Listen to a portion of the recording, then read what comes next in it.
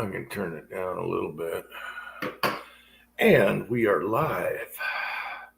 We have, okay, in the side, we have Tactical FUD, Cranky. Chessboard, hope Cranky's feeling better. Hope your hip's okay and your back. Didn't see you, Cranky. Cranky, yeah, I hope you're feeling better. And Chessboard's here. So, super short chat. I'm super tired like every Saturday. That was like last week's super short chat. Yeah, well, I hope we don't. Everybody came on after I left. Oh, yeah. What was it? 5, 6, I don't know. Yeah. But that's what makes the chat. Yeah, it's just that if you're in charge of it, you got to stay around. Not really. You could say, guys, I got to go. Yeah, you could bow out, I guess. You know, Tin Man's picked it up after you've left in the past when you had minute issues, time issues with Streamyard. Switched over to Tin Man, picked it up, Yeah. Then you would be on anyway, so it doesn't matter. I just went out in the garage and had a smoke, and I'm like, something's burning. We got a forest fire. Oh, yeah, you got something cooking, huh? Well, it is fire season. It's been really hot out here. It's going to be like 80 next couple days, whatever.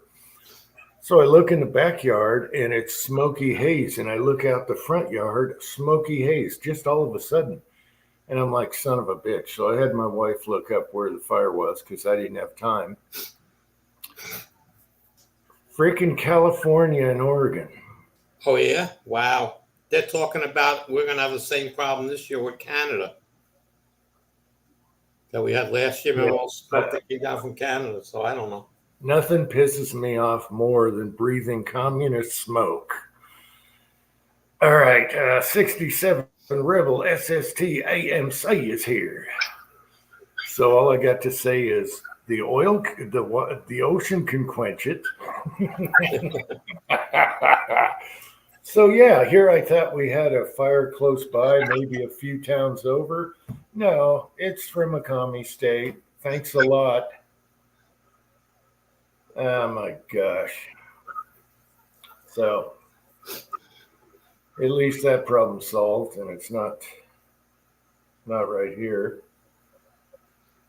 It's that time of year with the fires again. So we got to 76 here today.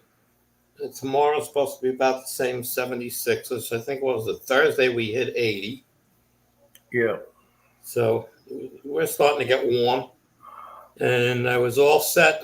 Wednesday night when I came home from work, got my acting gear. I went down to the dungeon, pulled out all the equipment, packed all the ammo, got all the bags ready, everything. Every rifle's in a case, ready to go Sunday. Oh, to go shooting. I didn't ask you the wonder question. Okay, to go shootings tomorrow. Okay. And I go to sleep Wednesday night, and I told you earlier, I woke up in a coughing fit and hurt a rib. It's so painful, it's ridiculous. I sat down in the basement trying to hold the rifle like I would be shooting at the bench, and the twist that I'm at hurts the rib. Yeah, but it's good practice in case you're injured and you need to shoot. Yeah, okay. I was outside moving my 14-foot folding ladder out of had to back the race car out, first start of the season. Mm-hmm. Pull that out. Well, that goes back a week. I go to do it last weekend, and the battery's deader than dead, and I have a trickle charger on it, which that's what happens to me every 3.5 years, a new battery. So I got that in and whatnot. And so anyway, today battery I started it a few days ago. Start the car out. It's not easy with the rib. Not easy to get in and out of the race car. There's roll bar cage, a cage in the way. Got to climb over it. Got in the car, got it out of the garage. Had to move shit out of the way and slide this ladder out. I used to handle that ladder like it was nothing. Now I can barely handle it. Thank God my neighbor's son was home. He's like 23 now. And I saw him today. He's working in the yard. I said, hey, I said, hey, I said, wow, I used to look like you when I was 24. He's bodybuilding. I said, I used to look like that when I was 24. I said, look at me now, I'm 71. Remember that, I told him. I said, you're going to be glad you got a young kid next door to help you with stuff. Yeah. He picked it up like it was nothing, brought it into the house for my spackler, so it was good. Good man. Let's see. Reloader 762 is here. Yeah, the worst are 40-foot ladders. Extended. Yeah, enjoy. Heavy-duty 40-foot ladders.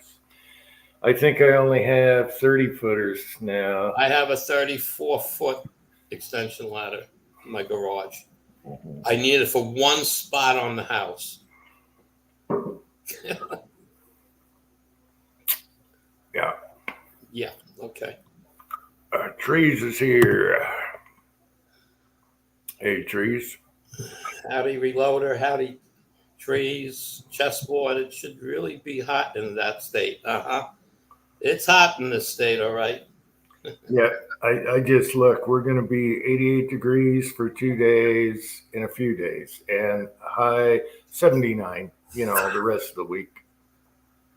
Yes, we're going to be in the upper 70s all week and a couple of 80 degrees. Well, it depends on which side of the island you're on. If you're on the North Shore, you'll be in the 80s most of the week. I'm on the South Shore. That's the coolest side. And we'll be in the mid 70s, maybe a couple of peak days to 80. Yeah, ladders get heavier with age. Jaguan is here. Yeah, they do, especially the 40-footers. I dread them with the plague. In hot weather. That 34-footer I had, I guess it was about 4 years ago. I had to take it out to get up to that one gutter. I used to handle that thing all by myself. Okay, it was. Mm-hmm. It took my neighbor's kid to help me to get it over there, and he could barely handle it. So okay, that was 4 years ago though. So he was only like 19. So okay. Yeah, but moving them while they're up is an art. You hold the rungs like this, and it's balance. Yeah, it's closed. It's 18 foot, 19 foot long, whatever it is. Okay, and so it's a long ladder to carry and maneuver. Yeah, I'm surprised New York is still standing. Yeah, no, the Republicans aren't going to burn it down. That's for sure. Yeah, do that. It's the other side that does the burning, even though they blame the other side for. Brokeloader is here. Warsaw Patriot is here. Whatever the other side blames, they're the ones doing it. It was the biggest mistake they could do is what they did, because did you in what was it 9 hours time? His fundraising website was the activity of people pledging. It kept going into blackout mode and people trying to get in. Yeah. What did he raise? $59 million in 9 hours. Yeah, it reached $1 billion. And what's his name? The rich guy. He's Elon Musk.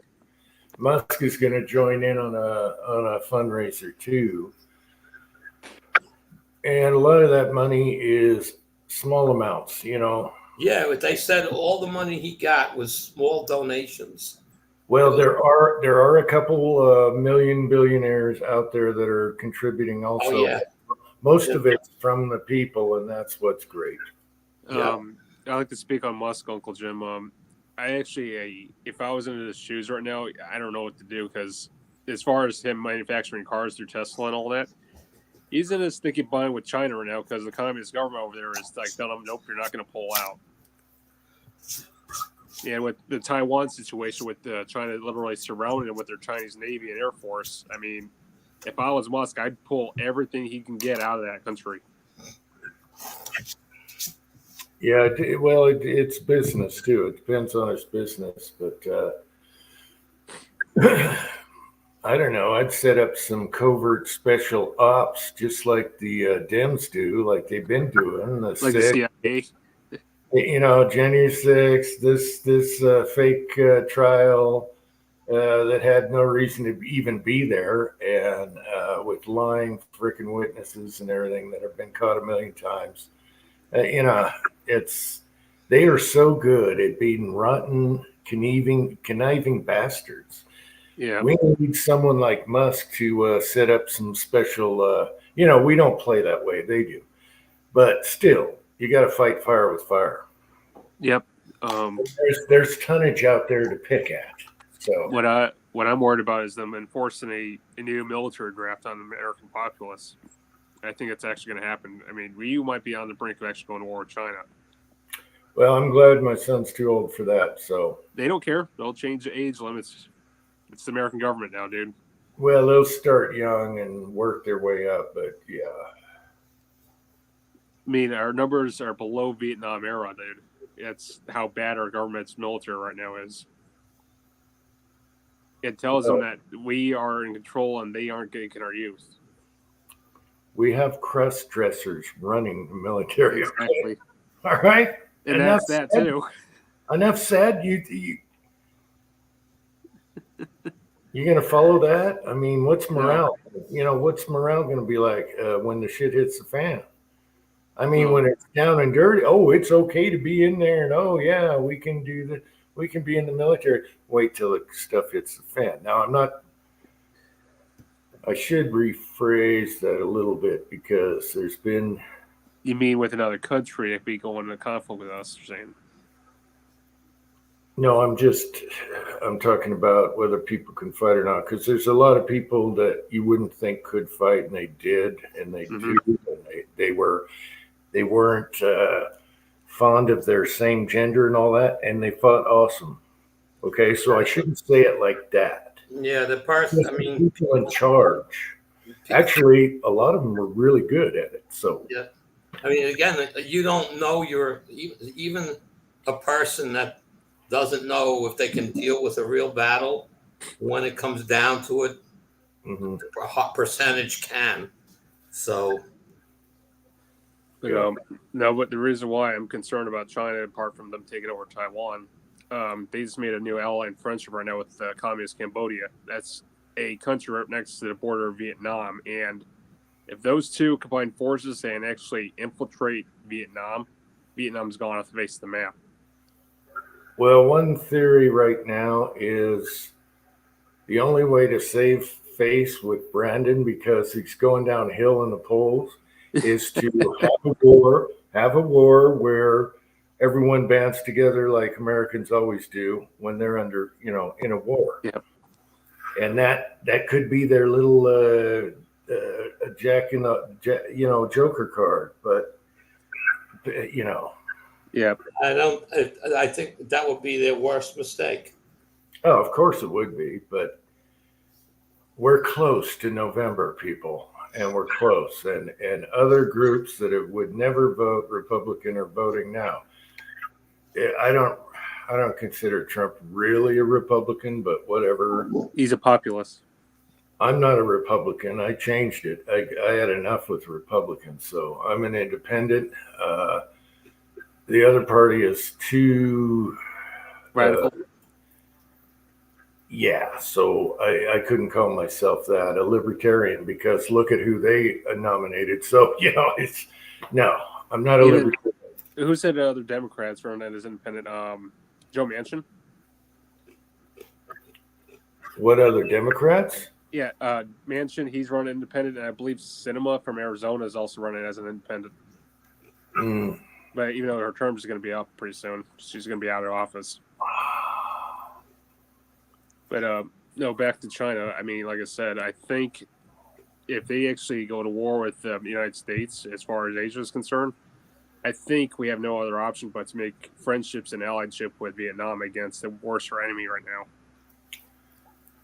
Yeah, well, I think they're a little close for starting that wild card, but they're going to be desperate because they see the polls right now.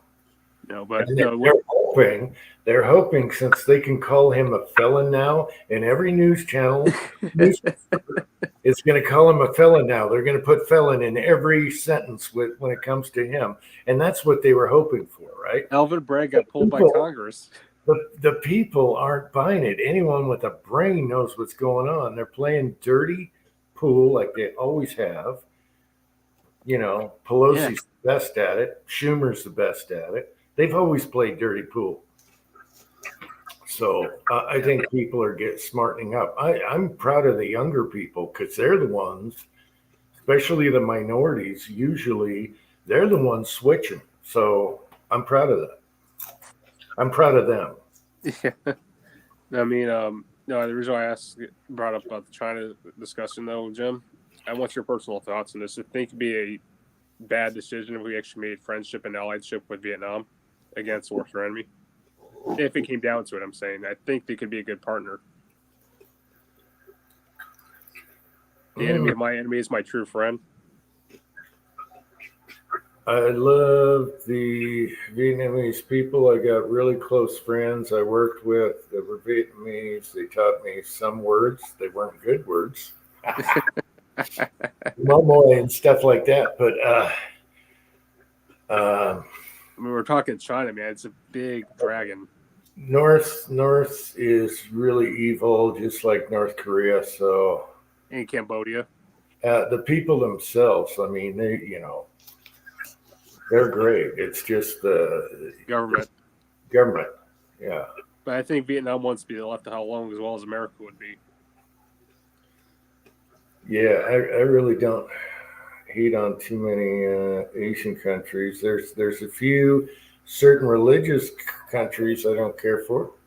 I probably can't say that on YouTube, but yep, has something to do with the towel or rag. But anyway, yeah.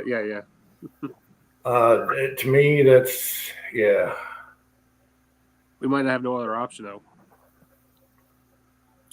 Well, we'll see what happens. I think they're too late to pull that card because it's too close. People aren't going to buy it. They're going to be against it, of course. And they're not going to rally. It's going to backfire on them, and they're going to protest whatever war they make up to try and bring the country together. It's going to split it up even worse. And that's how I look at it.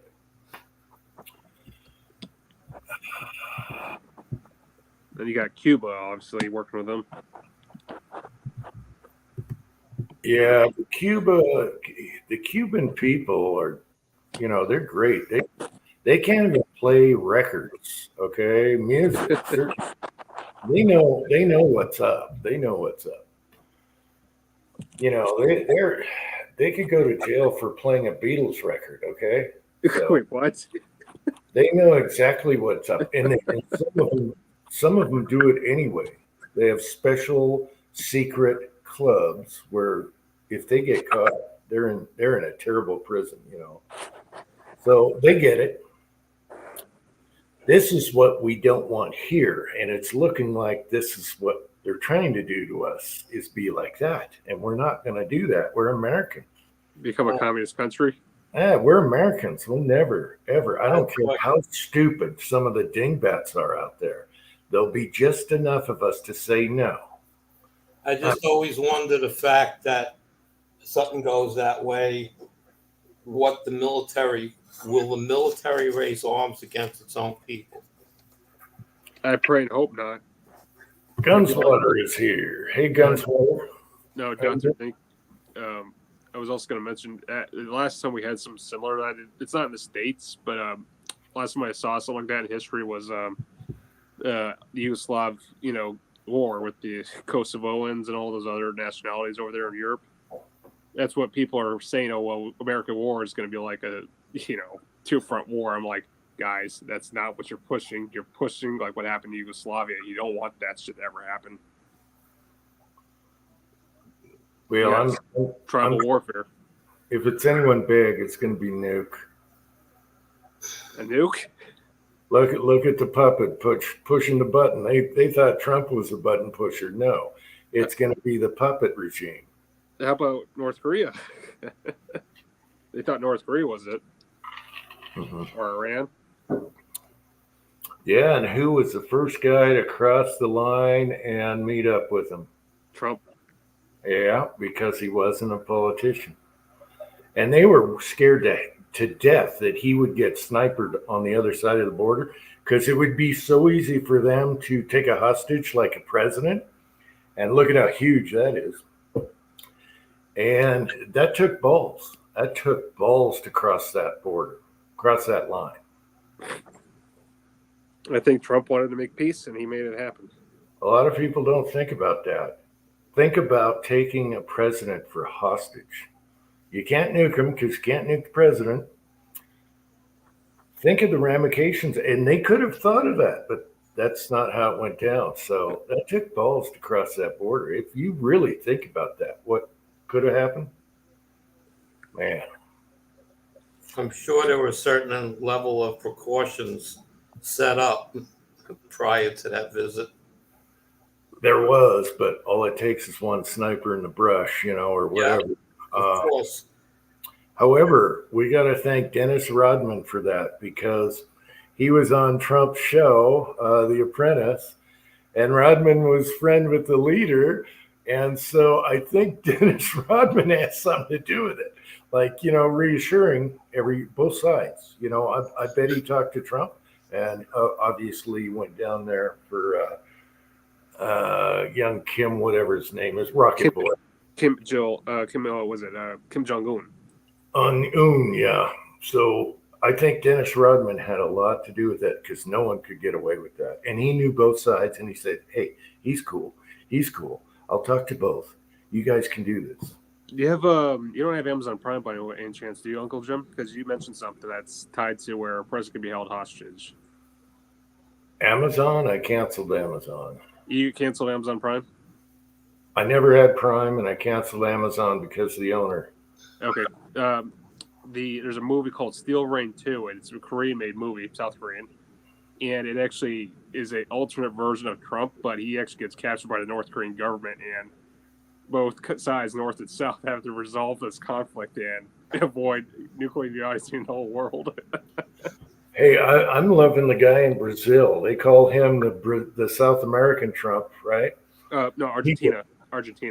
Yeah, he said, hey, you guys can have arms. You can, get your freedom back. All that. Oh, the liberals hate that. And he's kicking ass down there. Brazil was a dump. I mean, you couldn't walk the streets without getting, your purse snatched, your wallet snatched. Now it's totally different. It's much better. And I know about Argentina. I know that because of the UFC and the UFC fighters. Brazilians are huge in the UFC. And man, did that guy make a huge difference. You talk about the Argentinian president? Not the Brazilian. Brazil. No, it's Argentina. It wasn't Brazil, it was Argentina. Okay, Argentina. I get them mixed up because I also mixed it up with the dictator up north. Gosh darn it. What dictator are you thinking of? I get three countries mixed up. The ones that have the voting machines and all that. Uh-oh.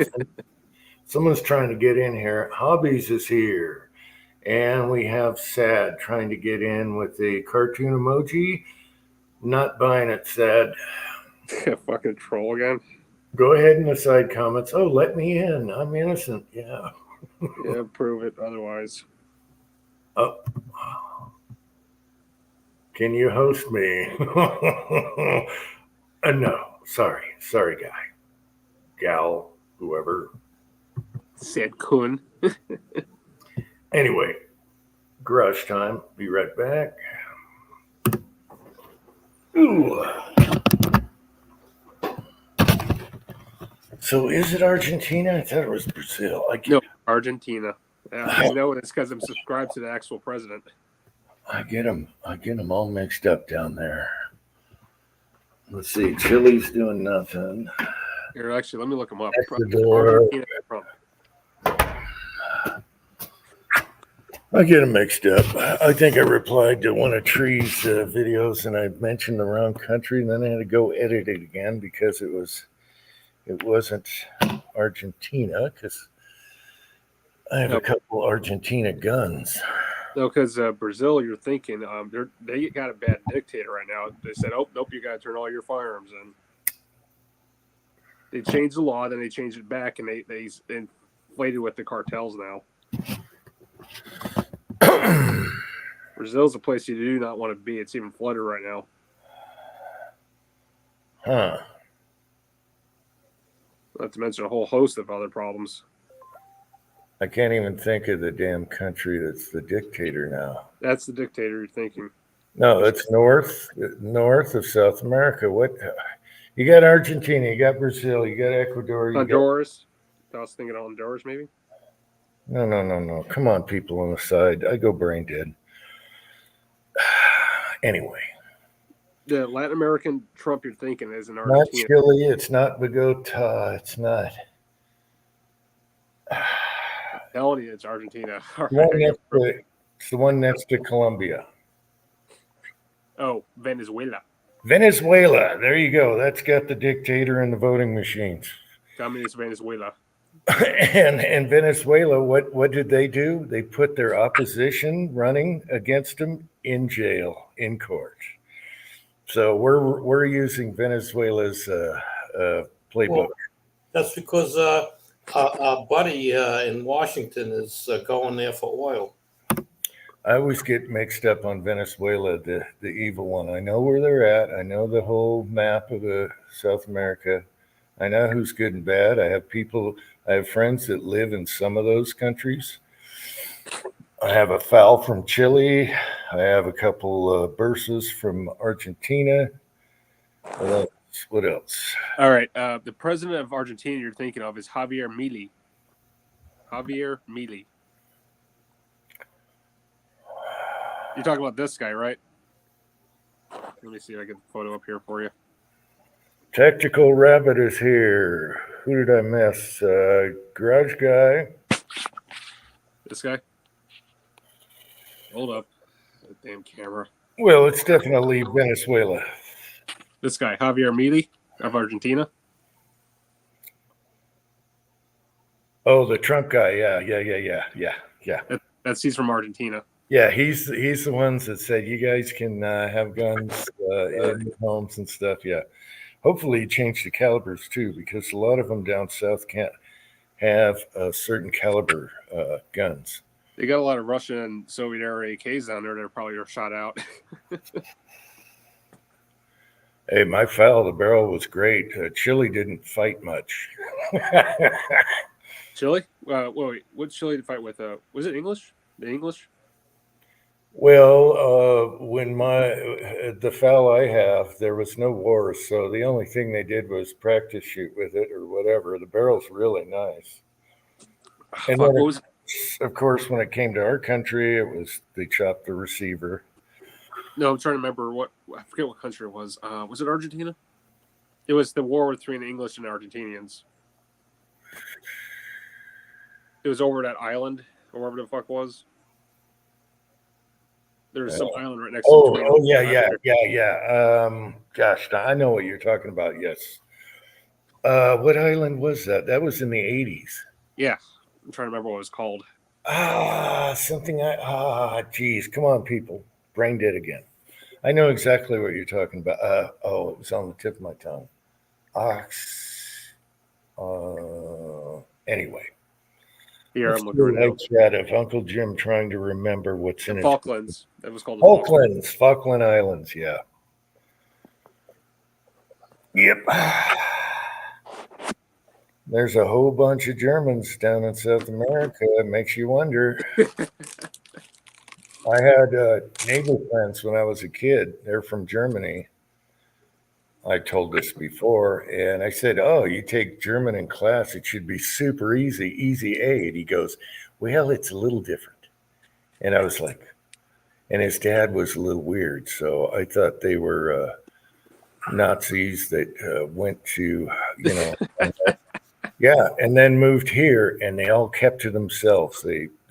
Man, that dad did not converse with any of the neighbors like everyone else did, Yeah.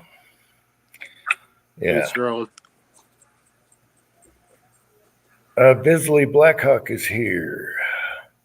Speaking of Blackhawk, that's what we were struggling with today. Tombstone. There's part of the barrel right there. Hell. It was roached in a fire. So we're doing that. We're going to try and put a parts kit, try and keep it under $250. Money's getting really harder and tighter now, dude. No, there's lots of kits for the Blackhawks. Grips and everything. Every screw, every part. All we need is the receiver. Just make sure it's not Chinese. No, these are pulled parts. You know, you get all these guns that they chop the receiver and sell the parts. Yeah. So that's what we're going to do with it. Because I soaked it in Evaporust for like 3 weeks, or 3 days, not 3 weeks. And bore and cylinder wasn't pretty, so we decided let's take the barrel off, everything else out of it, and do a complete new. We had 2 screws that would not come out; they snapped, and this is after soaking and oil, everything. So that's what we did today. Is I had to clean up that mess. It was just totally black. The Evaporust was like black, murky. I've had that jug for about 20 years anyway, but it took off a lot of crap. You have a powder coater? Technical Rabbit's here. I forgot to mention that, I think. Huh? You don't have a powder coater? You know, get rid of the sandblasting and clean off all the metal. You mean a bead blasting booth? Yeah. You don't have one of those? Nope. We've been meaning to, but I could. It's not going to change the bore or the cylinders, which look like a sewage pipe almost. There's rifling in it, but you'd have to put a few lead bullets down there to smooth her out, and it'll probably only shoot 8 inches. So might as well just get a used kit, confiscated gun where they chop them and sell the parts. Yeah, if you got to work out hard, then do it hard, I guess. All right, going back in.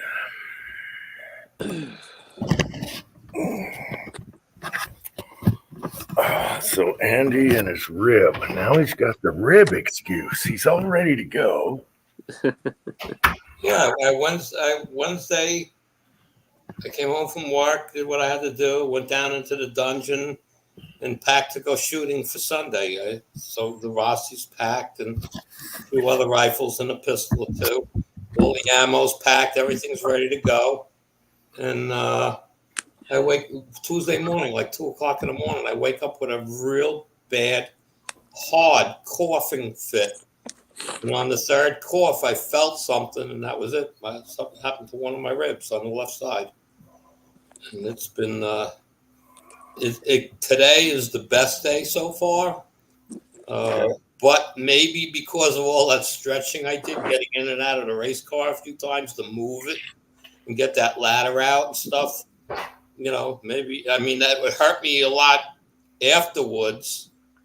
I put a cool, an ice pack on it, and now it's not bothering me at all. But, you know, I sat down last night with the rifle in my bench, and like I'd be sitting at the range, and the twist that I have, it was hurting. So it's not something I don't want to make it worse and to go try shooting, you know.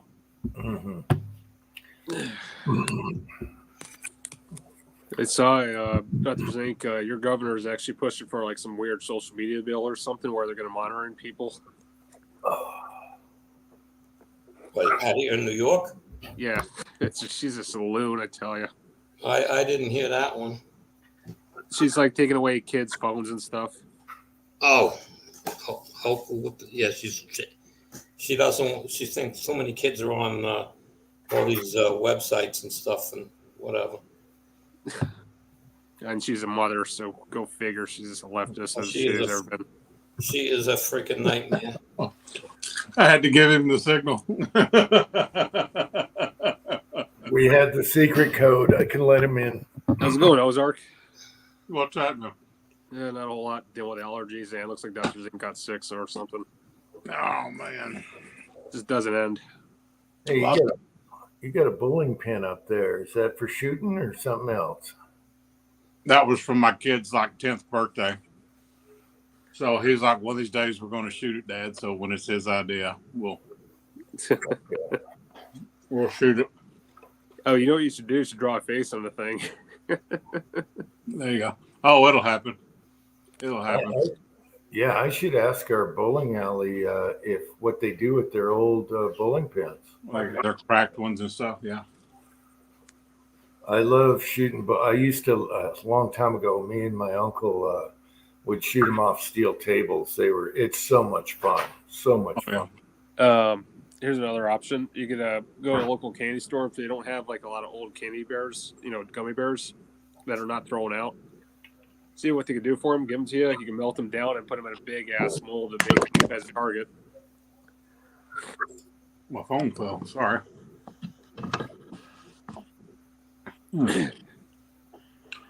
Sorry about that. Yeah, but no, you could get a big gummy bear if you wanted to use as a target. Oh, like Talflayer mouse. Well, if you go on Amazon, it's like a big gummy bear.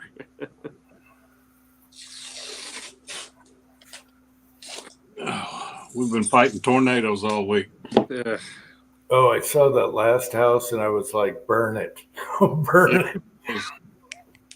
I told the lady today, I'm like, ma'am, as much as I'm going to want to help you on this one, they're going to total this house.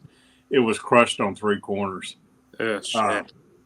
And it was a small house to begin Yeah, with. 1,000 square foot house built in the 70s. From the 50s or something? From the 70s, yeah. 70s. Oh, okay. Yeah, when I saw that tree just hovering that hole, crushing that, I was like, okay, just burn it, insurance claim. It burned in a tornado.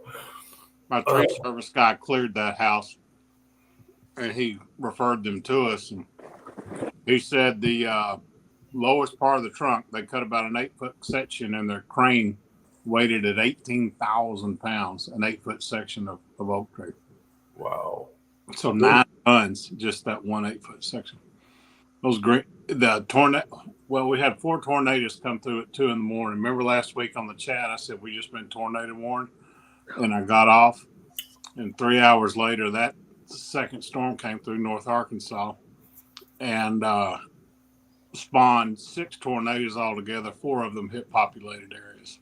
And took out your cousins too, or almost. 7 trees at my cousin's. 1 clipped her house, and 1 took out the pavilion where Twine and I got married. William Gainley is here. Hey, William. Sorry, don't have side chat. I'm on my phone tonight. Eating popcorn, drinking bourbon. So I'll just float away. Well, that's why you have insurance, and yeah, there's only so much you can do, man. Well, we bought this restoration company last year, and the phone Sunday morning at 2:30 just started blowing up because the 4 that hit populated areas were between 2 and 2:30, and at 2:30 my phone started blowing up. At 4 o'clock, Twine and I went to the office. Our office was right on the edge of the southernmost tornado track, so we had no power there until Wednesday. I think that was a great business move because you've been swamped ever since you We got the license for that or whatever. We have been blessed. We had the big freeze in January. Yeah. And now we've had this. I have canceled probably 25 jobs. We now have like 87 active. And we're telling other people, when you get power, let us know. We can't drive up their house unless there's power. Yeah. I got 2 commercial jobs out of the deal, 1 hotel and 1 little strip mall. So it's been nuts. We're telling the crews not to work tomorrow. They worked 7 days straight, so they're all like 70 plus hours on the clock, and they're dragging ass.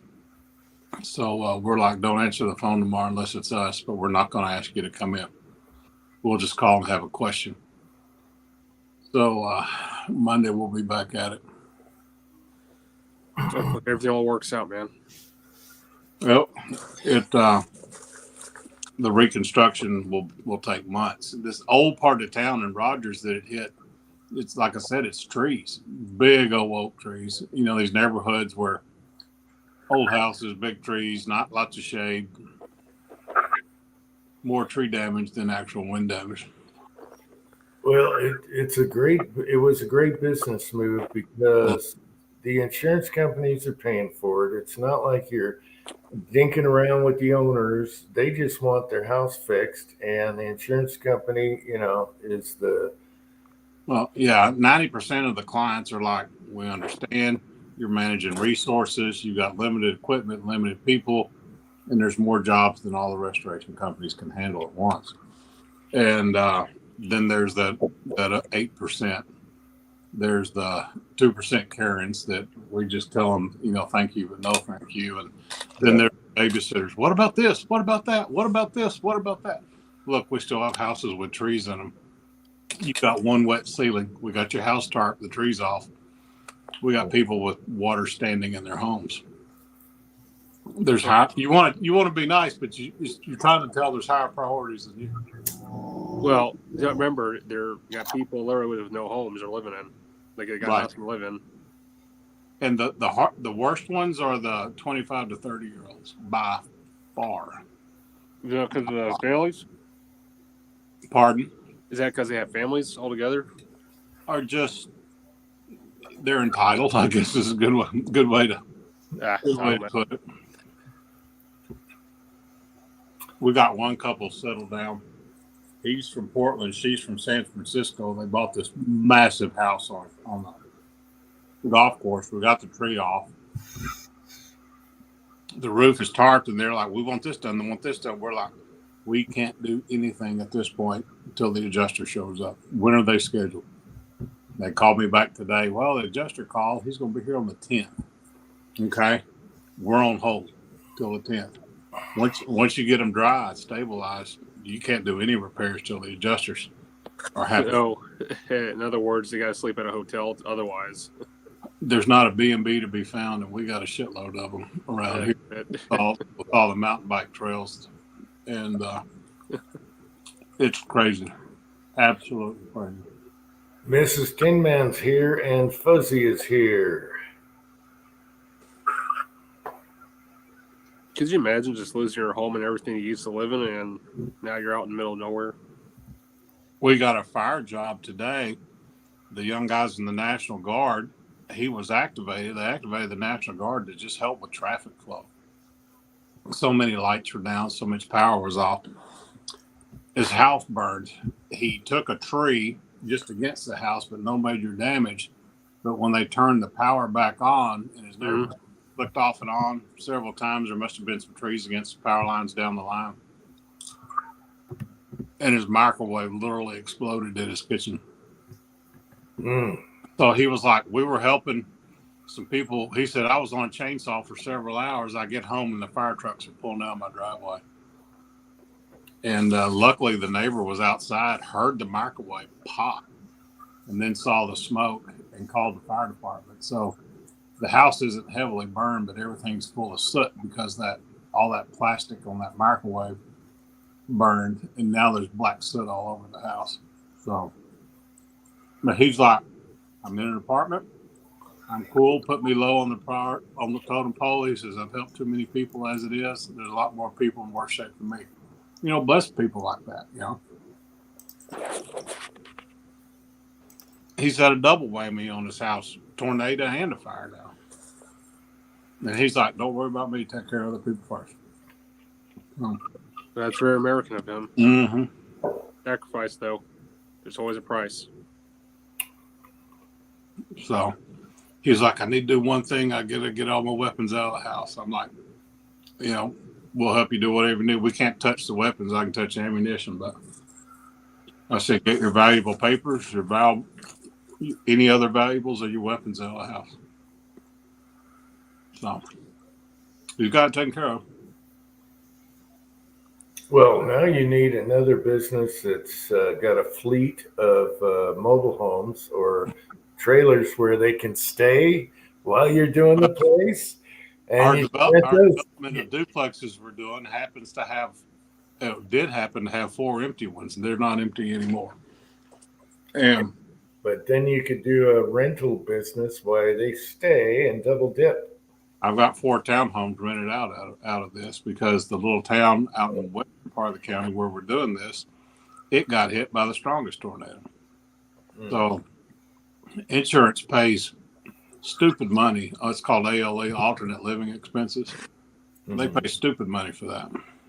They're like, we'll put them up for $1,600. We're like, well, the rent's only $1,250. Well, $1,600 is what we're paying. Okay, it's okay. I'm not going to argue with you. So, and the other thing with the restoration business, insurance pays better than retail. So if somebody's doing a remodel, insurance pays better than what they would privately with a remodel, because insurance, once you get done, they want you to get done fast, and they never want to hear from you again. So, Cool. Yeah, that was a good move doing that. yeah. And perfect timing, because ever since you did that, you've been busier than hell. Yeah, we have been since February. We had a regional meeting in Nashville. What was that, about 3 or 4 weeks ago? And we're on pace to set a new franchise. They call it the rookie record. So we've been truly blessed. That, and I sniped 2 highly experienced people. Our mitigation manager, she's been doing it for 11 years, and then we just hired the reconstruction manager, and he's been doing it for 13 and was an insurance adjuster before that.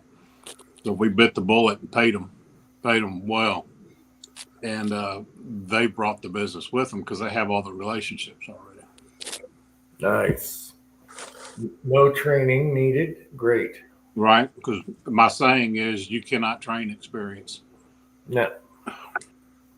So they've been like family to you, and you've been family back to them. mm-hmm. That's a So good thing, man. the 5-year plan is I'm holding a fishing pole and they're running the business. So There you go. Our part's not letting go and trusting them.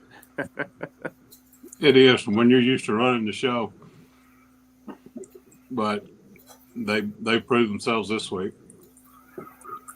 My reconstruction manager was supposed to start Tuesday after Memorial Day. He started Sunday morning, so we called it his pre-employment screening. But he rolled up his sleeves and jumped right in.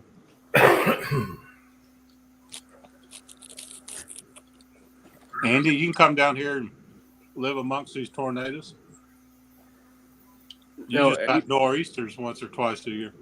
You know, you go figure, they made houses for hurricanes that actually withstand shit like that, but tornadoes, they haven't still come up with something like that.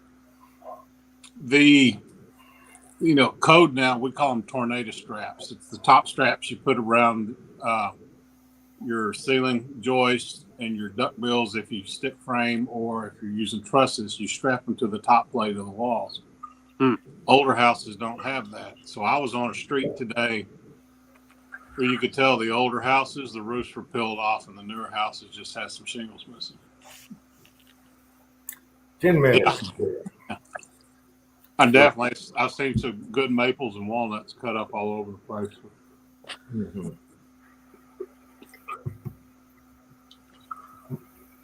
And Cranky, the UFC is in New Jersey right now fighting some big fights, and the crowd, I forgot about the New Jersey crowd, or the Philly crowd. Actually, it's like the Philly crowd. Being a little rowdy. They like some people, and when they don't like you, oh my gosh. It's awesome. They love the Dallas Cowboys. New Jersey. You gotta watch out for the Jersey Devil over there. It's awesome. They don't hold back on their feelings on certain fighters. That's for sure. I'm laughing my ass off. So, I'll turn my air conditioner on. That's another thing. I never understood New Jersey and New York's hatred for one another.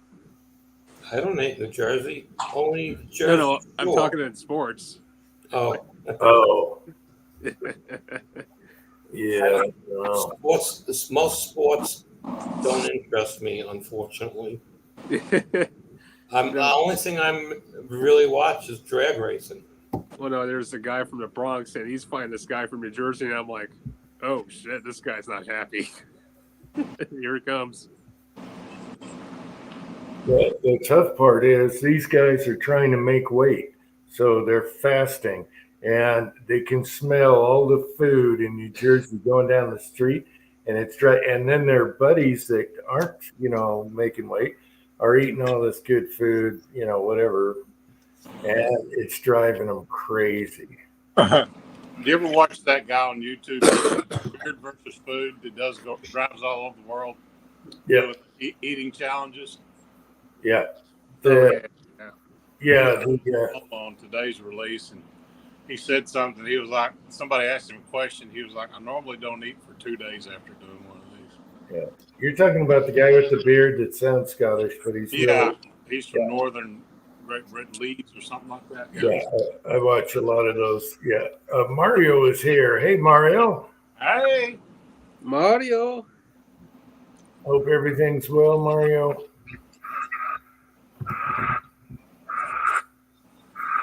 Did you straighten them out at Home Depot, Mario? That was pretty funny.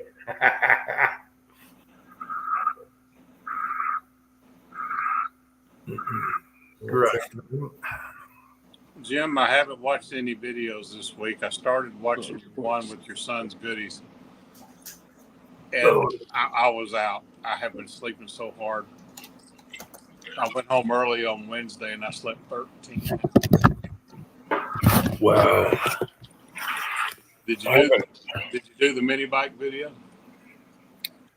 No, with the sumo suit, no. I'm worried about getting that sumo suit stuck in the belt. Maybe if I put the screen on the bike. Put some brush guards on either side of it. Well, it has a full brush guard, which I have off right now. Maybe I put that on, but let's see. West Covina Dodge is here. Hey, Pat. So we got frogs? Yeah, we're getting your smoke, Pat, and we're getting your. You must have forest fires over there because we're getting it. Call me smoke. It sounds like Darth Vader. Somebody sharpening a knife? Not me. I'm just sewing my hat back together. You have Chinese clips that break like they're pot metal. Like literally, I slammed this thing at the door trying to get rid of this fly, and there goes my clip. It just shatters into like 3 pieces. I knew Pat would be here for the super short chat. Yeah, that means you'll go 6 hours. Hope not. I'm so tired this week. There ain't no way I'm gonna hang late. I'm not getting sleep at all. I'll be lucky if I keep waking up, and you don't get your REMs or whatever they call it, REMs. So I keep waking up and don't get a full sleep. It's been weeks like that. That's why I have bags under my eyes, which I've always You had. taking your afternoon naps? Sometimes if I'm lucky. Just Jeff is here.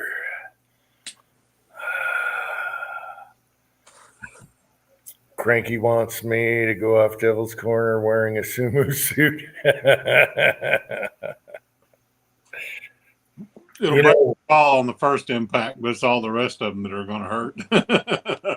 I think a bobsled run with a sumo suit would be hilarious because that thing's slippery. And if I go flipping, I'll just keep going. Yeah. Oh, that'd be hilarious. If it could hold the air, that would Put a be tomahawk awesome. in each hand to break with. What happened to your speakers? Is it me, guys? Got me. Is it me that sounds weird? For a moment, it sounded like Darth Vader. Not weird, but no different than any other time.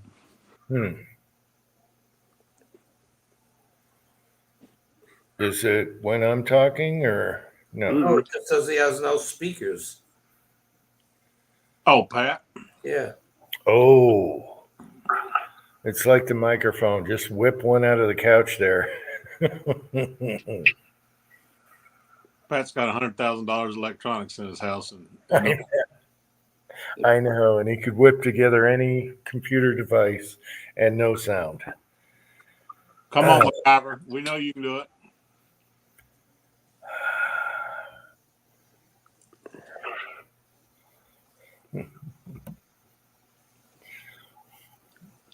No, I didn't trip over the cat. I hit the throttle without the kickstand on and hung on. Oh, Oh, that messed me up for months. Yeah. I think I was pretty scabbed up after that one.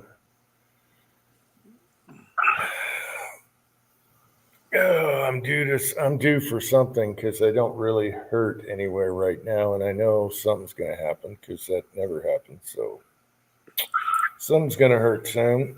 Yep, there he goes again.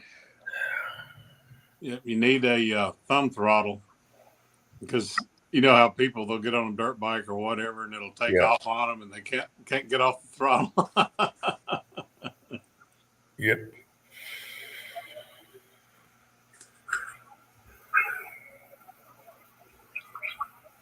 The early jet skis had those twist throttles on them, and people would slide off of them, and it would just speed up. Yep. So I finally went to the thumb throttles. Yeah, not a bad idea with that one because it has torque. Andy, did you get done with all your remodeling? Oh, that would be weeks and weeks and weeks. Oh, The only- man, I thought you were almost done. No, the guy comes for 4 hours every Saturday. We got the 3 bathrooms are finished and painted. The master bedroom's like halfway spackled. Today, I moved them into the main hallway with 18-foot ceilings, and that is all spackled from top to bottom. First coat. So that's what I have to get the ladder out of the garage for. So, hey, he's not very fast, but he's doing a pretty damn good job. Had a sheetrock guy, mud man, teach me how to do sponging instead of sanding. Man, that's the way to go. No dust. You're done right then and there. As soon as it glazes over, you can get a wet sponge that you do like tile with, Mm-hmm. and you can clean that drywall off. Man, that's the way to go. Yeah, well, Sheetrock dust sucks, especially doing fresh walls. I did the reloading room and the boiler room, and With the sponge, you don't have to worry about that. yeah, just when the mud's still wet per se, and you just smooth it out. Right. This guy doesn't know how to do that, so Right. I talked to him about it. You know, I even showed him a YouTube video, and he goes, "Nah, I don't know that." He's a Spanish guy. He's a nice guy, There was a Spanish guy that showed me how to do it. and he just not his thing. Those good mud guys, it's an art form, man. They're so fast, and they don't waste material and they don't waste time because they get paid by a square foot. yeah, same with plaster guys. With the trowel, man, they could plaster walls like no tomorrow, no sanding. Oh yeah. We don't have that here. There's too much clay in the soil, so Son of a bitch. all drywall. Ah, that hurt. Ah, fuck. He just poked himself in the finger with it. No, I just poked myself with a needle in my thumb, man. Ah, that hurt. That's what I said. Yep. Ah. That's why I don't sew. My wife does the sewing. This right between this clip I'm sewing back on, and dang, I just missed it. That would hurt. Give me something sharp and I'll show you a cut. It's not funny, man. It hurt like hell. Show me something dull, and I'll show you a bag cut. At least I didn't get impaled with this freaking long needle, man. It went right in my skin. Now I might need a tetanus shot.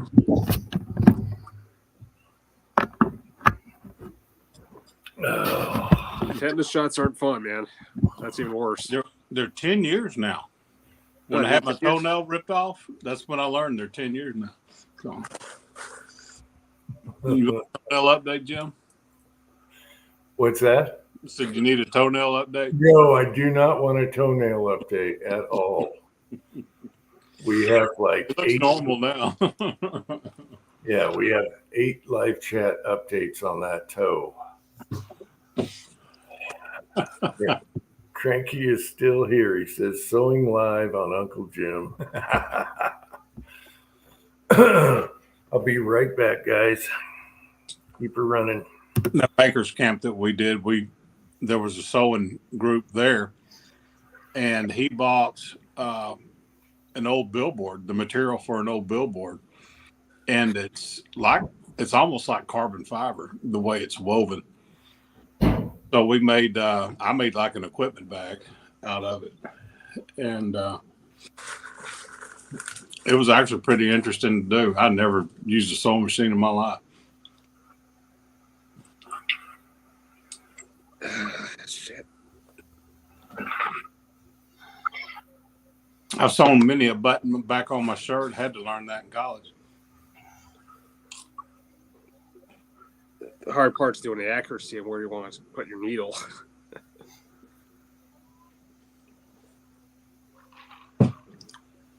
When I was in college, it was starch polo shirts. And you put so much starch in them, when you put your hand down the sleeve, it was like... So, button down polo.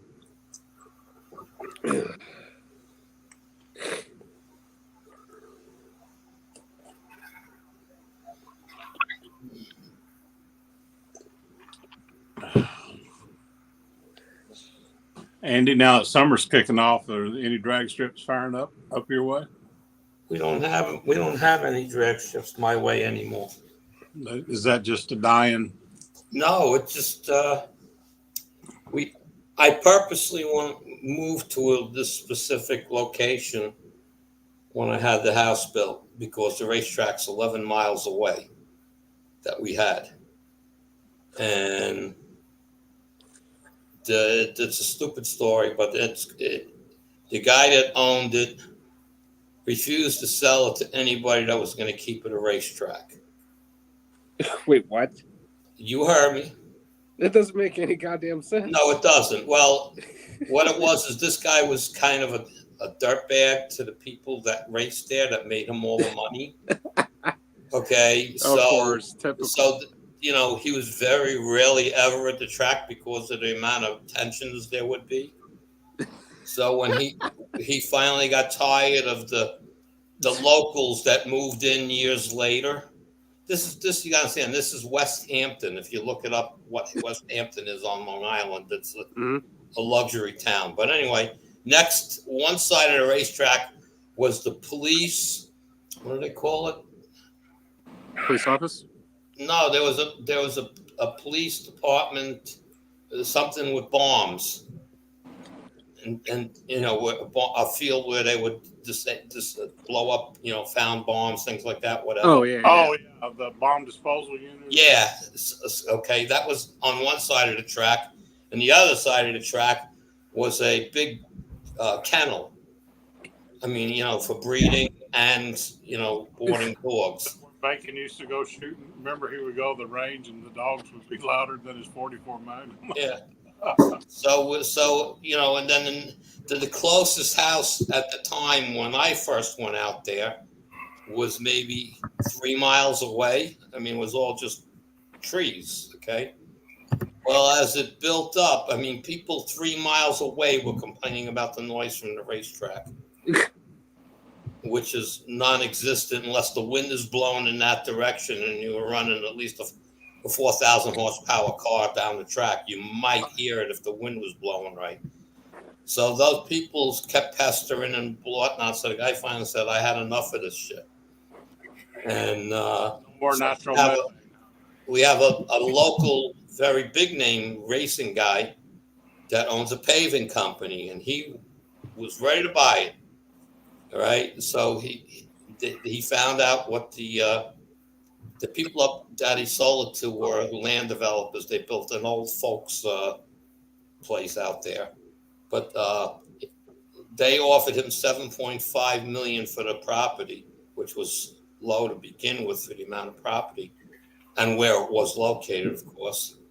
And this company out here that decided, it's called Monte Carlo Paving, which is, if you look up Monte Carlo and drag racing, he's a big supporter for I can't tell you how many years. And he offered the guy $10 million. The guy said, nope. So that was lost, okay? And then there's another spot out there called in Calverton, which is where Grumman used to be, with big runways and everything else. We could race our cars on the runways. We wouldn't have to do certain things, you know. Well, all the tree huggers were the naysayers out there, you know, didn't want it. And the worst part was when Grumman sold the property to the town of Riverhead for $1, it was in the stipulated that the property should be used for motorsports. And it was totally ignored. And I was part of a group that were trying to get it. And there was this whole crazy thing about one of those indoor ski mountain things. Mm-hmm. It was them and us bidding for the property. We had certified check for $153 million on the day the bid awarding was happening. We were out there. Damn. And we also just, here is a certified check paid in full. Okay. And he says, we can't do that. We have to go by the bids. So they opened the bid, and their bid was $155 million, but it wasn't upfront payment. And they went with them. What the fuck? Which never happened. We showed them it was a bogus company. Had all the newspapers in on it, showing them, proving that this company was a bogus company, and they were just trying to pull a scam deal. And so naturally, 7 years later, the scam deal came through and nothing, you know, with no money. So they lost the money from us. They lost the money from there. And then we had change of town officials, you know, the governing body, and they were all against having a racetrack out there. And it's just been on and on and on, where now the last 3 years, the group of us that have been fighting it, we actually got somebody in the town that gave a damn, and they gave us permission to use it, but only X amount of races and under their rules and conditions.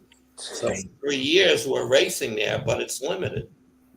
They announced at 1:00 this afternoon that the tickets are now up for sale, and you call at 2:00 and they're gone. Wow. So I can get a spectator pass, but I can't get a track pass.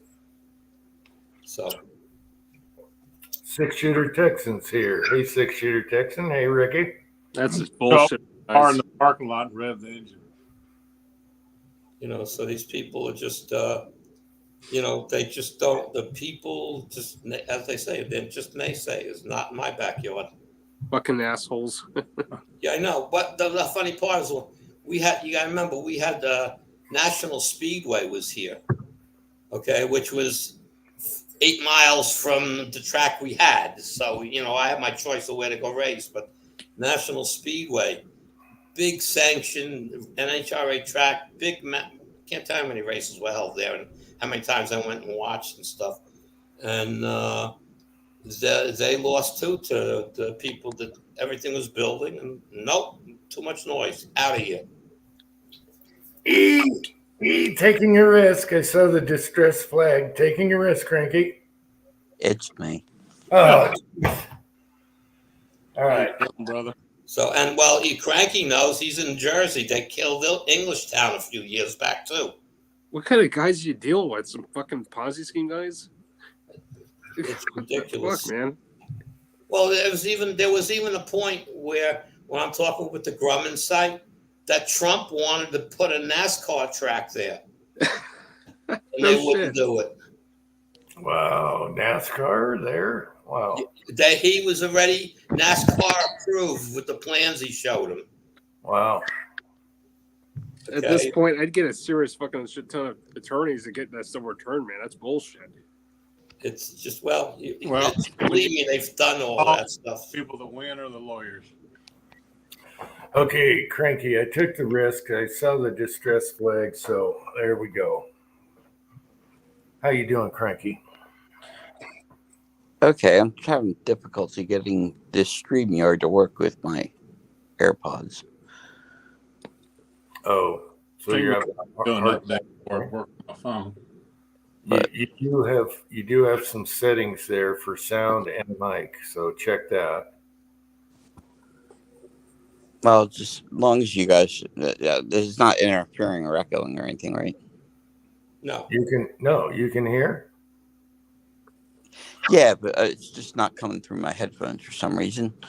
It's coming through my phone, and I kind of was trying not to just. I'm at the hospital, so I don't really want to be blasting shit. Oh, okay. Yeah, I'm going to switch over to my computer. I'll be right back. Are you on wireless earphones? Yeah.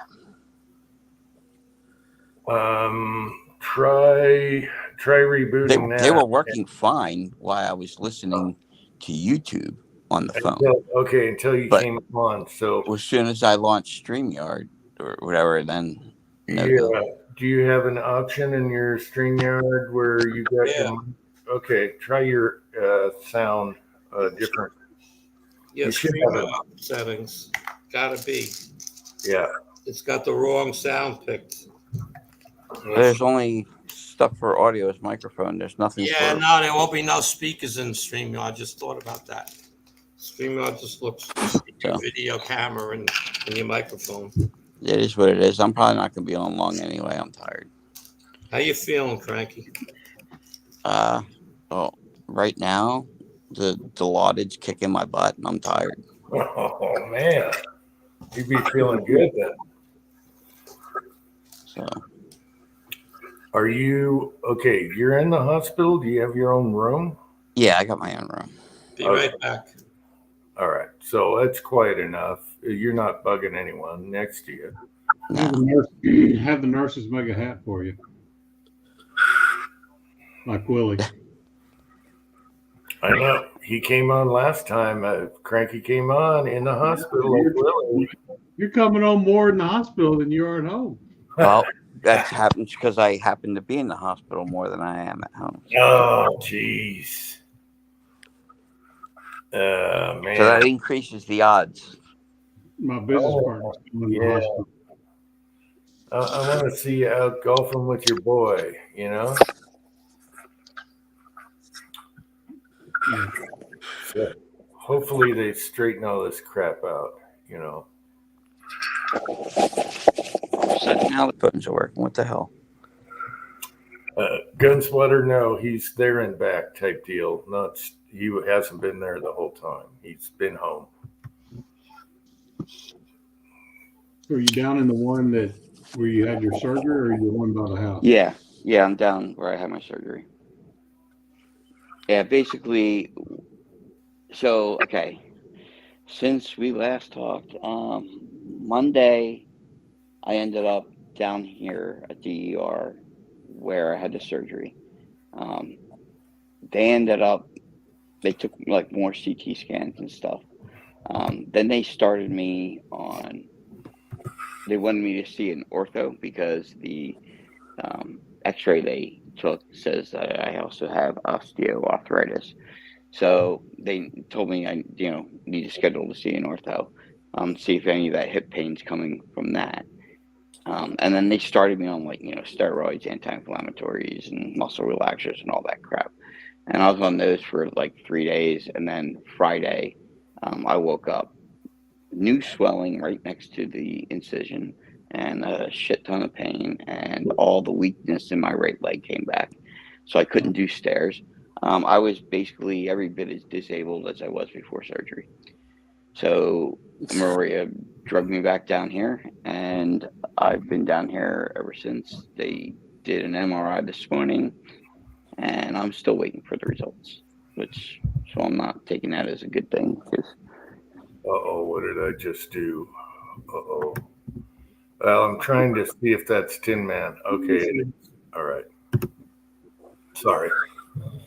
I had to use screen Tin Man. You never know. I got the Here button. comes the dick pic. You ready? no, don't worry. If it's you, it'll be small. I have this down now. I have the remove button right there. Just go. All right. Well, So Tin Man, did Mrs. Tin Man release the funds for you to buy this CNC? There ain't no funds to release, bro. Broke right now. oh, let's talk about the salesman that came to your door. The one you mean the one I had to tell to F off? Did he really put his foot in the door? No, that was Marvin. That was me. Yeah. Okay. That's back when I lived in Springdale. Stuck his foot in the door, and I was like, "Excuse me?" He was like, "Well, I'm just here to talk to you." And I turned to my oldest and said, "Go get my shotgun." What for? I said, "I'm going to blow this guy's foot off." Yes, sir. He pulled his foot out of the door because that got everybody's attention when I said that. Stuck his foot in my door like he was a cop. Nice. That would have been the perfect opportunity to put all your weight behind that door and just smash that. And that, you know what? There wouldn't have been a damn thing anybody could have done about it either, because he was trespassing on your property. Yeah. In our city, they had to have a solicitation permit, and they usually just warm around their necks. He didn't have one. I just called the cops. They picked him up, asked him if he wanted to press charges. I told him what happened. And I was like, "No, just haul the guy off out of here." So, Well, at the last house, we had a door with 2 square windows on the side, right? And in that square window, I had no soliciting there. And I still get solicitors, but the sign is up. And if they stick your foot in the door, kick the door. yeah. Yep. Kick the door hard. Better yet, put their fingers on the door. But I had some Greenpeace guy tell me he's not soliciting, it's for charity. And I said, "What? Do you know it's the same thing. You're soliciting for charity." Well, in our city, they'd have to get the soliciting permit, and the city would hand them a list of addresses, says you can't go here. These are the do not disturb addresses. And they gave us a sticker to put on our door. And that's how I knew he wasn't permitted, because he knocked on our door. Nice. But those Vivint guys, they're hardcore. Dude, it was bad. Oh, they are. They are pushy as hell. This Greenpeace guy, we got into it in the front yard. Yeah. But the good news is over here, I have not had one single solicitor. I would hope not. Up a driveway. Dude, if they come to your door, they probably earn whatever they're trying to sell you. You probably listen to them because they earned it. I know, but what's funny about this, and Oddball Stuff can tell you, I told him when he comes over, one of the videos is he sticks the foot in the door. And I don't want to blow it, but the next scene, he's trying to sell me gun magazines that are expired 20 years, okay? And you go, "Ooh, Clint Eastwood." I give him crap and we talk about it and all that. And then and it shows me going, okay, I'm going to blow this whole video. It shows me putting a 1911 in the back of my pants and answering the door, right?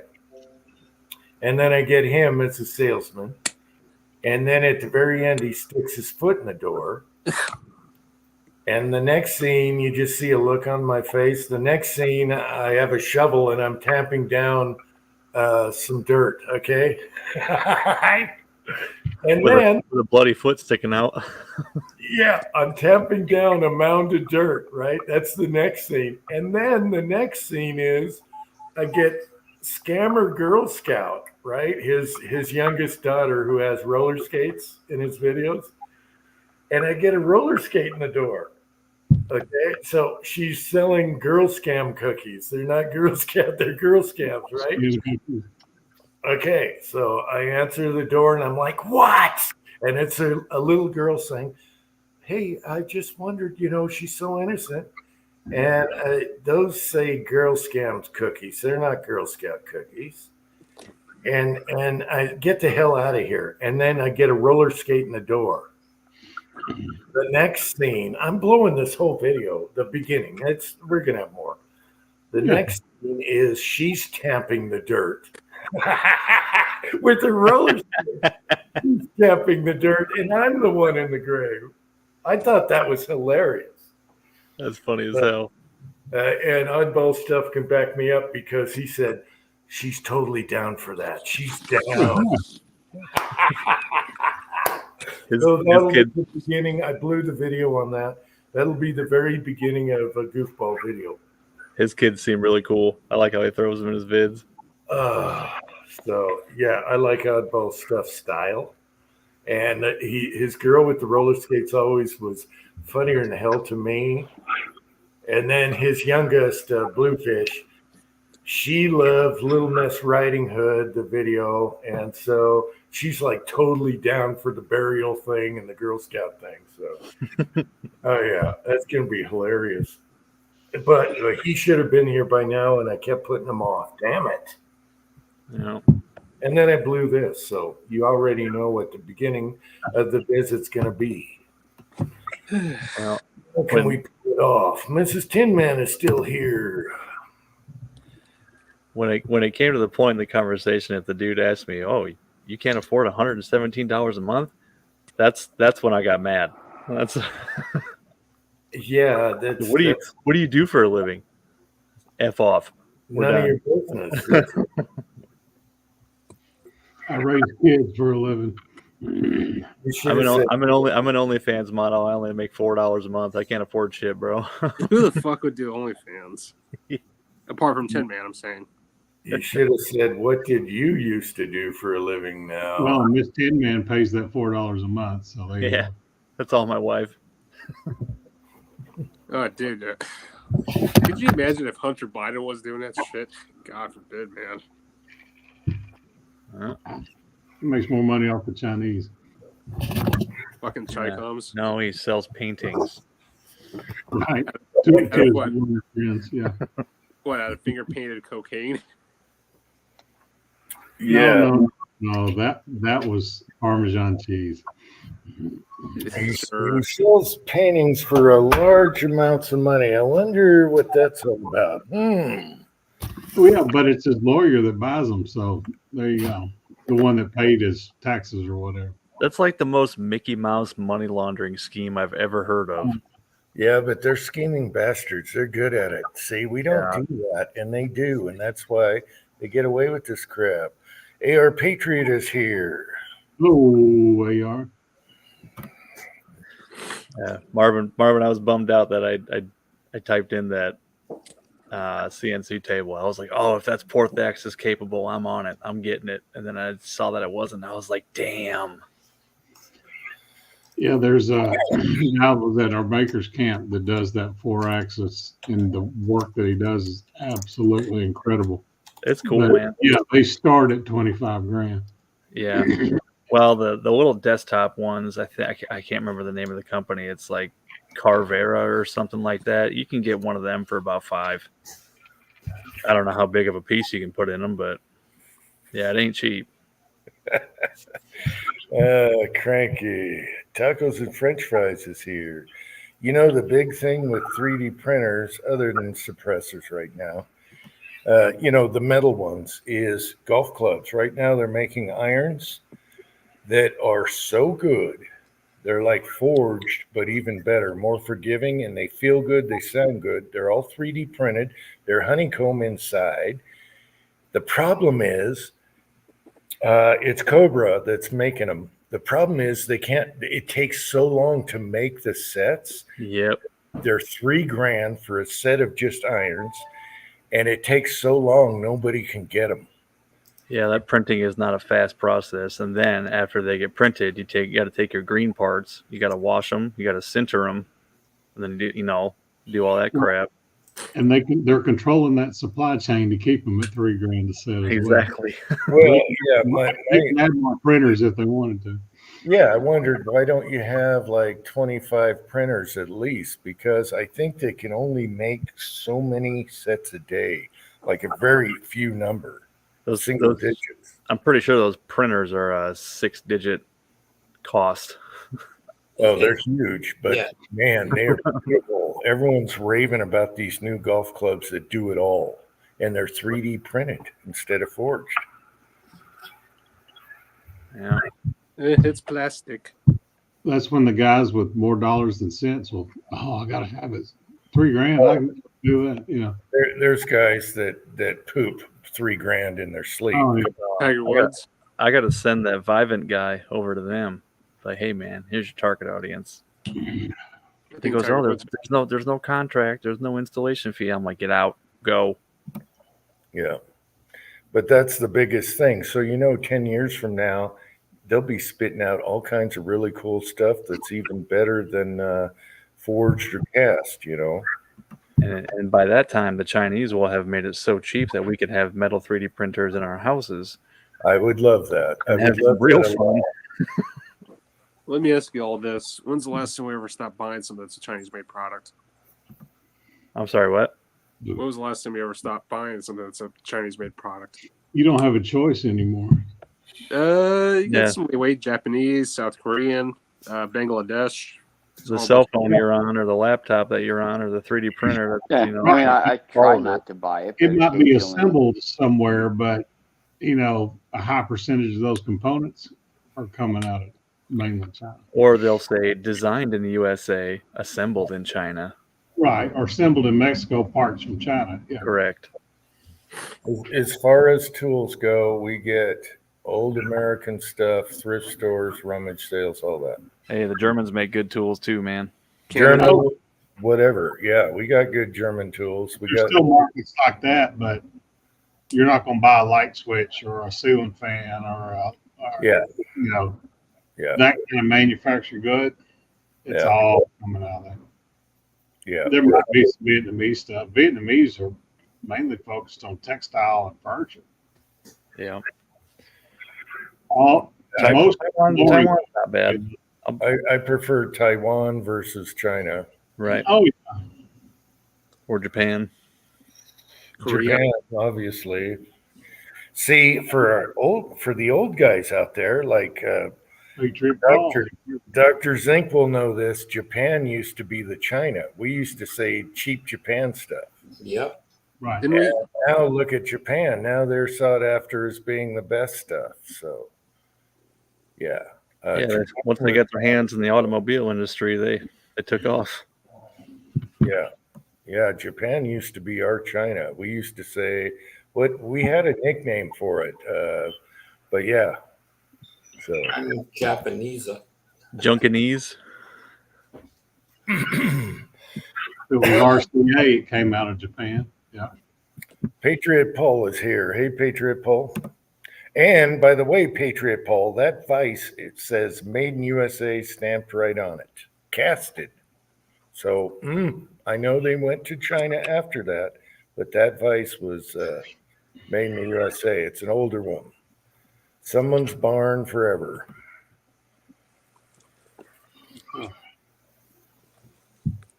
I could grab it.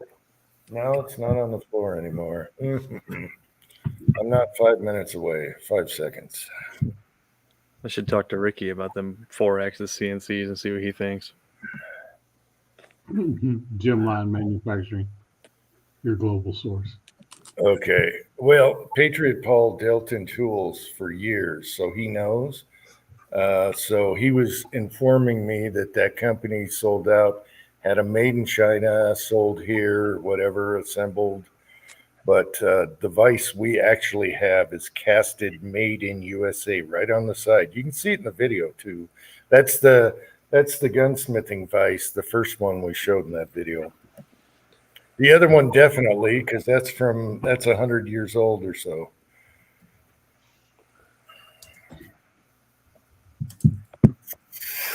Just Jeff. Yeah, but get your tools at thrift stores. You can get great old sets of wrenches, everything. So Oh, I didn't know Rick was here. I just typed it. I don't want to take over the chat. yeah, Ricky is still here. He's been here for hour, maybe. Yeah, hasn't done a video in a couple days. I wonder what's going on in the Shooter Texans house. He's a CNC guy, isn't Yeah. I mean, hell, one of our bookshelves is actually made in Canada. Well, my snowblower's made in Canada, and I'll tell you what, that thing's a tank. I don't think I've ever seen anything made in Canada in my house. Yeah, the one I have on the tractor, that thing is a tank. That was made in Canada. I had to wait for it. My rear end is made in the USA. The engine is made in Japan. And the front bucket is USA. My rear end was made in America too. Oh, yeah. So that tractor is mostly USA and Japan. And it's the last of the all steel heavy frame. My dad's old John Deere tractor when I was a kid was a German made John Deere. So all the stickers and stuff all over it were in German. That would be cool. Yeah, that would be really cool. The old Kubotas are awesome. Uncle Jim, do you have an old wristwatch by any chance? An old what? Wristwatch. I have some, yeah. By any chance, one of them made in Russia? Because believe it or not, I found out that a lot of our watch companies were actually based in Russia. Yeah, I don't have Russian. Our best watch is a Rolex Mariner from my dad. He was wearing it when he got in a car crash. Sorry, good. And they cleaned it and everything, and it's in my safe. It works perfectly. It's it's beautiful. I have the knockoff next to the nightstand on the movie, whatever. Yeah. What about watch? Yeah. What about watch? His daddy's watch. Yeah. Be right back. Pulp Fiction. The nightstand where he had to go back to his apartment, and you got the little kangaroo with the watch on it. I have that next to my bed. Yeah. With a fake Rolex, a good fake Rolex, by the way, same as the Mariner my dad's watch. But my dad's watch is in the safe. We're not wearing that. No. And my brother gave it to my son because he bought the watch for my dad. And I don't have a Rolex. I've got a Bright. So he gave it to James. Do you know what I said? What do you want from your dad? I said, I want what was in his pockets. And he had a quarter and a Bic lighter. So I have a quarter and a Bic lighter my dad wore when he died. And that's all I wanted. They say, what do you want from him? And I said, I want what was in his pockets when he died. That's all I want. And then my stepbrother said, or my half brother, he said, I want to give this to James. It was his watch. So my son has his grandpa's watch, which is awesome.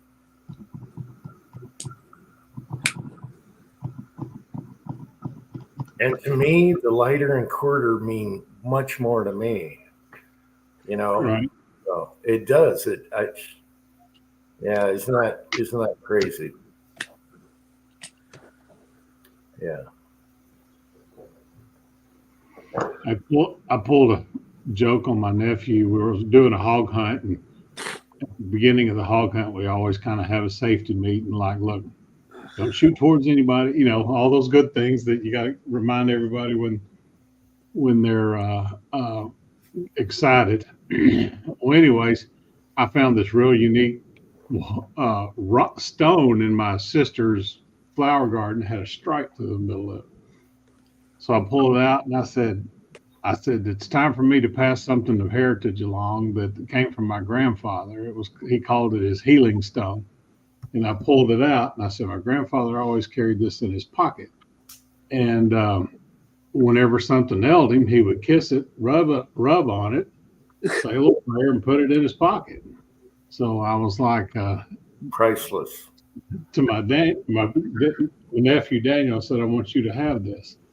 I said, I want you to kiss it, rub it on whatever ails you, and put it in your pocket. So he kisses it and rubs it on his elbow and puts it in his pocket. I said, did it work?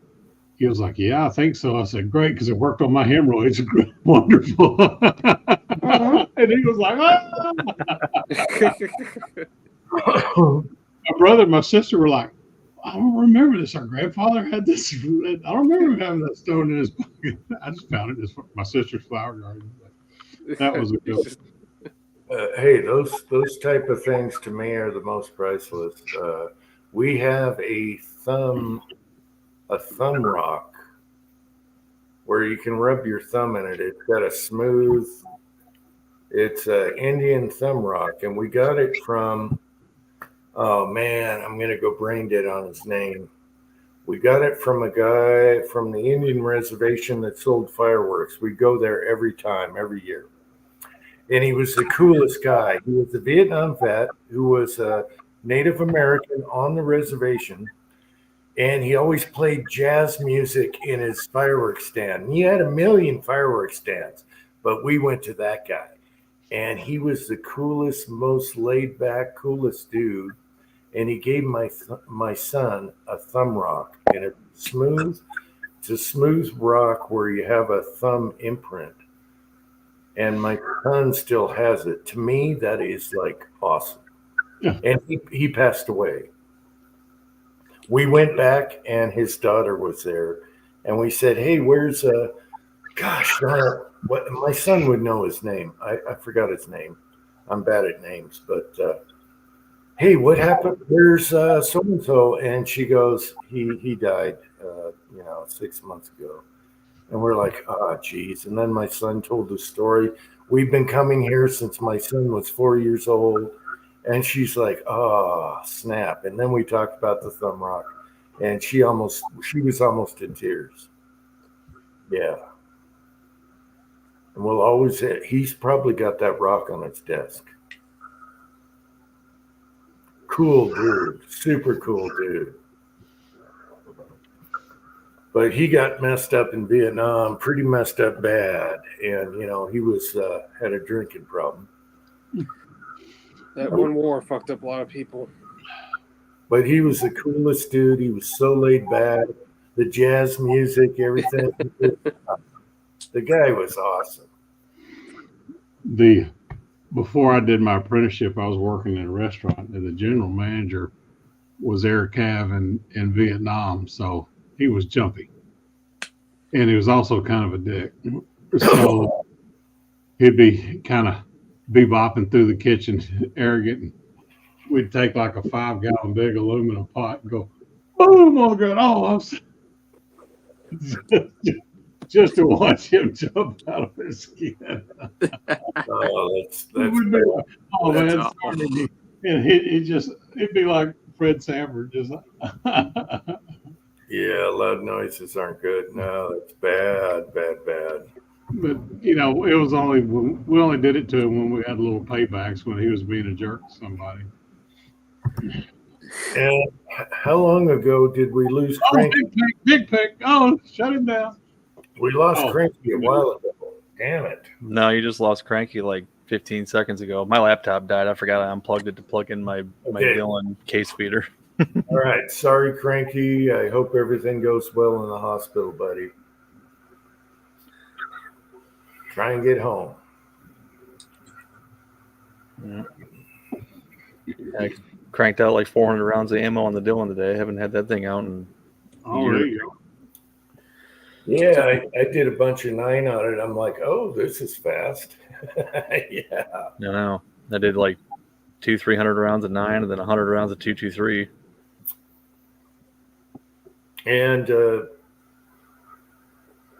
Andy, you've been playing with that 400 anymore or not? 400. 450. Dylan, Square DLB. square deal. Okay. Yeah. Never mind. Yeah. No, I know. I loaded up all the 9s for the season already. That's all done. Actually, I shouldn't say that. I have all those. I have a bunch loaded, but I have all the new test rounds loaded, which I can't wait to go shoot. Well, you only need to load one because you don't go shooting anymore. Yeah, I'll be shooting. Was going to go tomorrow, but I'm not going to risk the rib cage. You know, sitting sideways and shooting, twisting that area. I don't want to do that. Good night, Cranky. Okay. Night, Cranky. He's drifting out. Good night, Cranky. Good night, Frankie. Feel better. I'm thinking about I've got manhole cover that's like diamond plate, but it's half-inch thick. It's one that you grunt and carry on to pick up.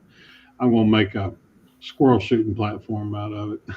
Kind of like these squirrel videos these squirrel shooting videos these air gun guys do.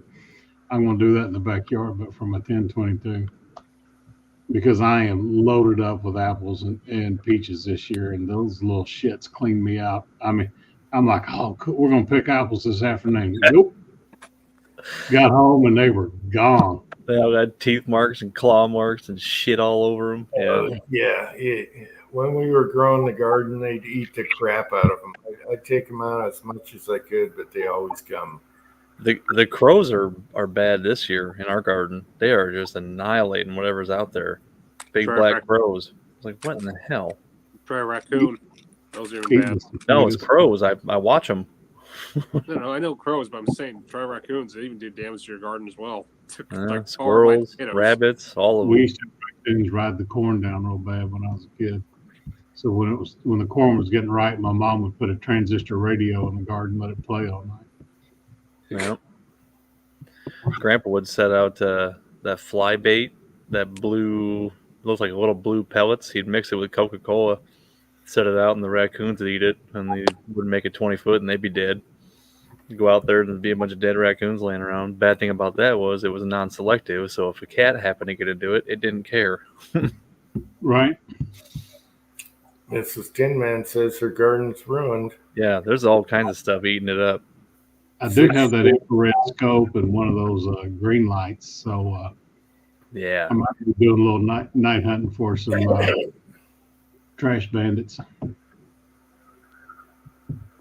6-shooter took out a few. Yeah, with those pellet guns, damn right. Make a little picnic table full of peanuts and then put a GoPro camera up out there like that one dude on YouTube. Oh, I love his videos.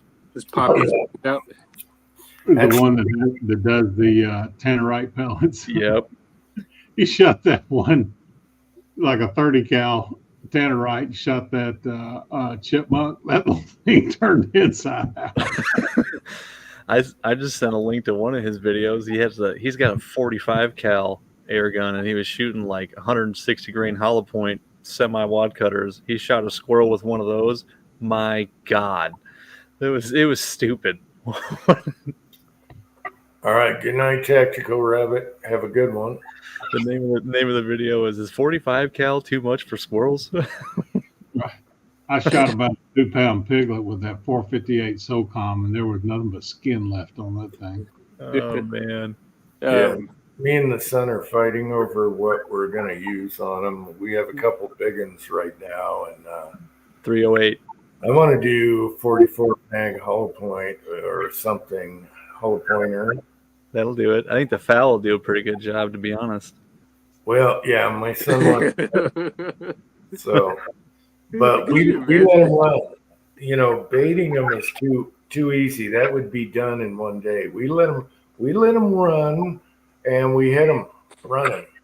I need to email or mail you some of those 30 cal the varmint rounds that just explode when they hit anything. Well, yeah, he wants to do the 5.7 with an Armageddon round, and I could do 223 that way. I still have those tracers you sent me, Marvin. I can send those over to him. Jim would set the forest on fire with us. Cauterize them. Yeah, barbecue squirrel. I'm going to use a big bore just to see what happens. So either the 45 Foxtrot mic with a hollow point or the 44 mag. I think Uncle either Jim one of those. reminded me. I want to see like this. There you go. Them sub X's, they'll unfold at like 30 cows Yeah. shot supersonic. They're about the size of a $50 when they hit something. Yeah. those unfold at like 900 feet per second, don't they? Yes, they do, but at supersonic speeds, they go nuts. You just remind me, Uncle Jim. What about the Zastava you had? Yeah. 308. Can you imagine using that against a squirrel? It works good on cans, I'll tell you that. Full can soup or whatever. I watched one of the best bench rest guys at the range accidentally shoot a turkey with a 6mm GT. That was awesome. there was one behind the target he didn't see. Jim, you want some of these Armageddon rounds? We have Armageddons. We have Oh. some. I think they're 35 grain though. I've got a little smaller than this too. Say 35 grain. Damn, you can get those cooking at like 3,500 feet per second. Well, they're for the 5.7. Huh. Load them in 223. That'd be more fun. Yeah. I have some 223, even 300 blackout that would They're work. 40 grainers. Yeah. Yeah. There you go. The 40 grainers and some true blue. Yeah. I'm good. We have both the 40, 45, and 35. That is a tiny little sucker. They are. They're tiny. It's hilarious.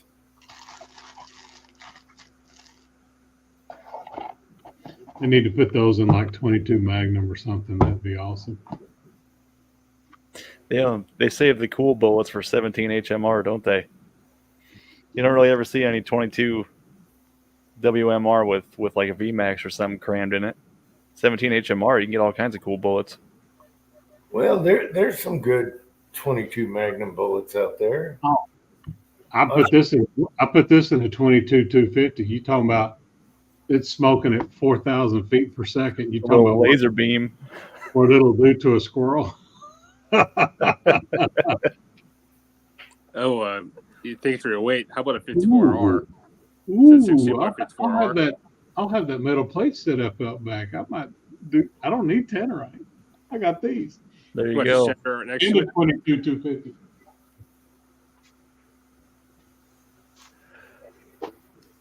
I just watched Preacher's old video of that squirrel buddy not too long ago where you skin squirrels in them. You hang it off a tree and put the head in that little V notch and skin a squirrel in them. Pretty cool. And Squirrels that's have tight britches now. I hate skinning squirrels. God. Yeah. and YouTube kept that on. Okay. I saw One of them he racked in the neck, and he was like, this one's head might pop off, and he was yanking the skin down. The head snapped clean off. He goes, yeah, I was afraid of that. Yeah, the squirrels here. I didn't know they made a VMAX in 22 meg. That's awesome.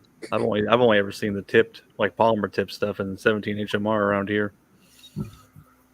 Yeah, I have a few because we have one 22 mag, and I have a few different kinds. But 22 mag is vicious. It doesn't matter, as long as it's even a hollow point, just a regular, it's gonna do its business, especially in a rifle. That 22 250 and that 40 grain has got I'm gonna pop a squirrel with that after I make it back. We've piqued your interest. Yes, I'll put the pink mist, buddy. Yeah. Sighted in on a little peach, so you know what's coming. It's gonna vaporize. No, he's drunk. He had fermented bears. What is wrong with that squirrel? It's drunk. He's drunk. Look at eating too many fermented pears. It could be rabies too. That's not rabies. It's Yeah. he's drunk. No, the video, they had something in there in this food or whatever it was. The when I was going to the University of Arkansas, we had all those I guess not cranberry trees. What the hell are they? Crabapple trees. Yes. Those crab apples start falling off the trees and they're fermenting. And those squirrels, they would just be stumbling all. Shit faced. Oh, that's awesome. I've seen deer drunk on persimmons before. Wow. Oh, that's funny as hell. Nature's moonshine.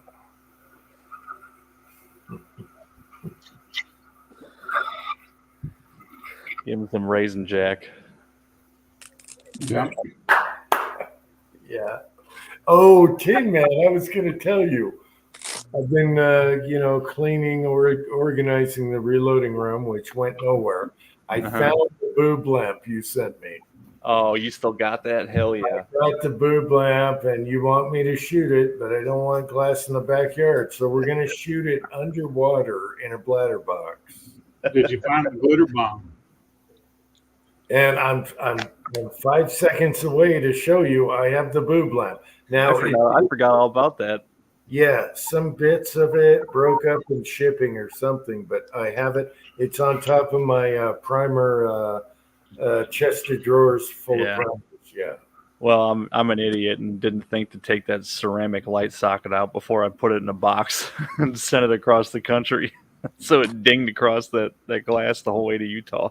It's pretty intact. I could grab it in 5 seconds if you want. Yeah, I think it was just a hairline crack or something. Yeah, no, it's still shootable. I just don't want glass in the yard. Right. So I'll have to do it inside of water, covered. I guess it's not going to be a good effect, but whatever. But yeah, What you need to do is fill it full of water, freeze the water, and you have a water boob. Yeah. Shoot. Oh. Yeah. Get like 36 packets of Jello and put it in that. Oh, Yeah, man. I could do that. The gelatin container. But, I'm going through stuff. I'm like, what the hell is this? I jiggle it. And I'm like, what the hell? And I open it up and I start laughing my ass off. It's a boob lamp. Okay, let me grab it. Whip it out. I haven't seen that in like 4 or 5 years. It's been a while. What's next? Uncle Jim couldn't wait to get his hands on that boob. Yeah. What's next? Like a dye pack or something? When was that? I think it was when I remodeled the whole upstairs right after. It's probably 2020. It was after we went to Utah.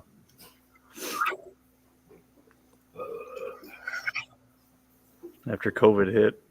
Yeah, COVID. Tired of COVID. It's so hilarious because no addresses, no license plates. Okay.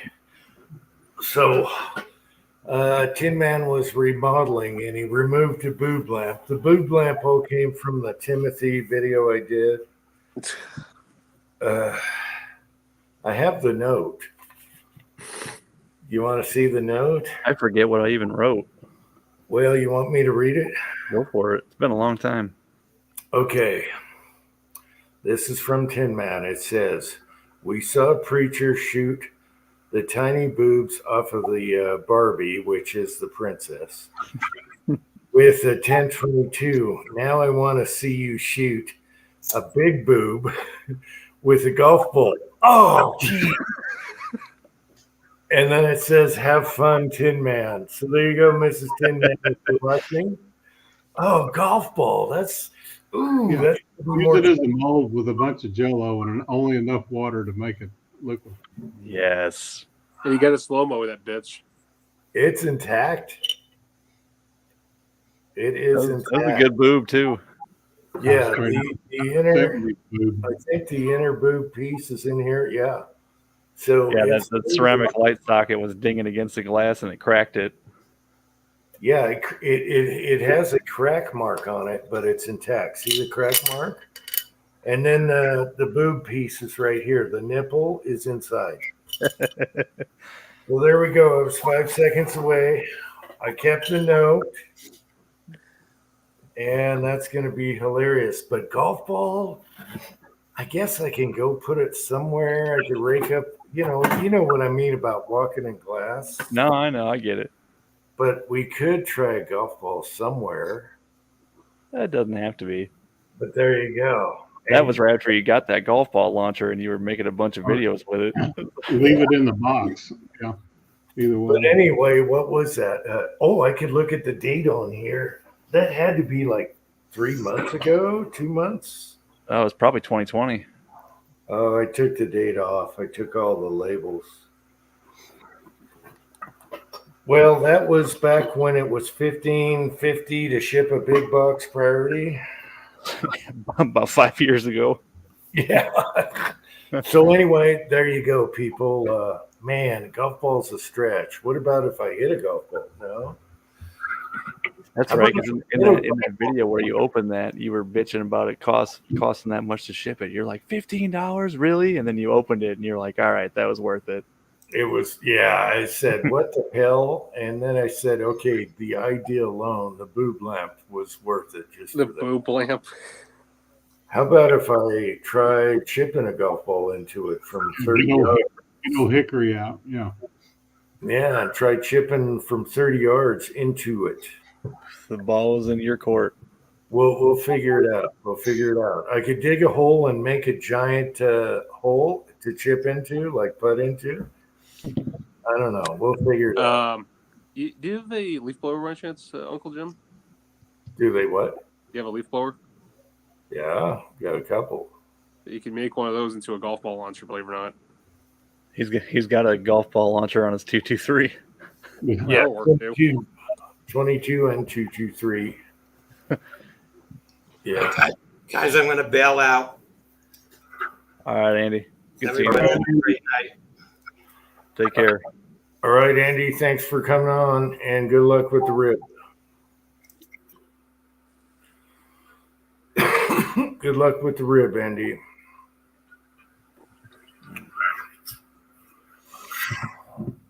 Yeah, it's funny. I almost forgot all about that. And, I'm like, what the hell is in this box? The boob lamp. I forgot all about it. I'd have never known. I laughed for 5 minutes. I read the note and I laughed my ass off. For 5 minutes. And it was a nice break because when you're cleaning junk, it drives you nuts. And then you have a nice break like this where you sit and laugh. That was awesome. And you So find good junk. I got double laughage out of that one. I just got to fill that thing up with blue gelatin or something. Yeah, leave it inside the box and then fill the box full of Jell-O and put it in your fridge. Yeah. I'll figure out something. I'll find a way. I'll just put it inside a couple tires so the tires catch it all. Mm. Boob lamp. All right, great. I got that stuck in my head. Boob lamp. There's lots of them. There's lots of them out there in the wild. You probably got some in your house. It's like the fucking what was it? Christmas store, that leg lamp. Yeah. Oh yeah. Yeah. But the boob lamps are a dying breed, and you gotta love the boob lamps. And it all started. There's plenty of them out there. Yep. It's the cheapest. You can buy like 2 of them for $12 at Lowe's and Home Depot, and people put them everywhere. Oh, Trump is in New Jersey. He's gonna come out. Oh, crowd's going nuts. Trump and Dana White, UFC in New Jersey. Trump is here. He's coming out, and the crowd is going fucking nuts. Did you see where he raised $35 million in small donations? Yep. We're already caught up in that. I heard 52.8 on the newscast. Oh, that I watched. Oh my God. The crowd's going fucking crazy. And he's like, yeah, I'm the bad man. I'm the bad man. I'm bad. They're gonna put him in a jumpsuit and call him the Orange Man for real. Oh my God. The crowd is going fucking crazy. That would be one of the best things for him financially, to be honest. New York is flipping bright red now. I'd say New York City. Hey, this is New Jersey, and the crowd's going crazy. And he's doing this. He walks out with Dana White, and he's going to sit ringside for the main events. Yeah, baby. What's his name? Joe Rogan is like shaking his hand like, hell yeah, Negro. Rogan's coming around to him too. He keeps saying, vote for Trump. Vote for Trump. He moved to Texas, don't you? Rogan did. Mm-hmm. Joe Rogan? Yeah, of course he did. He just did an interview with what's that? Isn't he in Austin though? Yeah, yeah. Oh, here comes Sean Strickland. Hey, Okay. Austin's barely Texas, but yeah, it's in there. All right, Sean Strickland he's got his own shirts now. He just lost his belt. Sean Strickland is walking. He's walking out, and he's got the old school World War II where the sailor is kissing the girl on the shirt, and on the bottom of it says it has to do with trans shit that's going on. What does the bottom say again?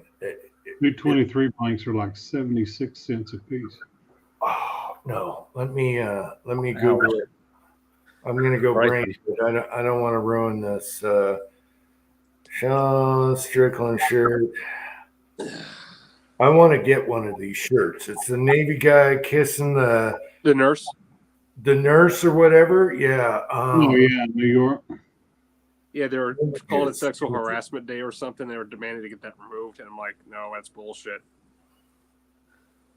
Well, this is what I like about the UFC. They let everyone talk.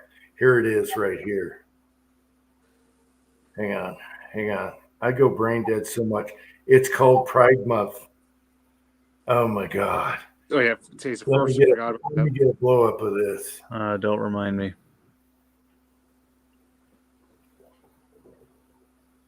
America Pride Month, and it's a sailor kissing a nurse. Nice. That's why I like Sean Strickland and the UFC. They let him talk. And you know what? If he wins this fight tonight, he just lost his belt. If he wins this fight against Paulo, who I like, if he wins this fight, he's going to mention how they screwed over Trump in courts. He's going to mention it. He's already been talking about shit. And they're going to let him talk. And that's what I like about the UFC. It's the last sport where you can say what you feel and it doesn't matter. Hell yeah. So Trump is there. Strickland comes out with his shirt. Who knows what his music's going to be like when he fights tonight. He came out early. Now he's going to win back football. This is what I like the UFC. It's the last sport where they can do a press conference and they'll leave everything in. They won't cut it out. He already talked about the stupid gun laws in New Jersey. I'm in a commie state right now and blah, blah, blah. But Pride Month, come on. How good is that? He said in the press conference, he goes, wait a minute. They get a full month of Pride Month? And our veterans only get 1 day on Memorial Day? Are you crazy? And that's why I like this guy. That's why I like the UFC. They let him talk in the press conference. All right. Looks like a good work shirt. Yeah, I love it. I love it. We still have hope, America. You can do what you want. Hey, it's free speech. You can believe what you want. You can think what you want. But you got to have free speech. I thought this was going to be, I thought you were rolling cigarettes there. Oh, you got a shower and rolled his smokes and he's back. All right. Anyway, how good of a shirt is that? I'm going to buy that damn shirt.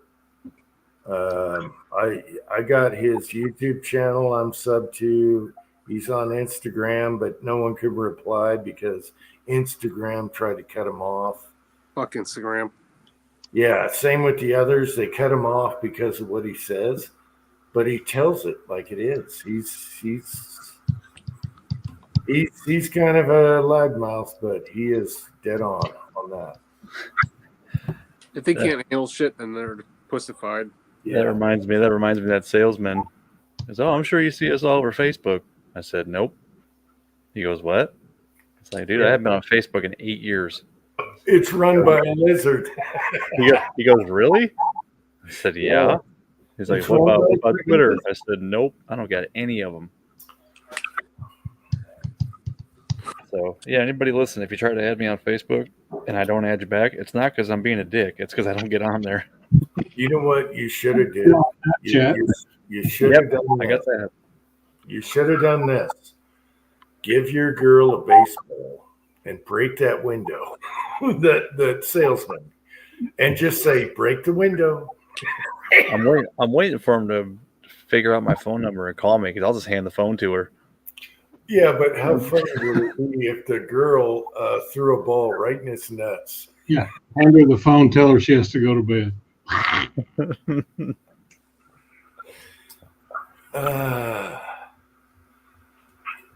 UFC, baby, the last sport where you can talk. Hell yeah, I'm getting that T-shirt. That T-shirt is awesome. A sailor with World War II. Hell yeah, that says it all. And Uncle Jim, by the way, the American sailor is actually stronger than the Marine. You know why? Why is that? They founded the United States Navy SEALs. Say it again. I lost you. They founded the United States Navy SEALs. And a Navy SEAL is stronger than a Marine. Because You can be a Marine and a SEAL. Yeah, but they're a different animal, man. Oh, yeah. well, they're both different. They're different styles too. I'm not pitting any kind of military against each other. They all have their purpose, and they all work together. Oh, definitely. But if you had to pick two over a Marine, I'd say a SEAL will be somebody you don't want to fuck with. There's a lot of fake SEALs out there. I know. Those guys are dicks. Well, that's why you got to watch Don Shipley's channel. I do. I follow that guy. Yeah, people he's are ridiculous. awesome. He debunks SEAls right and left every day. Oh, well, where did you serve? What's your rank? How long have you been serving? Yeah. I was, we were doing a hog hunt. My brother-in-law had some guys that they're basically private military now. And their company was making some kind of machine, gyro stabilized machine gun mount for a helicopter.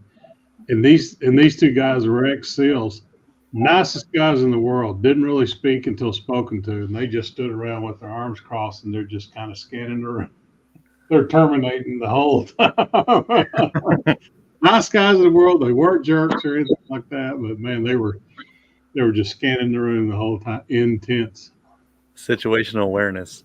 Situational awareness. What's going on, Pat? Pat, what's going on? Hey, guys. I got Pat with me, Mr. Gary. Gentlemen, how are you? Doing well. Got your fishing pole? Your microphone's a little rough. It's kind of hard to hear you. Yeah, your mic's a little rough. I didn't hear what you said. You have can't so with you? That's my buddy Pat Garrity. You guys have seen him drunk before on a side chat. On your porch. Yeah. Hey guys, how we all doing? Good. How about you? Good.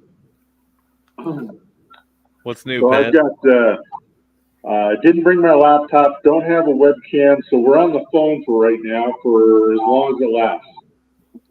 Okay. Yeah. My laptop made it about 15 minutes earlier without being plugged in. StreamYard eats some battery on a Dude, phone. That's the first time my laptop has ever died. I was like, what the hell just happened? Then I looked and I realized that I unplugged it to plug in my case feeder for my deal, and I was like, ah, shit. Son of a bitch. They use the same plug-in? No. Well, it's a 110 outlet that steps down to a 12 volt for the going case feeder. It's like one of those wall wart things. But yeah. Okay. Yeah, we use 110. Pat's I'm drinking. talking about the power strip on my bench. It's only got 6 ports on it, and they're always full. Pat's drinking Yellow Jackets. Oh yeah. Yellow Jackets. Isn't that light fizzy beer? It's 102 degrees out here in Nevada, right? I remember that T-shirt you had that said "Light fizzy beers for pussies." So. No, that would be Budweiser or Bud Light. I mean Bud Light. What was it the Bloodhound Gang said? Light beers made by gargling after a blowjob. Guys, that reminds me, Uncle Jim. You have seen that Dale Mulvaney's now going for Republicans now? No way. Yeah, it's going all over the news now. No way. He's the Swiss Republican. Can't say that I care. He's just a grifter. Oh, Ruth IPA. There you go. There you go, Pat.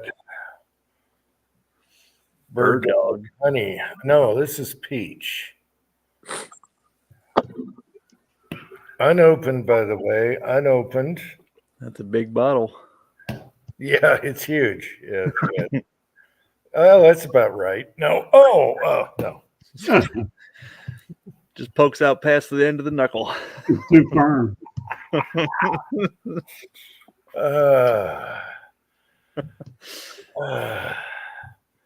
Let's see, trying to catch up on the side here. Now, Pat, I'm getting all your smoke from your damn country. I don't fucking care. Let it burn. That's what I was just going to say. Is it smogging you where you are? Because I'm getting smogged over here. No, we're fine. It always heads to you guys. Great. Maybe it's Canada. Southern California that burns. Canada, maybe. I thought I had a forest fire out front, and I went, what the hell? Kyle is here. Hey, Kyle. Last time I heard, Canada's up to another fire again. Usually when Canada gets hit, we get the smoke down here. Does it ever make it back down to you, Marvin? Not as bad as it did y'all, but yes. Man. You got hit last year pretty bad too. Oh yeah, hubby's fire up there. We got smoked with it. I'm like, son of a bitch. Just don't want to be in New York next time when it's happening. You can't even breathe shit over there. Yeah, New York got pretty bad.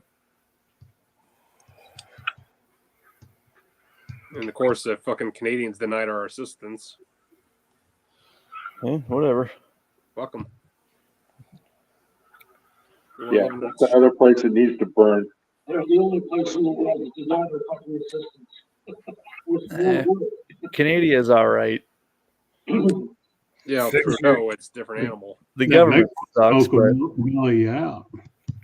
6-shooter Texans getting Mexican smoke. We're getting smoked by all sides on this. Yeah.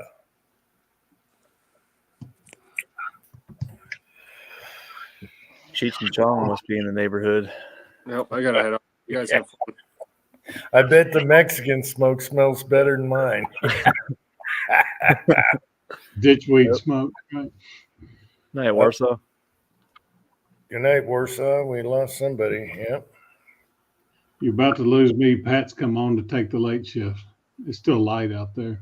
I've only got I've gone down like 5% on the phone battery in the last 5 minutes. So I'm not on for long. You got the charger in there or not?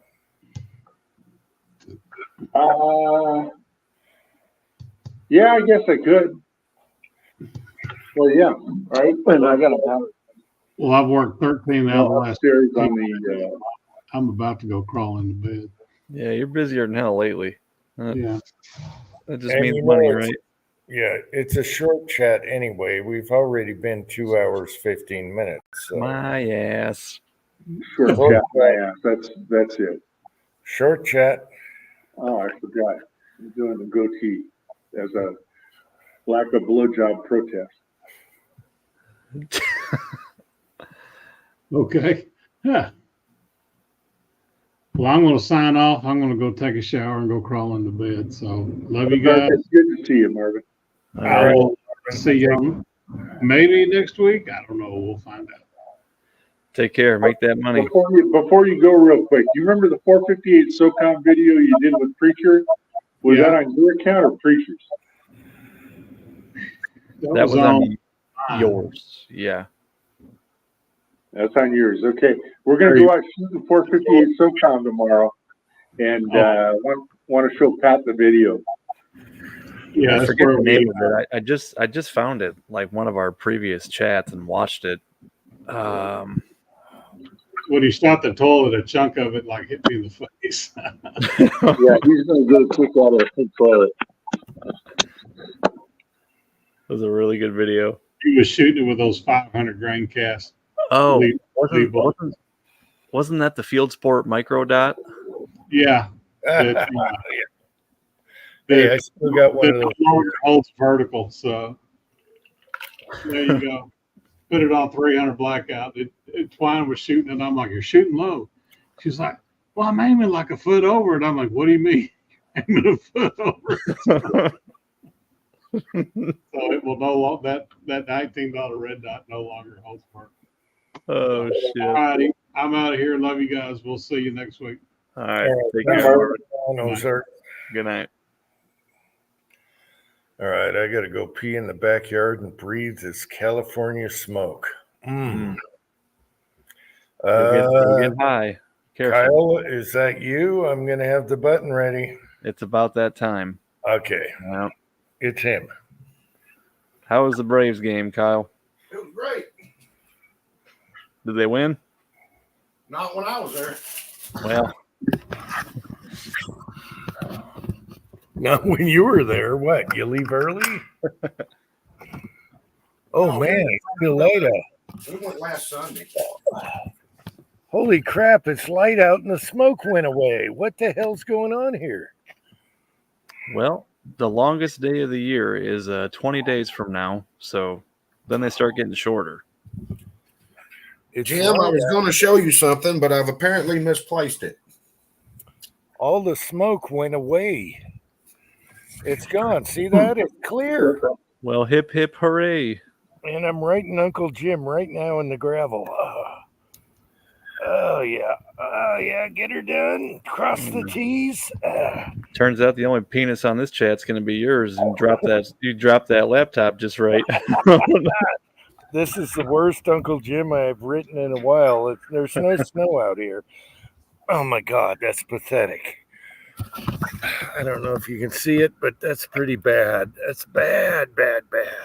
I see There's the the day. T right across. Whatever. But however, in just a few, this is a miracle. We have wind and now it's clear. You can see the sun going down. It's clear. I can breathe again. I don't have commie smoke in my breath. Damn, what's going on in America here? All right, going back inside. Commie smoke. Before I couldn't breathe out there. But No the wind has commie changed. smoke, just Turkish smoke this time. The wind has changed. Before it was smog. Now we're good. Real good. Eskimo. All right.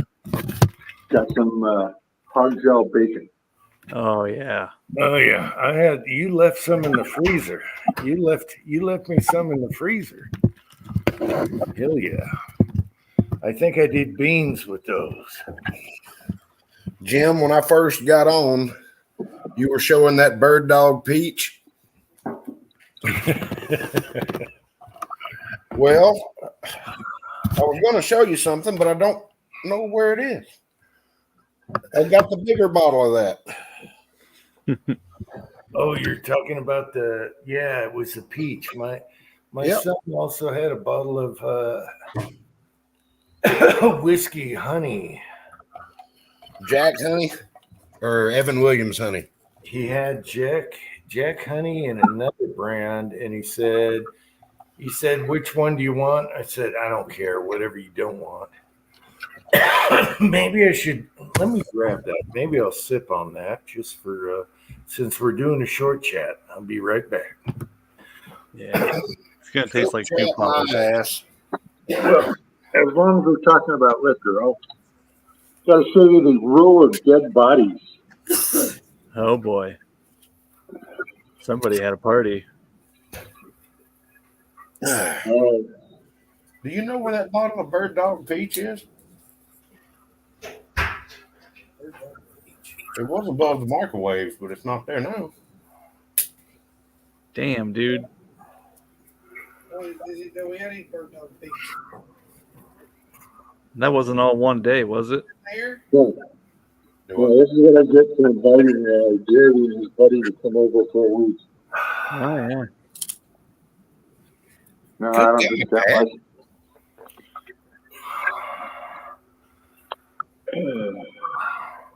See, what it was football.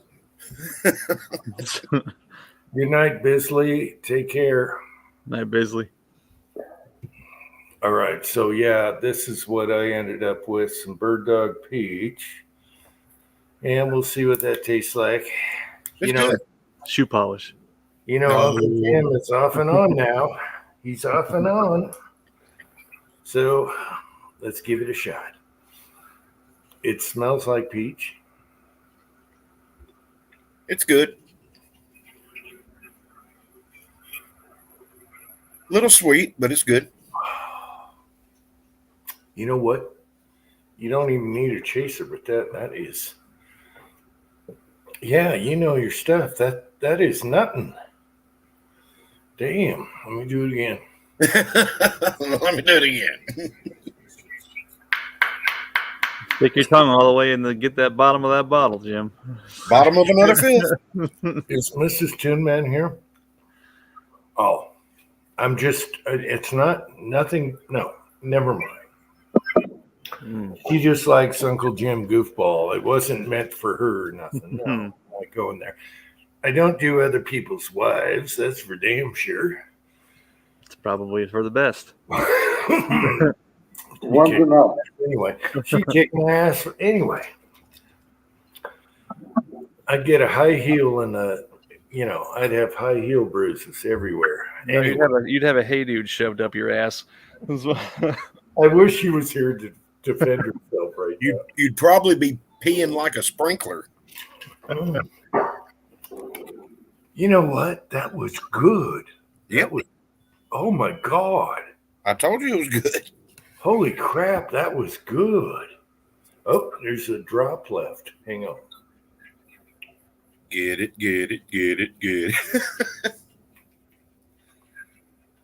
That actually was pretty damn good. I don't know what he wanted to trade the other for, but that was good. Yeah, we actually quit carrying Bird Dog at the store. It just wasn't selling that good. So we put it all on clearance and blew it out and got rid of it. No, that peach was smooth. That was like too good. It's peachy. That's a Dayton drink right there. Yeah, that was. Damn, I wish I had more of this. Yeah, that was good. Well, we'll just have to deal with that. I was just asking my wife if she knew where my bottle was, and she goes, I didn't even know we had it. I've apparently hid it from myself. Yeah, I like the whole imagery.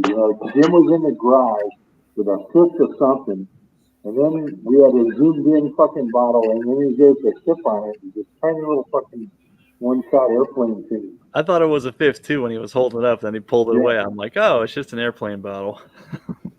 Yeah, my son went to the beach on the West Coast, and there was a little store there that had all kinds of bottles. So he bought a bunch of them. I think he said there was no tax or minimum tax. So He has a variety of all kinds. I should go knock on his door and say, "Hey, you gotta, I want more." Come Yeah, out with your arms full. yeah. Give me another. Thank you, sir. Can I have another? Oh,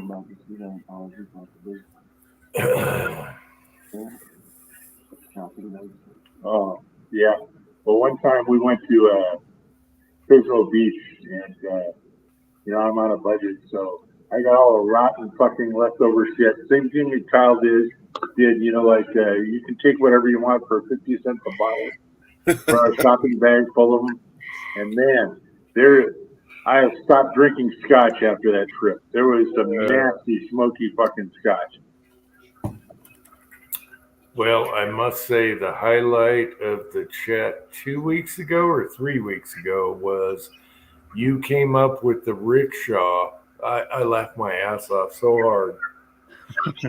Kyle with the rickshaw going to work with these little bottles, with these little, Pat, you can't write this stuff, okay?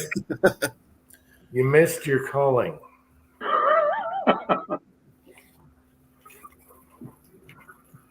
Rickshaw. Oh, Jim.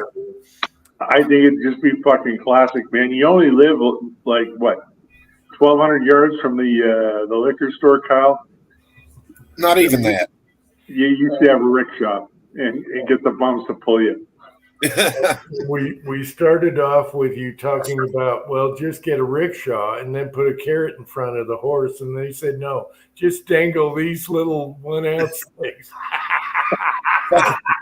Find a homeless person and put them in the front and dangle a shot bottle in front. Let the fiends handle it. Freaking hilarious. Oh my God. Hilarious.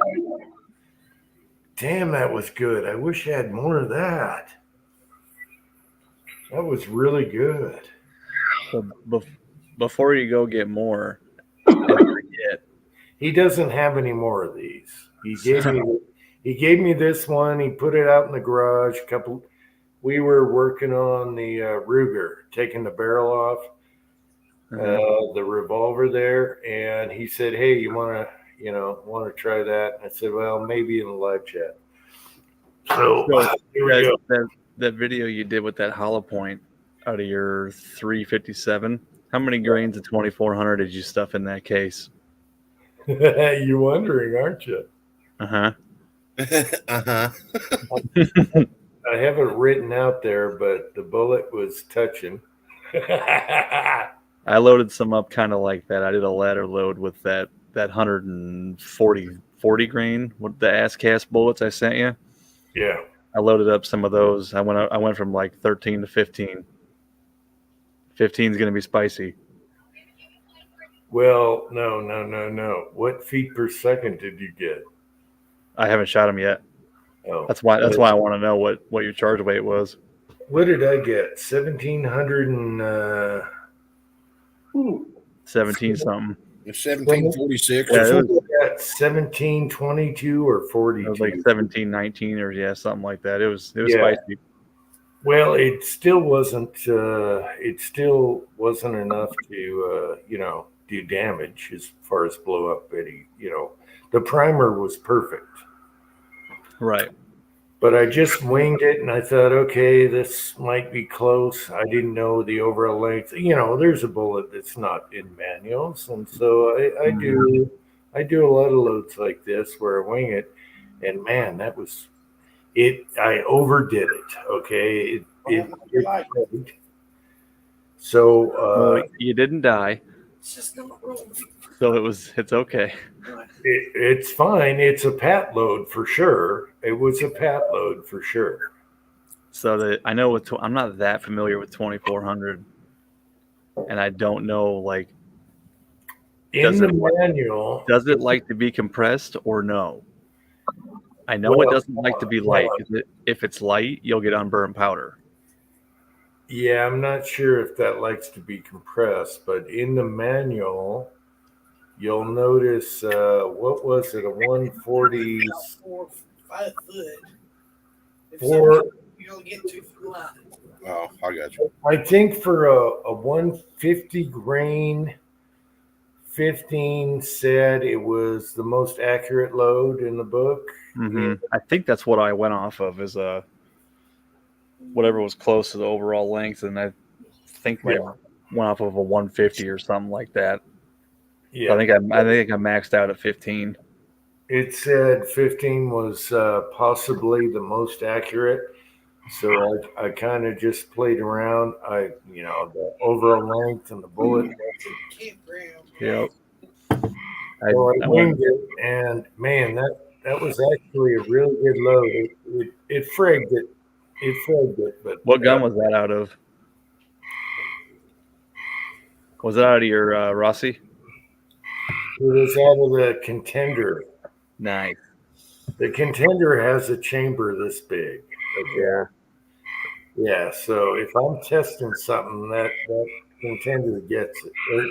No, not the Contender. It was the handy rifle. Handy rifle. Yeah. Nice. Because the barrel's that fat at the chamber. Right. But now I know I could do it in a revolver, and I'll do that in the next video. You get the stick and try to push it into the middle. Guns and Water says accurate number 9 was shit, and the 50 AE half the charge wouldn't burn. Really? Accurate number 9 is awesome in 44 mag.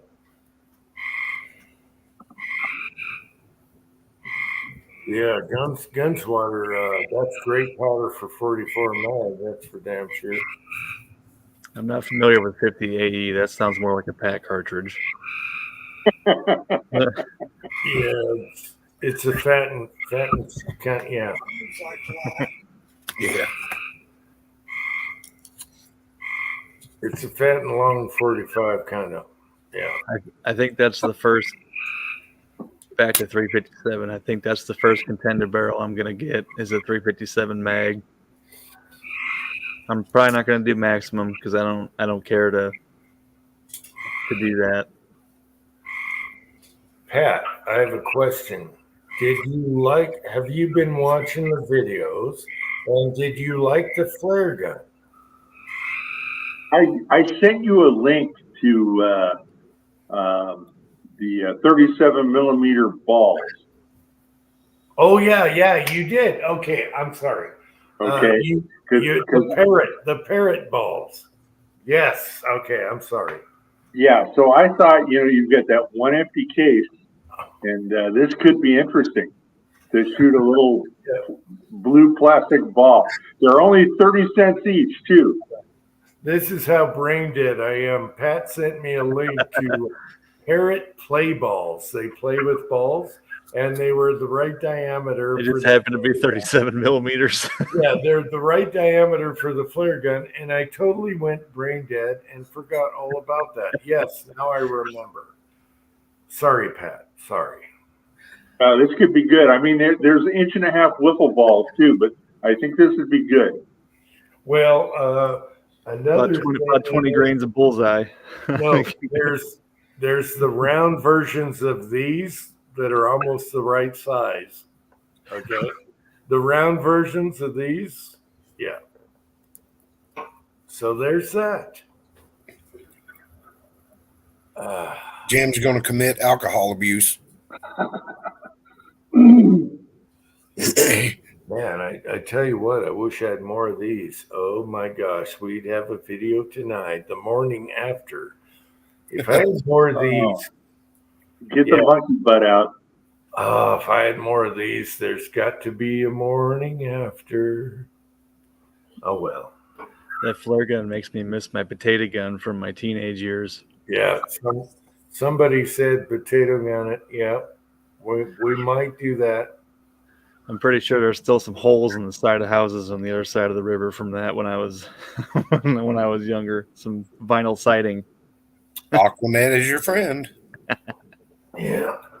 Well, we got to be careful because that is a 33 millimeter, and the ATF is all over your ass, so you can't do any hard projectiles out of that flare gun. So we're gonna have to figure out how to keep them happy and us happy without getting a knock on the door. Just turn your phone off. I don't want to knock on the door over a flare gun. No, I really think that a flaming fucking plastic bird toy would not be considered dangerous. with some parrot sounds in the background in the video. Just crumple a bunch of sparklers into it too, so it can actually be a real flare. Oh, it's fucking hilarious. Have y'all ever seen that video where the guy rubber banded like something like 2,000 sparklers together and put them in a porta potty? I've been doing that. I've been doing that for decades. It's awesome. Sparkler bombs are the biggest secret ever. Oh yeah. Where we used to live in the cul-de-sac, they would light on 4th of July. They would blow those things up. It almost broke the windows. Yeah, you'll break windows with them if you put. Yeah, absolutely. It almost broke the windows in every house. Sparklers are the biggest secret ever. You can, safe and sane. You can buy them anywhere. Oh my gosh! So there's a caveat to it. Oh, there's the walking bomb. So they can't be gold sparklers. They have to be red, green, or blue burning. You can have a lot of fun with those. Blue is the best. Blue is ammonium nitrate. Yeah. Okay, guys. I should probably stop talking. All right, I'll be right back. Yeah, that was when I was a teenager. That's when YouTube was good. For my ATF agent that's watching, hi. We're just joshing. We're just playing around. Now, the biggest secret ever is oxyacetylene inner tubes.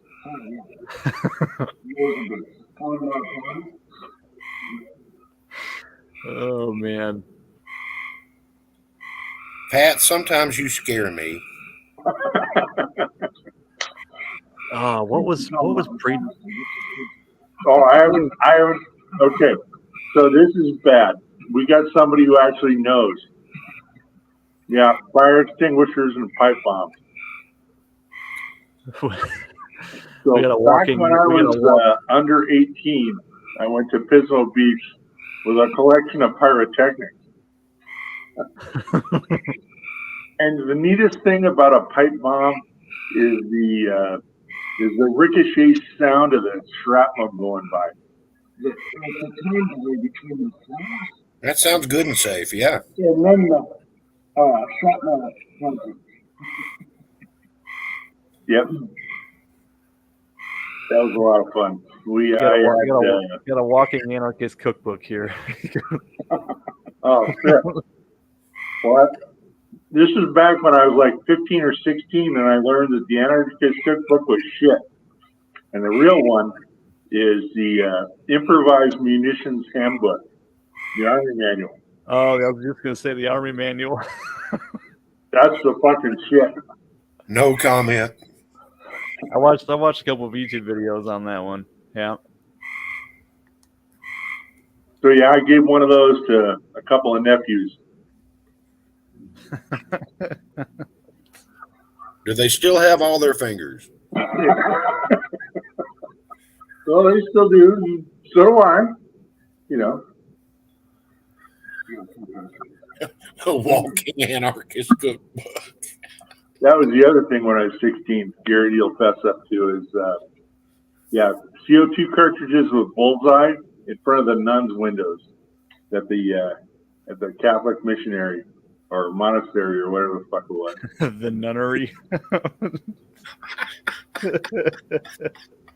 Light those off and get some beers in them. Oh man. So this is where I learned actually that I could jump a 20-foot wall.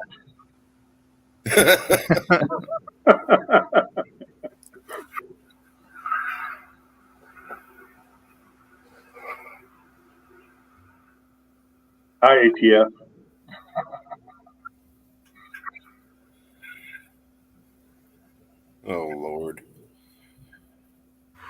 I think it's safe to say we're long past the statute of limitations on that one. All I ask y'all ATF agents, is stay away from my dogs. Yeah.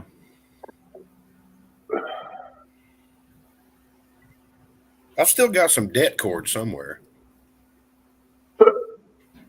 That's one of my favorite memes. Remember the movie All Dogs Go to Heaven? Somebody made one, it's All Dogs Go to Heaven 3, and it was a picture of an ATF agent pointing a gun at the dog. Jesus. Fucking bastards. Yeah. You know, I still like the old joke of the Tannerite dog. The Tannerite decoy dog. All right, Gunswatter, you're using the wrong powder because, yeah, something ain't right. All right. Number 9 is great for 44, and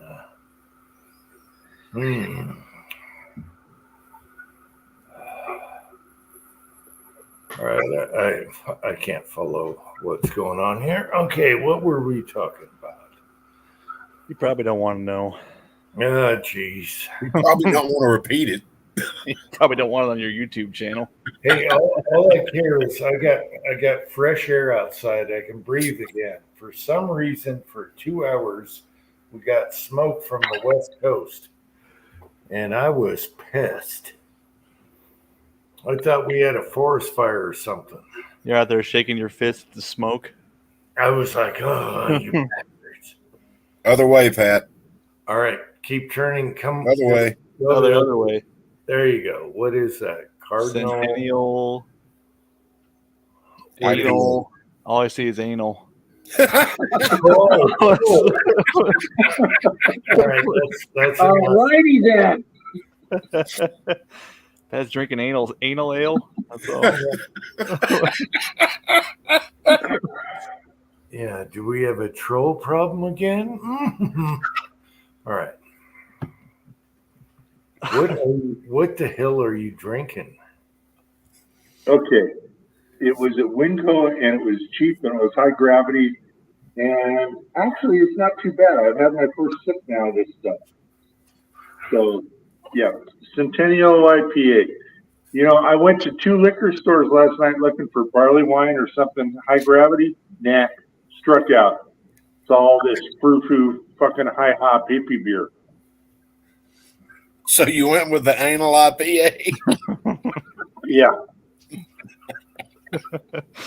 Well, you know what got me? It was a 15-pack for the same price as a 12-pack. So, yeah. There you go. Okay, you guys want to hear something funny? 8% more anal. You guys want to hear something funny? I don't know where it's legal or what, but you know, I'm trying to get back into golf and everything. I watch these certain golf videos, and one popped up, and it's golfing on mushrooms. Oh, God. So are mushrooms legal in California?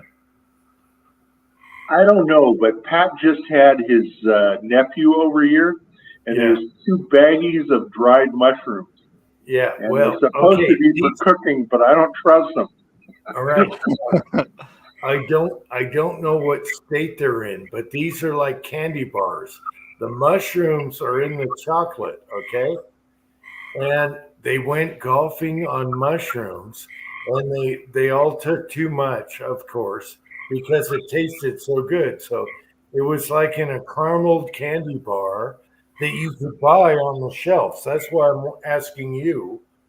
It had to be California. Picturing some dude up in a tree sucking on a 9-iron. Yeah. Okay, they had palm trees and shit. And so they started eating, you know, every click of the candy bar. 1 is just to get you started. 1 is visual. 3 is like DEFCON 3, you know. And so they went to DEFCON 3 and they started golfing. And then all of a sudden, 1 pill makes you larger. You know, It was crazy shit. I've never seen guys try to golf on mushrooms. It was hilarious. But my question is, where are they legal? Because they bought them as candy bars. And whatever. I can hear the conversations when they got home. All right. So what I hear Hi, in honey. How was your- Washington State, they're legal.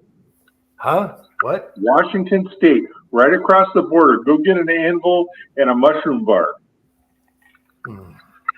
Didn't Portland decriminalize all that shit too? And I think they're starting to backtrack it though.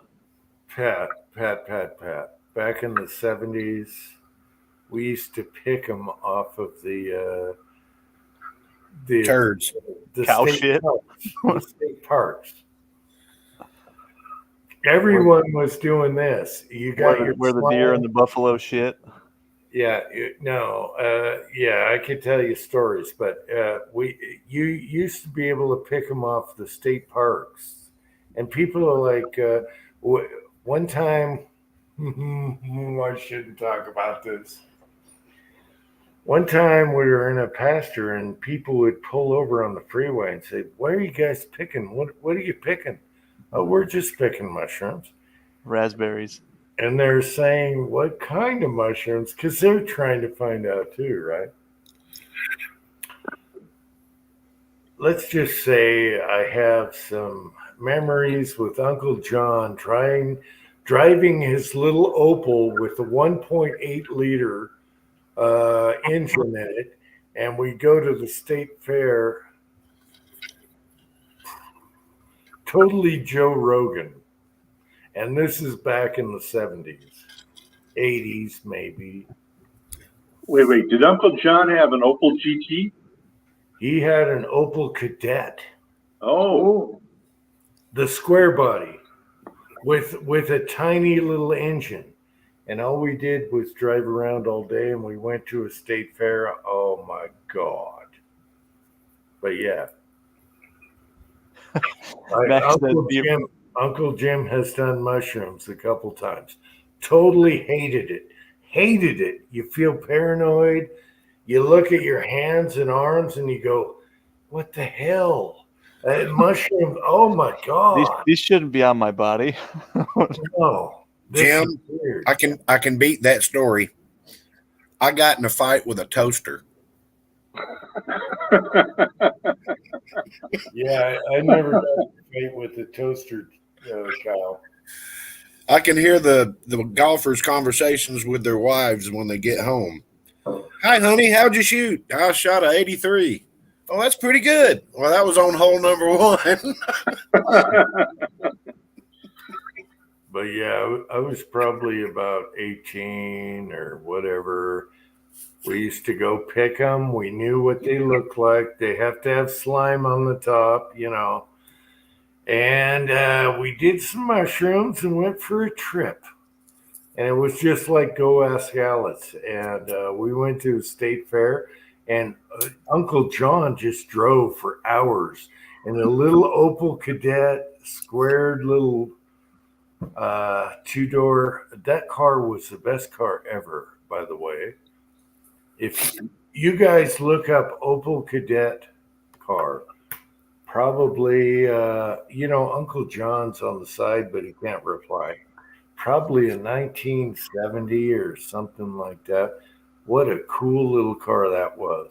And we had the whole car full. And yeah, that's a memory right there. I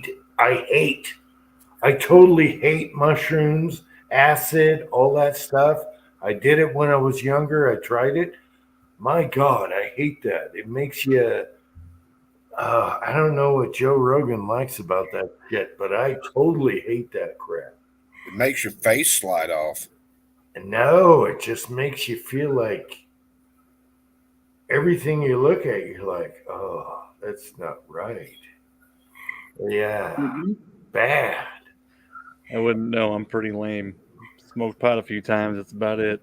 Pat, have you ever done psilocybin or LSD or anything? Okay, I did a LSD and it was his fault. Oh! But I don't know. I guess I was 15 or so when I did it, but all I could get out of it is there's better ways to make redheads look pretty. Okay, every time I was on an acid trip, I shouldn't be talking about this crap. Something happens. The first time was in junior high, and a white horse got loose and went running down the highway. So we're walking to try and cross this highway, and a white horse is galloping. And of course, it has purple and red and everything following behind it. And we're like, that was my first experience with acid or whatever. So I forget what they called that acid. It was a drop on a piece of paper, whatever. I hate this stuff. I can't stand this stuff, but I tried it again, did mushrooms. Mushrooms are more mellow. It'll be different this time. Mushrooms are more mellow. Yeah. The redhead beauty will stick this time. I tried that shit when I was very, very, very young.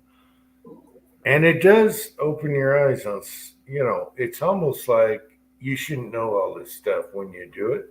I shouldn't know all this. Anyway, it's Joe Rogan stuff. And then I totally quit, whatever, 70s. I only did it. Yeah, I thank God of my drug abusing years as a teenager that I learned to hate downers. I learned to hate acid. I thought all the heroin junkies I knew are all dead now. And it's like I pretty much got off all that shit by the time I was 21. Yeah. I can't stand acid or mushrooms or all that stuff, whatever you call it. Psilocybin, whatever it is. That stuff it makes you feel guilty. It makes right. You get the colors and everything and the movement and the rainbows and all that, but it makes you feel like, oh, this is what we really are type deal. And I hated it. Yeah. I like Jack's comment. Everyone did it back then. I'm talking late, early 70s. So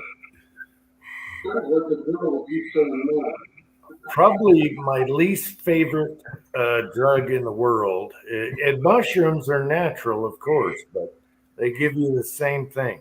Yeah. Terrible. Go ask Alice. Wouldn't know. Do you see what Jag wrote?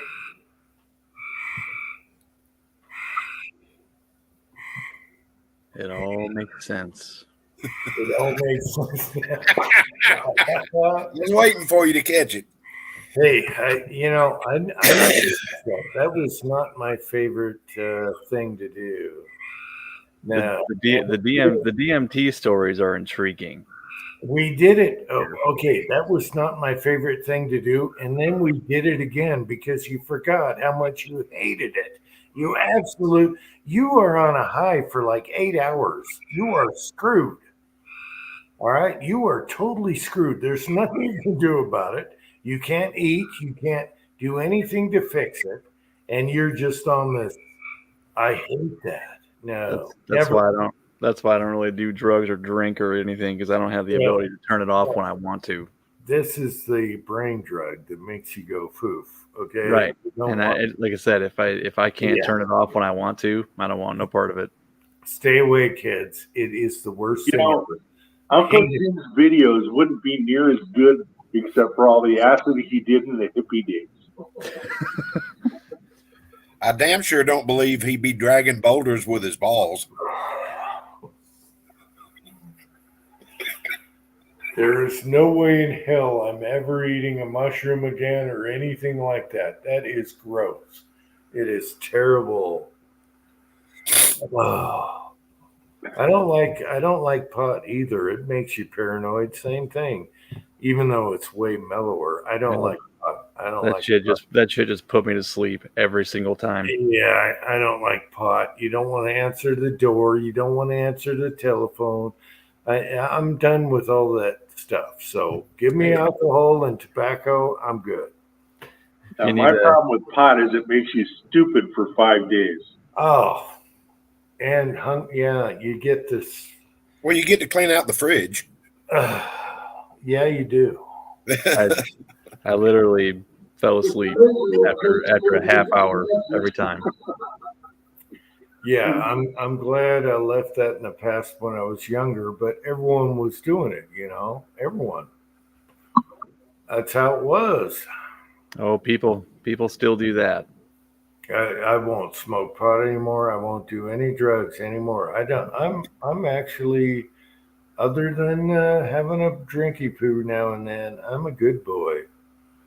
I don't like the rest. Screw the rest. Yeah. There's people that I work with. I'm more surprised to find out that people don't smoke pot than they do, because most of them do it right out in the parking lot before they walk in the door, and they stink. We call that left-handed cologne. Yeah, it's terrible. I can't do anything.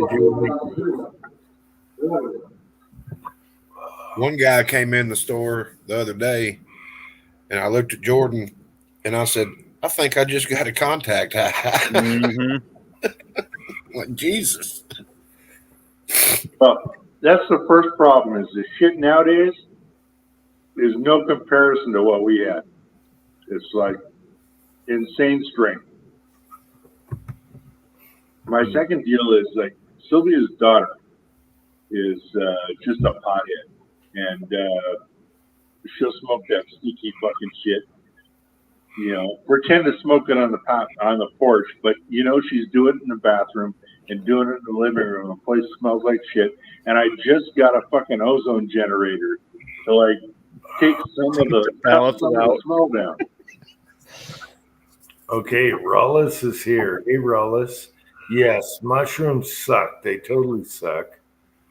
I don't know why you say acid is great, because that sucks. It's the same thing, Mach 2. Cocaine, yeah, okay, I get that. And that's why he doesn't do it. Okay. Yeah, cocaine and meth, yeah, okay, I get that, but you won't live long doing that. Oh man, I had a girlfriend that was a meth head one time. And I'm telling you, non-fucking stop. No, you got to get away from that. Once they get crazy, no. I mean, once they start losing teeth, it's time to move on. Yeah. All the light bulbs in your house go missing. They all got the tops broke off of them. Yeah, that's when they went too Sorry, far. Kyle. Damn. You can't find a working ink pen in the house. Yeah, it's safer to do nothing, maybe have a drink now and then, but other than that, oh my gosh, stay away from that crap. Hey, that's my ink pen. You mean my tutor? All your light bulbs missing. Holy jeez. Yep. It's kind of fun, when it's 3 a.m, they say, you ain't going to sleep, you ain't done yet. Well, yeah, stay up for 3 days, and yeah. See, I wasn't doing this shit, and it was like I was falling asleep on the freeway to go home, and I had to go to work, and it was awful. And I learned my lesson. Sleep is important. Now, Mr. Garrity here, I don't think he's learned that lesson, but I learned the lesson that, you have to sleep. Mm-hmm. Yep. Jay Peterman's here. Did you try mushroom? I learned one of those that He would lose his shit when he did mushrooms. yeah. See, mushrooms are natural. It's not like this is natural. Mushrooms are natural engine blood things, just like the cactus. But I tell you what, that is not a fun high. Just like peyote. Yeah, peyote. That is not. I did not enjoy that whatsoever. But everyone was doing it back then, and it was on the ground. I could go in my front yard and find them. Going back to what Pat said about you needing your sleep, I went through a bout of insomnia, and I didn't sleep for like 2 weeks. I turned one of my cameras in my house around and videoed the kitchen. And so I get up, go in the kitchen, sit down like I'm sitting at a Waffle House counter or something, just looking around, waiting for something to happen for like 7 hours, and then get up and get in the shower and get dressed and go to work. Oh, Jag nailed it. There's certain frogs you don't want to lick, and Jag nailed it right there. Who's the dude that figured that out? Yeah. Yeah, I do not like psilocybin or whatever. Yeah, no, bad. Oof. Hey, Bud, what was the fireworks guy that had the thumb rock? Art. Thank you. Okay, Art was the guy at the fireworks stand that had the thumb rocks and was a Vietnam vet, and he passed away. His name was Art. I should have known that. I love that guy. God, what a good guy. All right. In case people watched earlier, Art was the fireworks guy that played jazz and was super cool. It's like, hey, dude, what do you want? I'm here. I'm mellow, whatever. And we went there for years, and my son was destroyed when he passed away. All right. And he gave him a thumb rock. I should ask when my boy comes back, I should ask him, Mrs. Tin Man is still here. Oh, by the way, Jim, I talked to Sylvia, and she's on board. Fucking bitch. So. Oh, no. No. I thought about that, okay? All right, for people that don't know, I had the bright idea of bringing all the wives on in a live chat on the last chat. And then I thought about it 2 days later, and I'm like, this is not good. We're gonna get rid of these. You're gonna regret it. Are you crazy? What do you guys say? I haven't even brought it up to my wife yet, but I'm going to get ripped a new one. You'll regret it. Not because of me. You'll regret it. Not because of me. It's because they're all going to gang up on us. It's not just one-on-one. No, they're all going to gang up on us and rip the living crap out of us. All you have to do is just tell them it's live on YouTube and don't put it live and just let them talk amongst themselves. And we all just walk away. I'll go out to the shed and cast some bullets. That's not my style. You let her rip. And we were going to do it live, and we're going to call it the Weenie Roast. And sure enough, they're going to roast us big time. Because when my wife gets with your wife and all your guys, everyone, they're going to rip us a new one. No, they'll just start talking about pop culture. No. Forget all about us. No. There's stories we don't even know about. You know how we got like that, like inbuilt tape recorder? They're going to have quotes of shit we've said that we don't even remember. I know women very well, believe it or not. I know them very well. They're going to go straight for the balls. So they're going to rip us a new one. They're gonna rip us a new one. Whether good or bad, we're getting ripped. Well, Oh. I'll be out in the shed. Mrs. Tinman is in for it. I didn't even mention it to my wife because I know Oh, the only fucking pussy in the whole group. she's gonna have so much fun with the other wives ripping us. I can't even shut her down. I'll call it a short chat weenie roast, and it's gonna go for 8 hours just ripping our asses. No, let's not do this. It's a bad idea. He's gonna fucking white weasel his way right out of that. You Oh, watch. it's bad. It's bad. It was your idea, you fuck.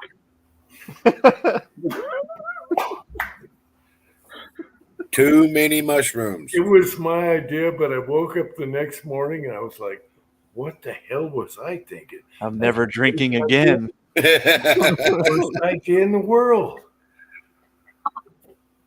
Yeah, Oh, Jack, they ain't gonna be talking about reloading, buddy. Oh, she knew I changed my mind. However, I will say this. It's a lot better than the standard old live chats talking about reloading or whatever. You say that now.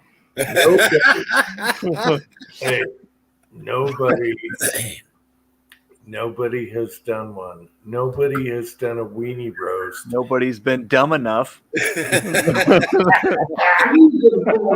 Nobody has done a weenie roast with their spouses. And oh my God, I know my wife's like, oh, I'm in. Oh, we're getting down here. And I'm afraid you can't like edit in a live chat. You're like, no, don't talk. No, they're gonna, you can't edit. Oh, you know what the real trouble is? No, but you have contact info and networks to fucking get together, and we're all fucked. We're all fucked forever. Jim, you got the fail safe right in your living room. You got the switch for the Wi-Fi. Oh, we could all be guillotined. Okay, You've got the button. You got the switch for the Wi-Fi. You could end it. I could mute a wife. Yeah, I could just. No, just hit your special light switch and kill the Wi-Fi. I could hit the mute, but then we're going to be a Democrat. We're not going to let it roll. If you turn your Wi-Fi off, it'll still go. What? Okay, Tin Man, why is your wife so in on this? She is so. Oh my God, we're going to get screwed. We're going to get screwed. Yeah. We got to do this, though, because I'm Uncle Jim and I like to let it fly. We have to do this, and I don't want to so bad. So bad. It's a conflict of being crazy. If you're crazy, you got one ear, and then when you're crazy, Kyle, do you know what I'm talking about? And then you got the other ear. You got to do it. It'll be fine. Why did you ask me if I knew what you were talking about when you said you were crazy? We should have some rules, though. We need to have some kind of rules here. The women. No? Tin Man says no rules. Pose rules. We all know better than that. There's no rules. Oh, Lord. Oh, great. Mrs. Tin Man says we'll just roast me the whole time. Yeah, it'll just be 2 hours of your wife making excuses for you. Oh, excuses for us? Hell no. They'll be telling each other about how big of a fucking asshole they are, how they don't pick up their fucking underwear off the fucking floor, and all the rest of the shit that goes along with all the shit they're going to go over.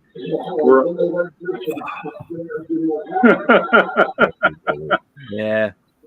Let the hens cluck. Oh, yeah. All right, so we got 4 guys. All right. We have 3. Other than me, we got 3 here. What are your votes? Should we do this or not? I don't care. You've already said you were gonna. If you back out now, you'll never live it down. Okay, Pat. No, he hasn't told his wife, the bastard. He's the only one who hasn't got a buy-in yet. Yeah.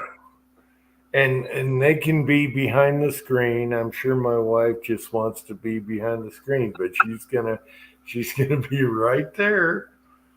Oh, I'm afraid to tell. Oh, she's probably like, oh yeah, we're on. Jag wants to ask your wife about the guy you slept with in Idaho.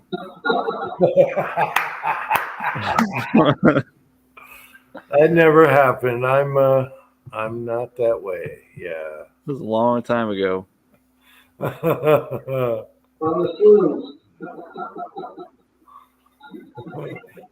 Oh yeah, Mrs. Tin Man. She is such an awesome woman. Yeah, you would like her. She is super smart, and she has a funny, quirky sense of humor. So yeah, you would like her, and you're gonna gang up on me, and I know you are because you're both quirky. We know she has a high tolerance for bullshit. I think all of our old ladies do. Now we're going to have, this could be better than a Christmas chat, actually. Just from the ripping, we're going to get annihilated. No, at least on Christmas, you get presents. Do you guys know how annihilated we're going to get? They're going to gang up. You know how they are. They're going to gang. They're going to get together and boom, full arsenal. It'll be fine. If you don't know that, I know it. So whether or not you give a shit is the determining factor. Meh. Okay. All right. Jim? Should we have rules at all? Are you fucking kidding? We get him drunk first, maybe, but there's no rules. No, my wife doesn't drink. She doesn't do anything. Hey, put some shrooms in her fucking lasagna.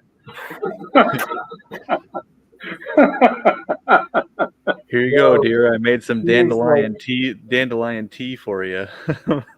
No, she's like a total librarian. She doesn't do anything ever.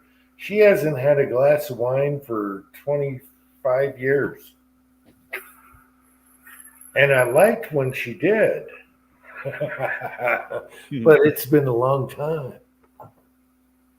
On the other hand, for me, mine is a teetotaler too, but I've got the designated driver nailed. Oh, yeah, me too. Yeah. But you don't even have fucking Chinese food where you live. So it's like pointless.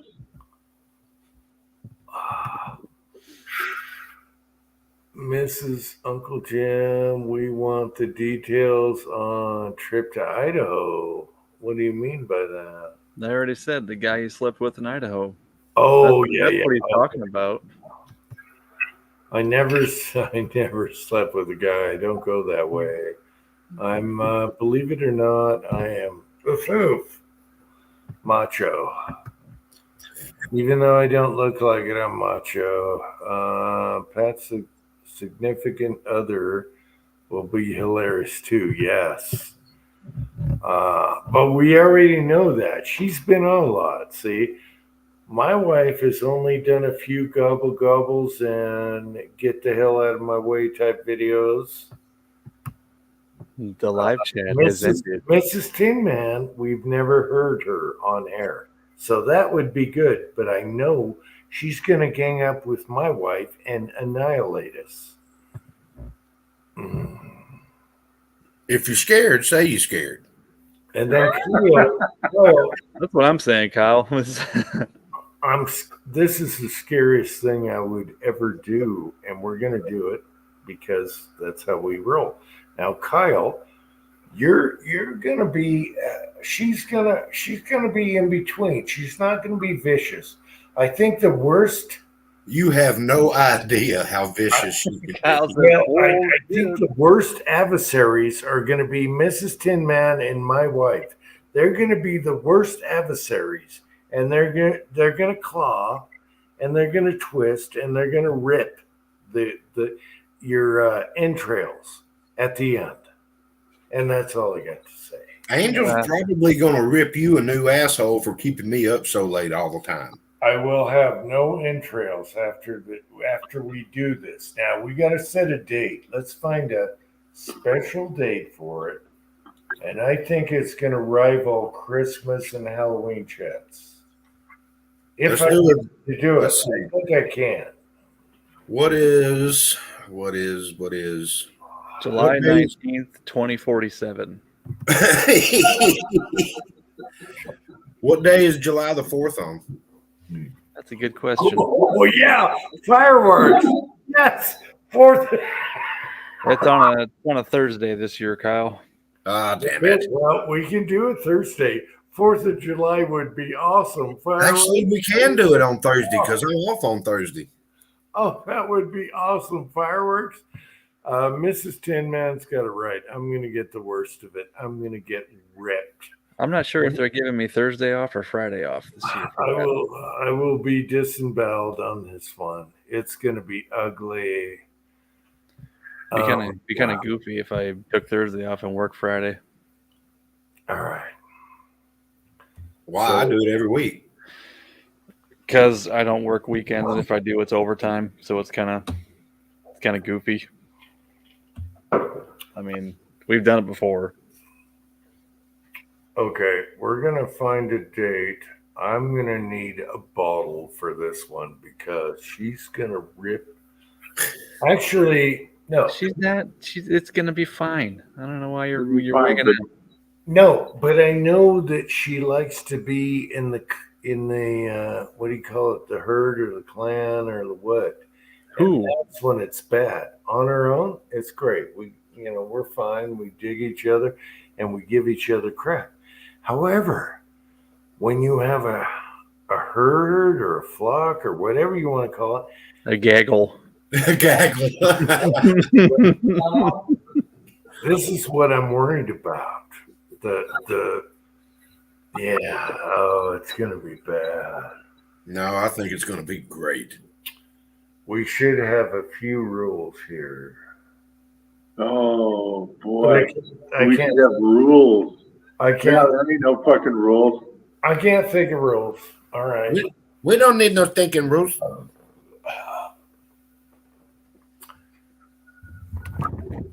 I need to get one of those articulating arms for this thing on my bench because I want to lean back in my chair, but I got to be right up on this microphone.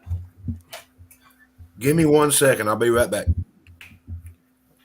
All right, Tin Man, when do the kids go to bed? So we do this video and we have a certain time. We can delay it. Usually about 8:30, so 7:30 your time. Okay.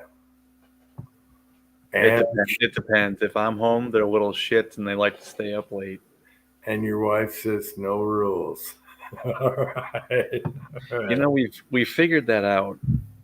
Yeah. She said, when you're at work, the kids are awesome and they go to bed on time and all that good stuff. But when you're home, they're monsters and they want to stay up and hang out with you. And I said, yeah, I get it.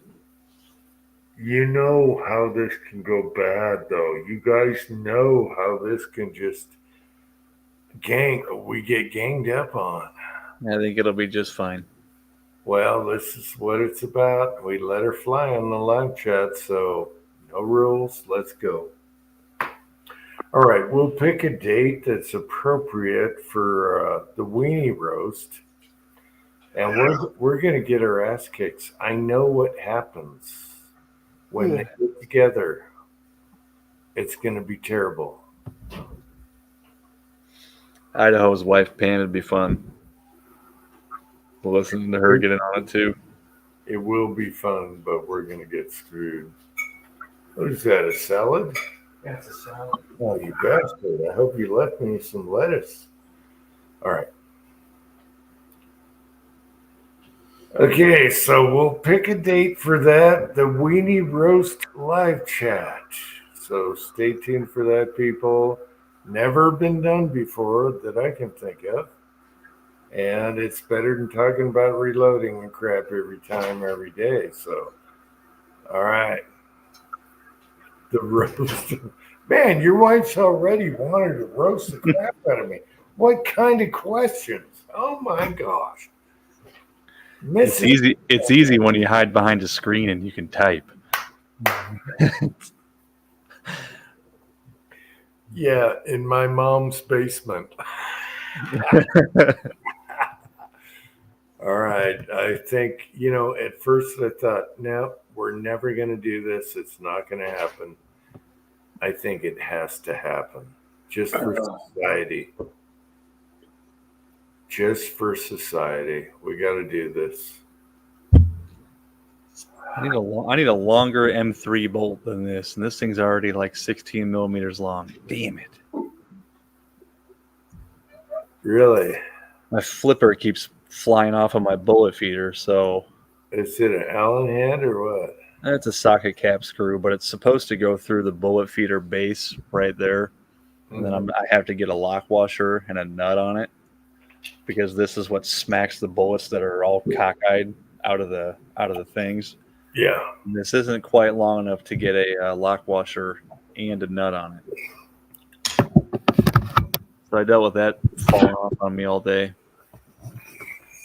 All right. Well, you got good hardware stores around you? Or? Oh, I do. I just don't want to go there and buy one tiny little M3 bolt. Why not? Just do Pay it. the 84 cents and make a special trip for it because I probably won't use it again for another 6 months. And then pay for a credit card on 80 cents. Yep. Usually you buy the Chinese assortment. Yeah. Then I have the Chinese assortment. It only goes up to 16 millimeters. So you get the one that goes from 16 to like 35. That's ridiculous. I don't need 35. Tin Man, your wife cracks me up because she's an instigator. Oh, yeah. It runs in her family. Her dad is the same way, and so is her uncle. All right, we'll have to do it for that reason. So we'll pick a date. I'll announce it ahead of time. All right. I haven't run it by my wife, but she's like, I'm fine. I can stand right here by the microphone. All right. Let her The rip. whole thing is you should tell your wife and put her in charge to herd all the fucking hens together at the proper day, and we can take a step back and she can be in charge. Well, she's used to being in charge because that's what she did at work. She was in charge. That She could be was the boss. that could And be I the don't best. like that. I don't want that. That could be the best part of the whole thing is them establishing a pecking order. No, she was the boss. Yeah, she was the boss pecker. And I don't know if I like that idea because she's going to manage and do all this and make it go her way. Oh, man, that's bad, bad, bad. She's going to set the odds. I might have to go next door here shortly. I had a Greek gyro for supper, and it's tearing me up. We got the can right there. Yeah, I know, that's what I'm saying. I'm going to go next door. Okay, you got the prison tank right there. All right. I just don't like the idea of Mrs. Tin Man and my wife getting together. That's bad. I can feel it. I got engine blood. I know this is coming. You know what I think would be fun is my wife is a Trump supporter, or did I say wife? The significant other. I don't want to get hit when I get home. You'll get your ass kicked, Sam. Yeah. All right. But we need Mig's wife in there too. No. That is not happening. Jan, you haven't been acquainted with Angel yet. No, is he a Biden supporter? He didn't say your wife, Kyle. No. We don't need a Biden supporter in here. No. Oh, They that's- won't stay long. all you would get is my wife tearing the crap out of a Biden supporter all night long.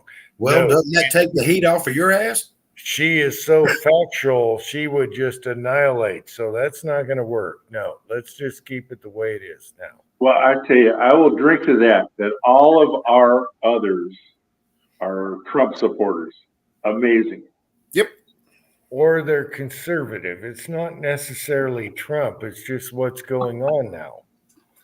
And my wife would rip the shit. She is totally up on what's going on in the world right now. She would rip the snot out of any liberal right now. She would tear them apart because she is smarter than shit. So we can't have that. That would just be an ugly live chat. She would tear him up and debowel and oh my gosh. Yeah, no, that's not happening. We're talking about a smart girl here. She's a smart girl. There's no, not happening. Good try, but no. This is why I'm worried about Tin Man's wife, because they're going to get together and they're going to rip the crap out of us. They're going to tear us apart.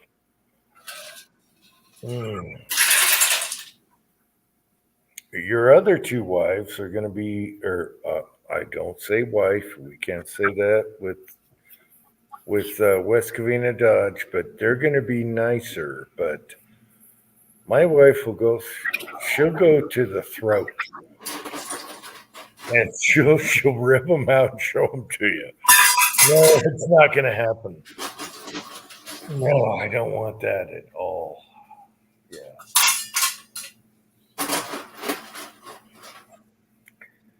Evacuate.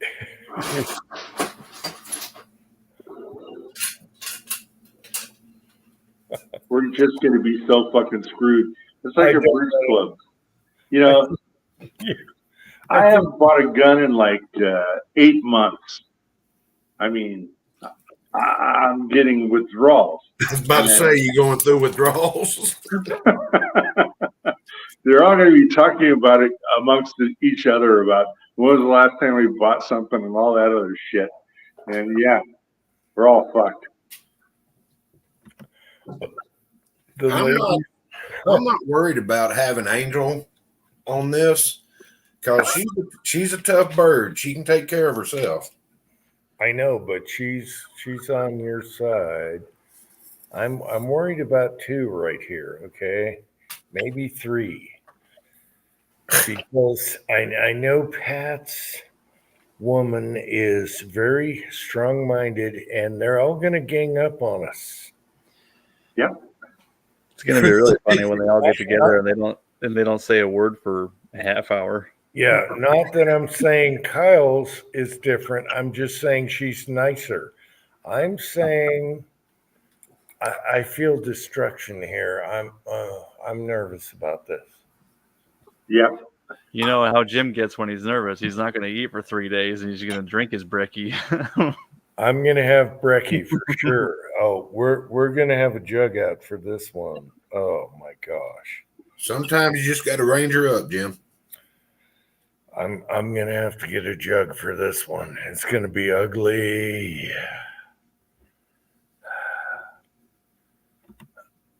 I love hearing cuppers.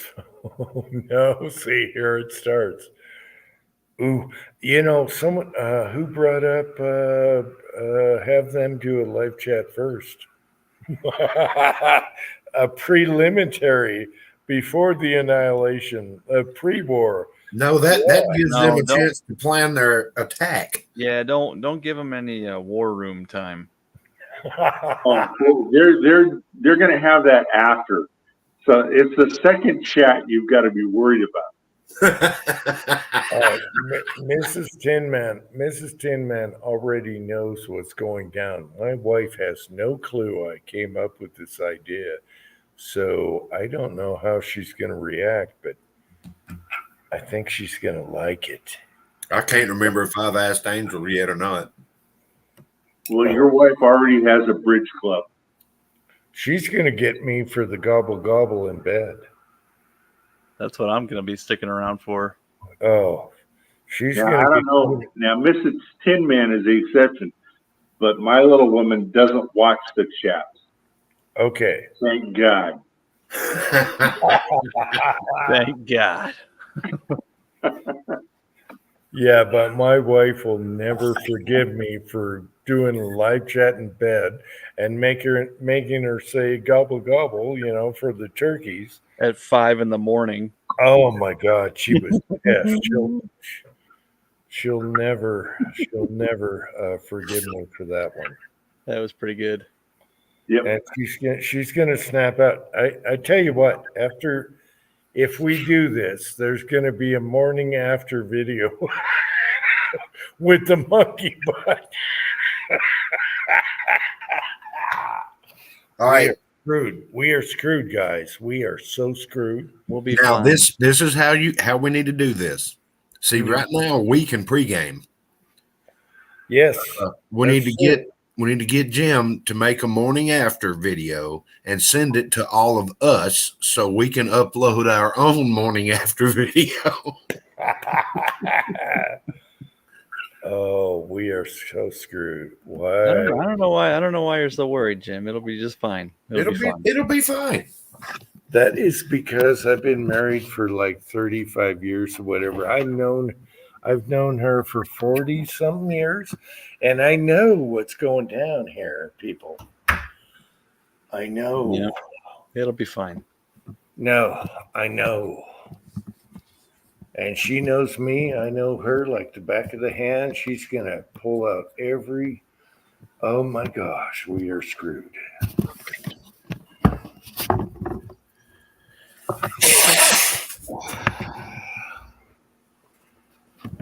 What happened to my computer here?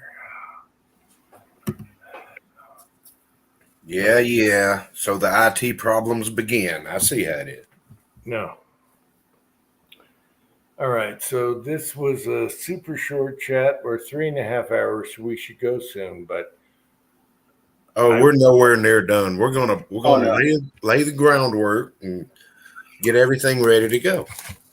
I love clusters. I love drama. So we have to do this. So we're going to do a weenie roast live chat. So if you guys are all up for it and your spouses are up for it, we're going to do it no matter how ugly or bad it is. It's going to happen. And I'm dreading it. I'm dreading it big time. The only thing that my wife can say about me is I'm just a damn slob. I leave my underwear in the floor. When I cook, I don't do the dishes. I don't even remember how to turn the vacuum cleaner on.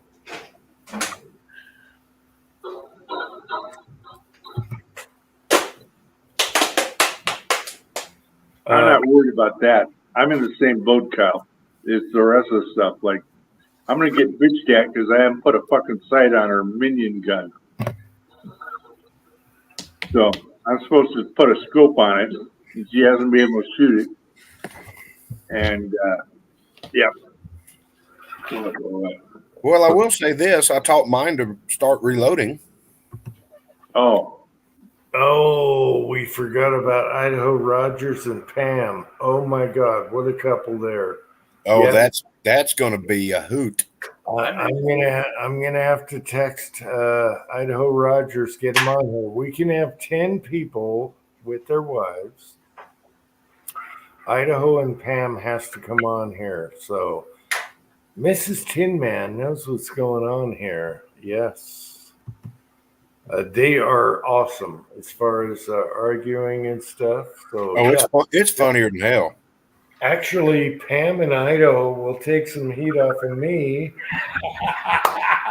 Okay, let's do that too. Idaho, if you're watching, we got to get Pam on here on the weenie roast.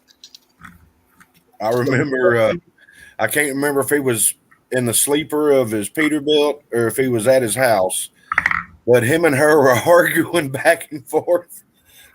Finally, yeah. I forget who had to do it, but somebody had to mute it. The more heat dispersion, the better for me. So yes. Oh, so we need some heat sinks. Is that what you're saying? We need Pat. We need her and Idaho Rogers on here.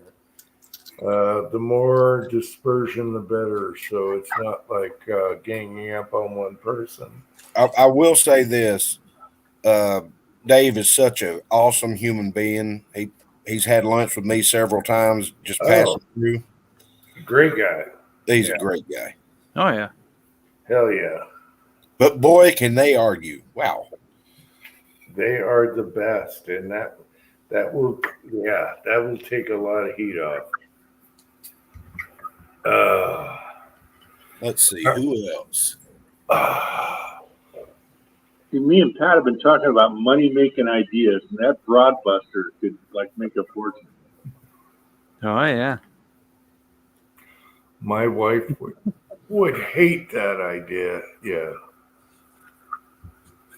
This is where we're going to have conflicts.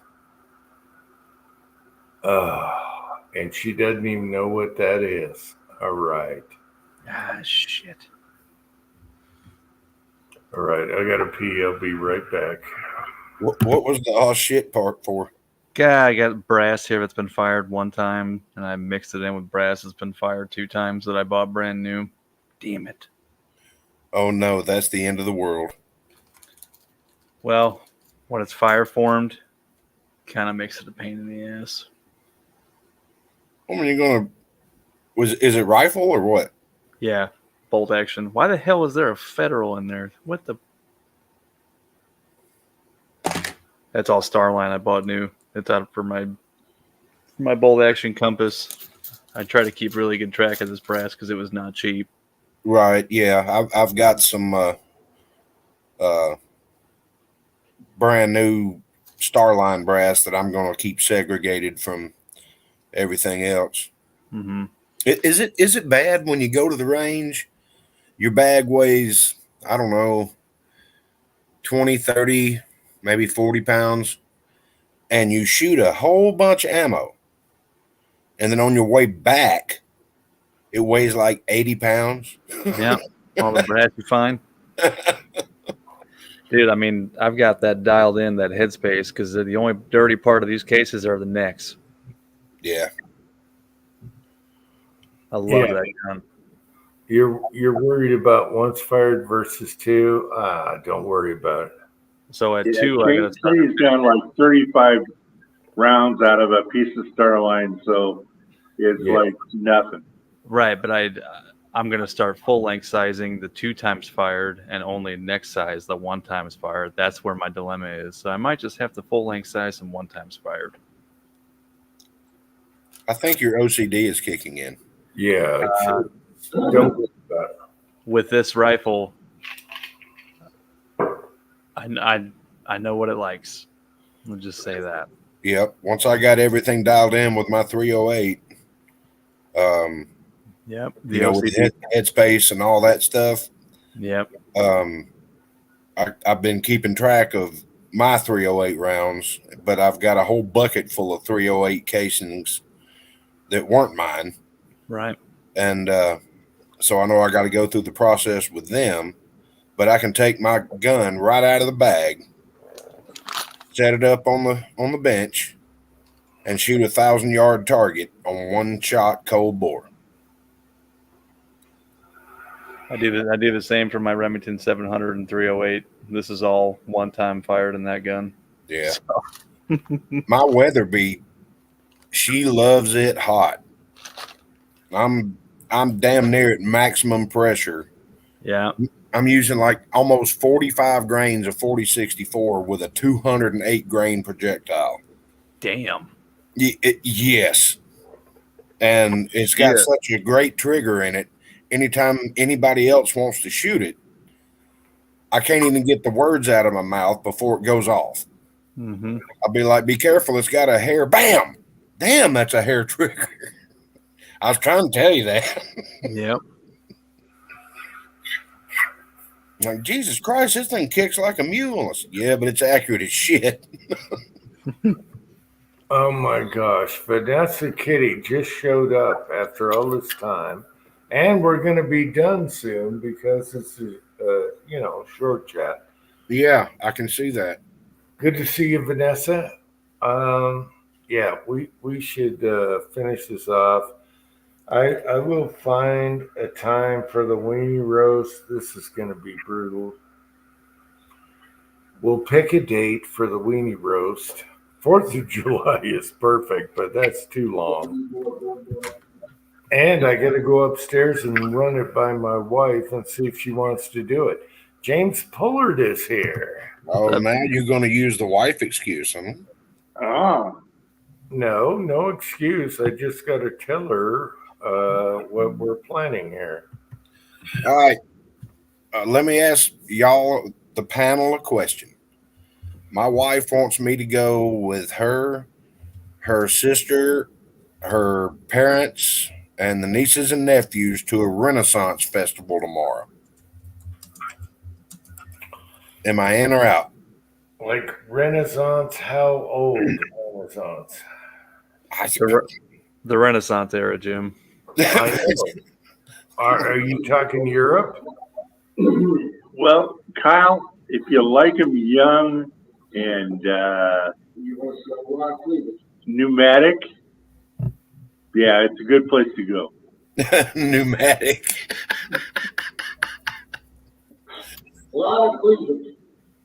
Are you talking about being out in a field, everyone dresses up like Renaissance? That I'm not sure. And please God, I hope it's not, because it's June in Georgia. And it's supposed to rain like crazy tomorrow. If I wake up and it's raining, I ain't going. I know that they will have turkey legs there. Yep. Go eat a turkey drumstick and oogle at the cleavage. You'll have a good time. Yes, cleavage is king. Yes. I'm glad my wife doesn't watch these. Well, if the weenie roast, she's going to have to. Yeah. Well, I mean, because then she'll know the real reason I'm going tomorrow. Somebody wants to go check out some tits. So it's been about 30 years since I've been to one of these things, but you got to bring your own cup and go up, and it's ale tax milady is the line. Ale tax? Ale tax. So have all the little ladies filling up your cup. You'll have a good time. Can we bring our own wooden steins? Yeah, bring a stein or something on a chain, and then go hit up every good-looking woman you see with a nice set of cleavage for a shot or two of whiskey or beer or whatever they got. Can you imagine the chemical experiment that would be in this damn cup? Oh, yeah. And they're, all the broads there are going to be fucked up. So you'll have a good time. Just take advantage. Just like going to an authentic Mexican joint and getting the horchata they scoop out of the bowl with a spoon. Well, you do a lot of nose nestling. That's a good way to get your ass kicked. Yeah, especially now that I'm married. Oh, we are so screwed. I have no problem nose nestling. Oh, I love a good nose nestling. Yeah, Eskimo on the. Yeah. Nowadays, that's referred to as motorboating. Yes, I was about to say I don't have a problem cranking the motor. Eskimo kisses on the boobage. All right. Jesus Christ. Even though you're talking about medieval times. And then you put $1 in. I hope they have jousting. That would be a lot of fun. I went to medieval times when I lived out in Vegas, and it was great. but I think this is going to be more like a arts and crafts festival. Yeah. I mean, it'd be cool if they have like, sword fighting and jousting and that kind of stuff. No, it's a Buddhist and it's a cleavage festival, so you should go. Just sit back and enjoy the ride, huh? Speaking. Oh yeah, you're gonna have a good time. Get fucked up, eat turkey legs, watch the cleavage, have a good time. I don't know how fucked up I can get. They're probably going to want $15 a beer. Don't forget your penalties. Ale tax, milady. Speaking of medieval times, that was my favorite cup growing up, is the lime green plastic Stein mug they gave you with the medieval times logo on the side of it growing up. Yeah, I had one of them. Mm-hmm. I have no clue where the hell it is, but I know exactly what you're talking about. You fit 2 cans of Mountain Dew in it. I keep going back to the Cable Guy movie and medieval times. Oh, good movie. You talk about that. Did I show y'all this video yet? Larry the Cable Guy? Yeah. Yes. Yeah. Okay. Yeah, he was in my store. Kyle, James says, wear your tights. Tights? And your pointy shoes, yeah. All right, guys, this was a super short chat. We're 3 hours, 45 minutes. So let's go to 4. Let's just go to 4. Now, what do you really? Why not? Go to your thing and come back. You'll be fine. Let me turn my vibratory tumbler on and set my mic next to it, and we'll listen to that for a while. Hey, mine's right here. Hey, I got a boob lamp right here. Yeah, you do. Oh, speaking of boob lamps, I've got one in the pool. You got Oh, one. nice. Did you glue a nipple onto it? Well, that'll cover up the solar panel. Wait a minute. So you can go diving in the pool and see a boob lamp? Like Let me this? see if it's still on. It may still be on. Oh, I used to- Diving for boobs, just like when we were kids at the public pool. It's a floating boob lamp. Floating? Yes. Oh, it's a floater. I thought it was okay. No, it's got pictures or cutouts of like fish and lobsters and that kind of stuff on the globe, and when it lights up, it illuminates the bottom of the pool with fish and lobsters and shit. It's really cool. We played with it tonight for the first time. I don't think she had it all the way charged up. That's awesome. I never mentioned this, but I used to be a big swimmer when I was younger. And I actually had a Red Cross badge for saving people. You guys probably didn't know that. Oh my God, you're Corn Pop. It was you.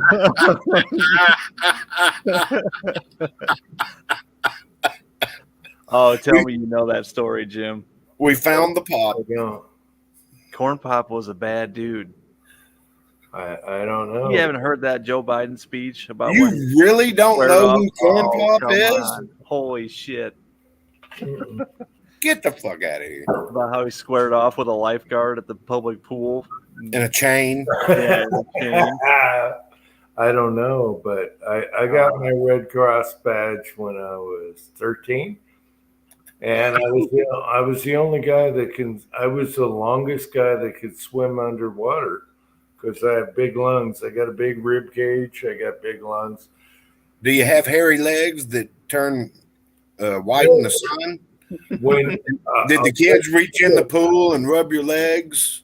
This is true. I'm not going to brag. No.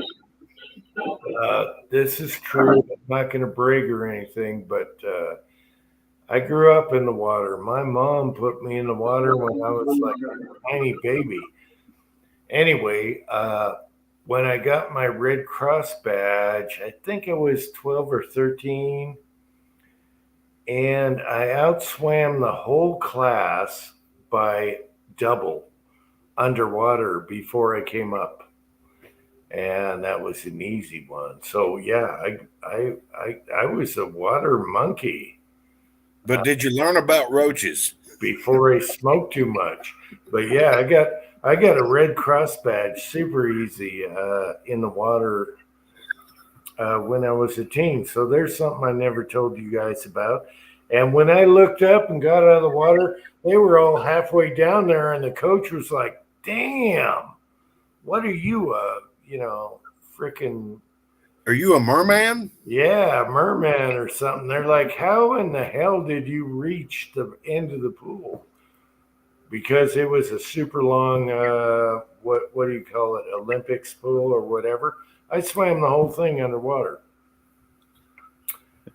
Tin Man, he has no idea who Corn Pop is. We got to send him a link to that. I started smoking, and those days are gone. Yeah, I got big lungs. I got a big rib cage. So there's that. I'm Aquaman. All right. So Aquaman is Uncle Jim. But that's, yeah, I grew up on the water. My mom put me underwater when I was tiny. And I was a swimmer all the way through until, I was a teenager. It's true. I've seen him blink sideways before. That's because he's an alien. No, it's true. I could have saved your ass miles away underwater, but now I smoke and no longer. Just like squints off of the Sandlot, huh? But that's true. I think somebody. Wendy Peppercorn. I think my sister took all the pictures, and I have a picture of me holding up the badge. Yeah. When I was a youngster. Yeah. But have you ever drowned? No, hell no. I was born in the water. Water is awesome. Nowadays, I would probably choke in the water, but when I was younger, actually, okay, you know where Lake Washington. No. Okay, let me bring up some more stories for you guys. I live in Georgia. I have no clue about anything in Washington. Do you guys remember Ted Bundy, the serial killer? Yep. Never met him. Okay. It's Al Bundy's brother. Yeah. Lake Washington is where he picked up a lot of victims. And I remember guys in Volkswagens and everything. They had a floating island out there on Lake Washington. And one time we were on mushroom. And the guys I was with dared me to swim under that island and make it out the backside. And they're like, okay, we're all going to do it. And they just stopped. They were playing a joke. And I went all through that son of a bitch, came out the other side, and they were all laughing on the other side. Those rotten bastards tried to kill me. They tried to kill me. But it had a chain on it with an anchor. It was a floating island. I swam that whole island underwater thinking the guys were with me and they were just playing a joke. I made it out the other side. They stayed at the front. I had lungs. I got aqua lungs. I got a big chest. I don't know if you guys seen it, but I had big lungs before I started smoking. And I made it. And they were all like, what the hell? Yeah. So what you're saying is Jethro Tull made a song about you? Story. And the time that I did that was during Ted Bundy was killing people at Lake Sammamish. And that's where I did that, Lake Sammamish in Washington. That's a true story. So I'm going to give you a true story. Maybe Jim doesn't know, but I got my letter in swimming. Excuse me. And water polo. You guys can believe it or not. Maybe I can show you pictures. But Ted Bundy was at Lake Sammamish. He picked up some girls and killed them there. I was there. I swam under that island when no one else would do it. They played a joke on me. I made it through, and they're like, "What the hell?" And that's because I had big lungs. So for me, it wasn't because of big lungs or that I could do 114 in the fucking 100-yard backstroke, all the rest of it. It was because the girl with the biggest fucking tits in the whole high school was on the swim team.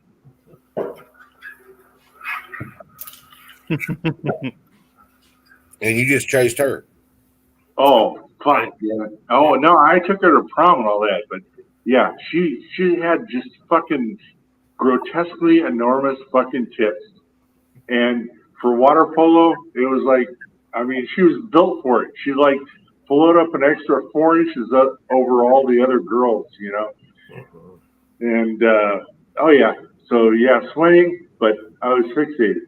It wasn't about the swimming. It was about the tits. Just waiting to see him pop out on the diving board. It's all about the breasticles. Oh, yeah. Anyway, I was fixated and motivated. So, yeah. that was swimming for me. Anyway, what I'm telling you guys is the truth. You can believe it or not. Also, Jag mentioned the Son of Sam. Okay. The weird thing about Son of Sam was he got, okay, I don't know if you guys thoroughly checked Son of Sam. He was a member of a cult. You know, he got into the cult thing, and the dog talked to him and all that. However, if you guys, here's a side note here, you'll never get anywhere else. Well, other than looking it up. Son of Sam killed a few people, but he didn't kill them all. And the other people were members of the same cult that shot those people. And that's why when they did a drawing of a suspect drawing of each, that's why they look different every time. They didn't look like Son of Sam when they caught him. That's because they were a cult.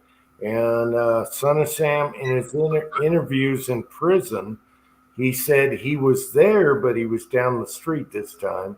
Someone else shot him. So different people shot that same gun, and that's the fact. That's the truth. You can look it up. He did like 3 or 4 of them. 3.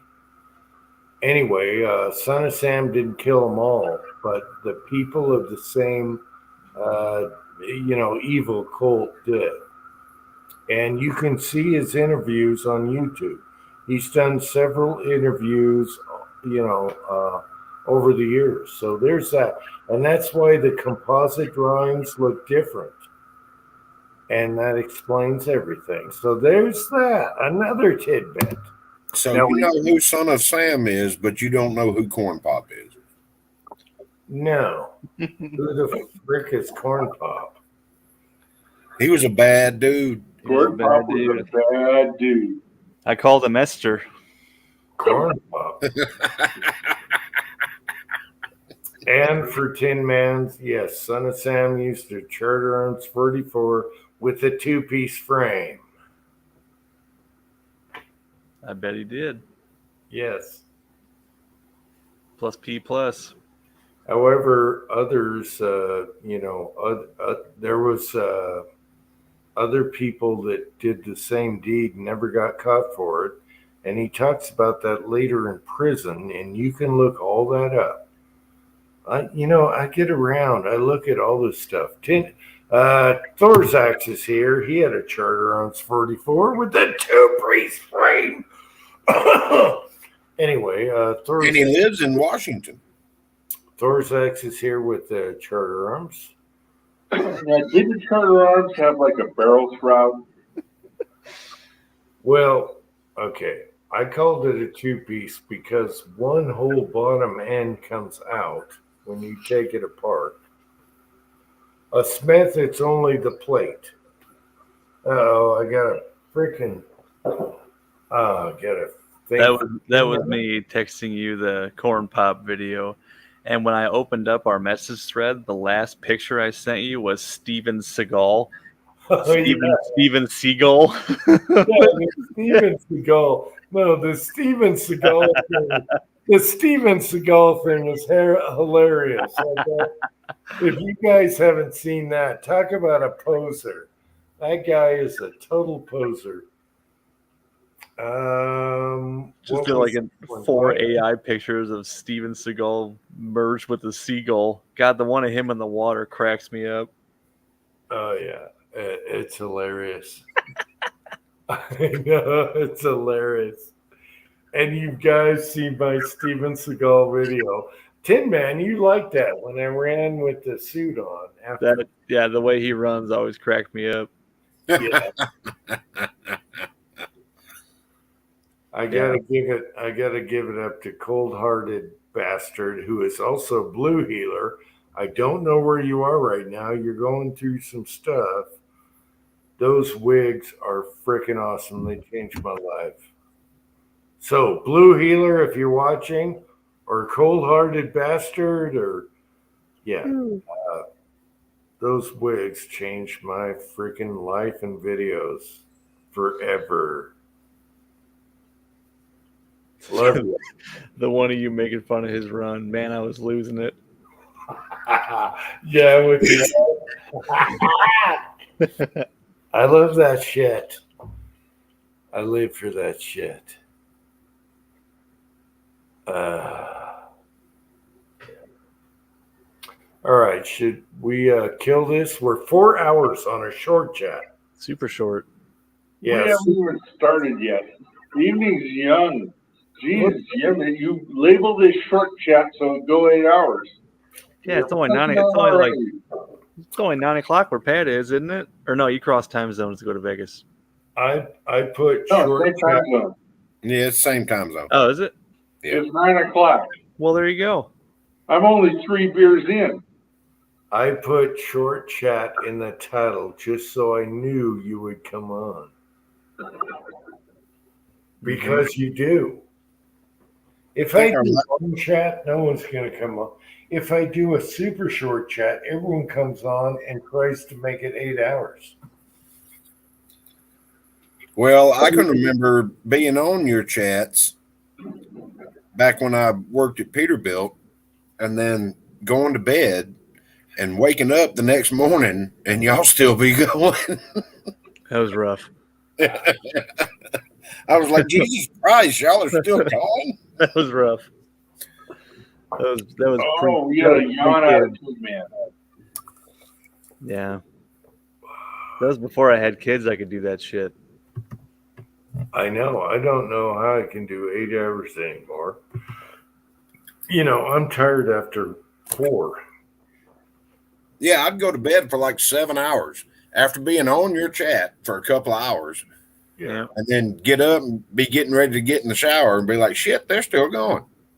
We used to do 8 like it was nothing every Saturday. So I don't know what happened there, but I get tired after 4, and I'm tired right now, people. The wife would wake up, and I'd still be down here bullshitting. She'd have to go to work. What are you doing? Hey, that's before you had kids or even one kid. Yeah, correct. I tell you what, Jim, why don't you just go get an inch of lasagna from the kitchen and pick that fucker up, and me and Kyle and Tin, we'll just hang out here while you eat. You know, I had some taquitos and they sucked. That's what I had for dinner. Oh, the Deli Mex brand taquitos or whatever. They do them so skinny. There's nothing there. It was garbage.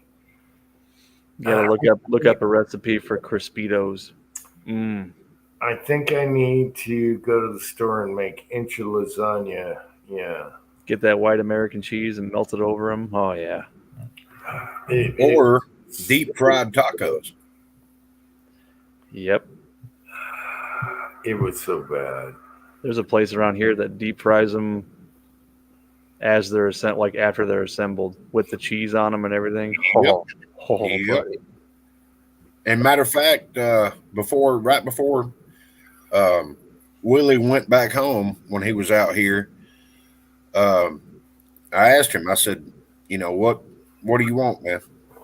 We can go to the butcher shop. We can do whatever.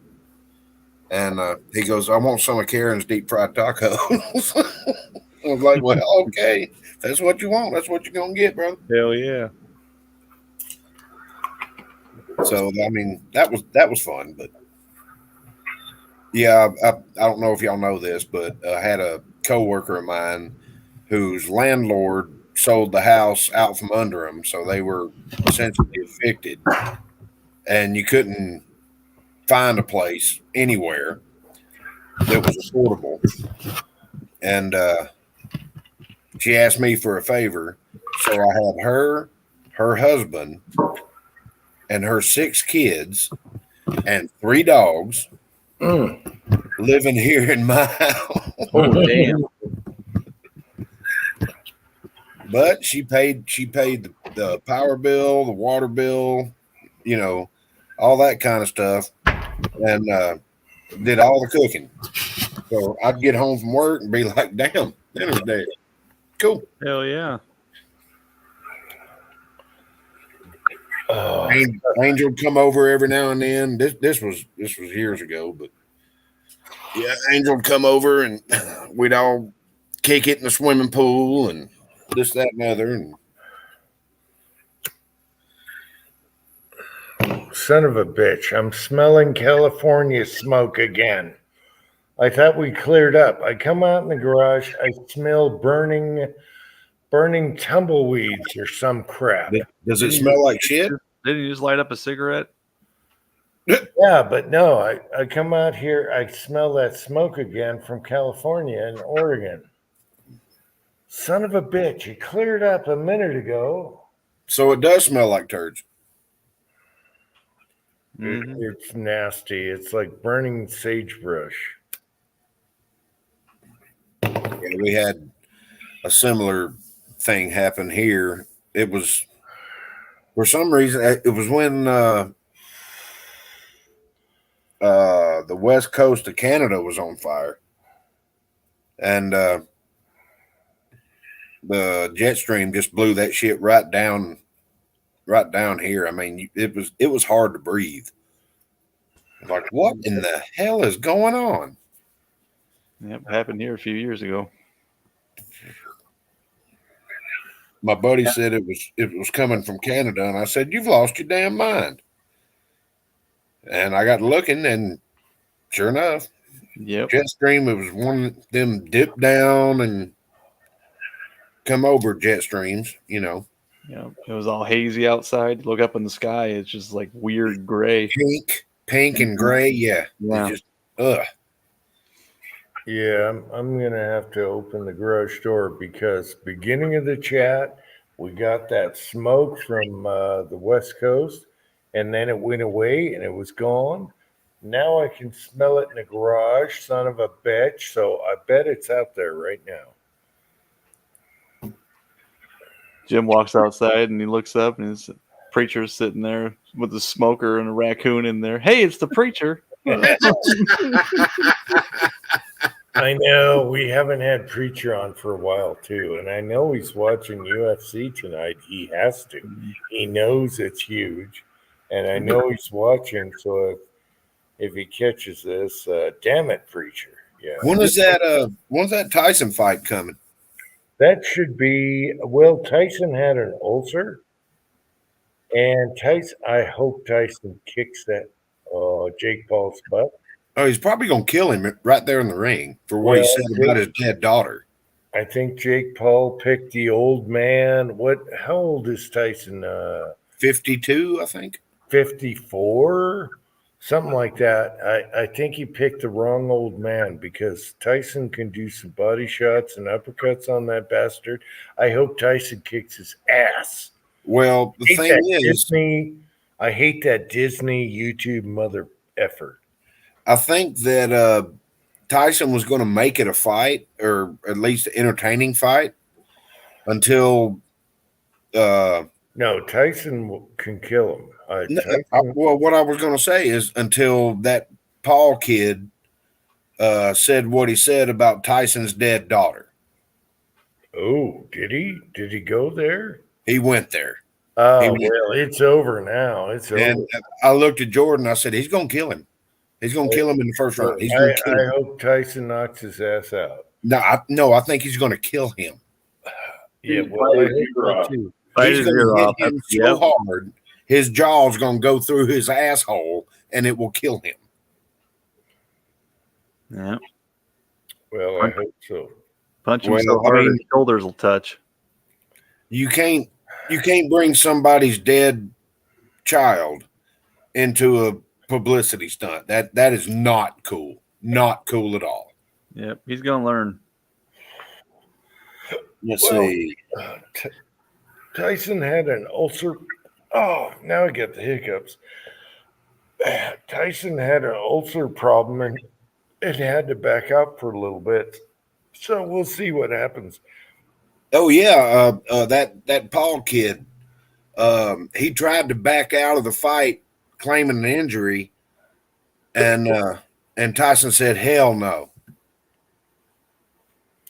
Okay.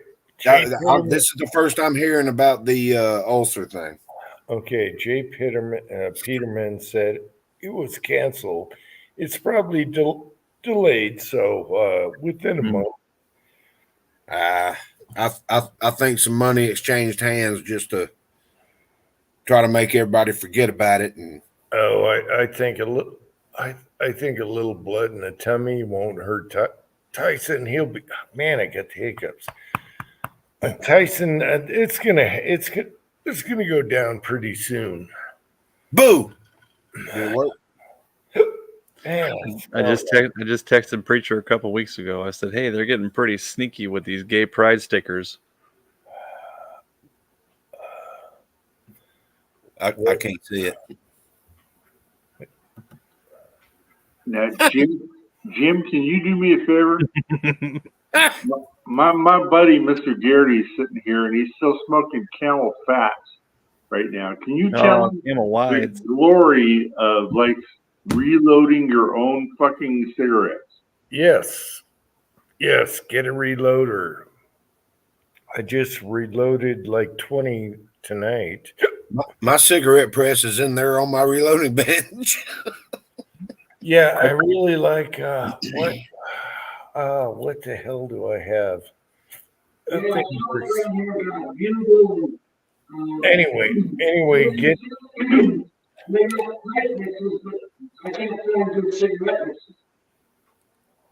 yeah, that looks very similar, but you can get the pre-filtered rolls with the tubes, and the tubes are super cheap. And my son gets them by the 5-pack off of Amazon.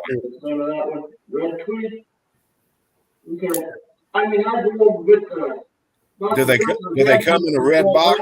I'm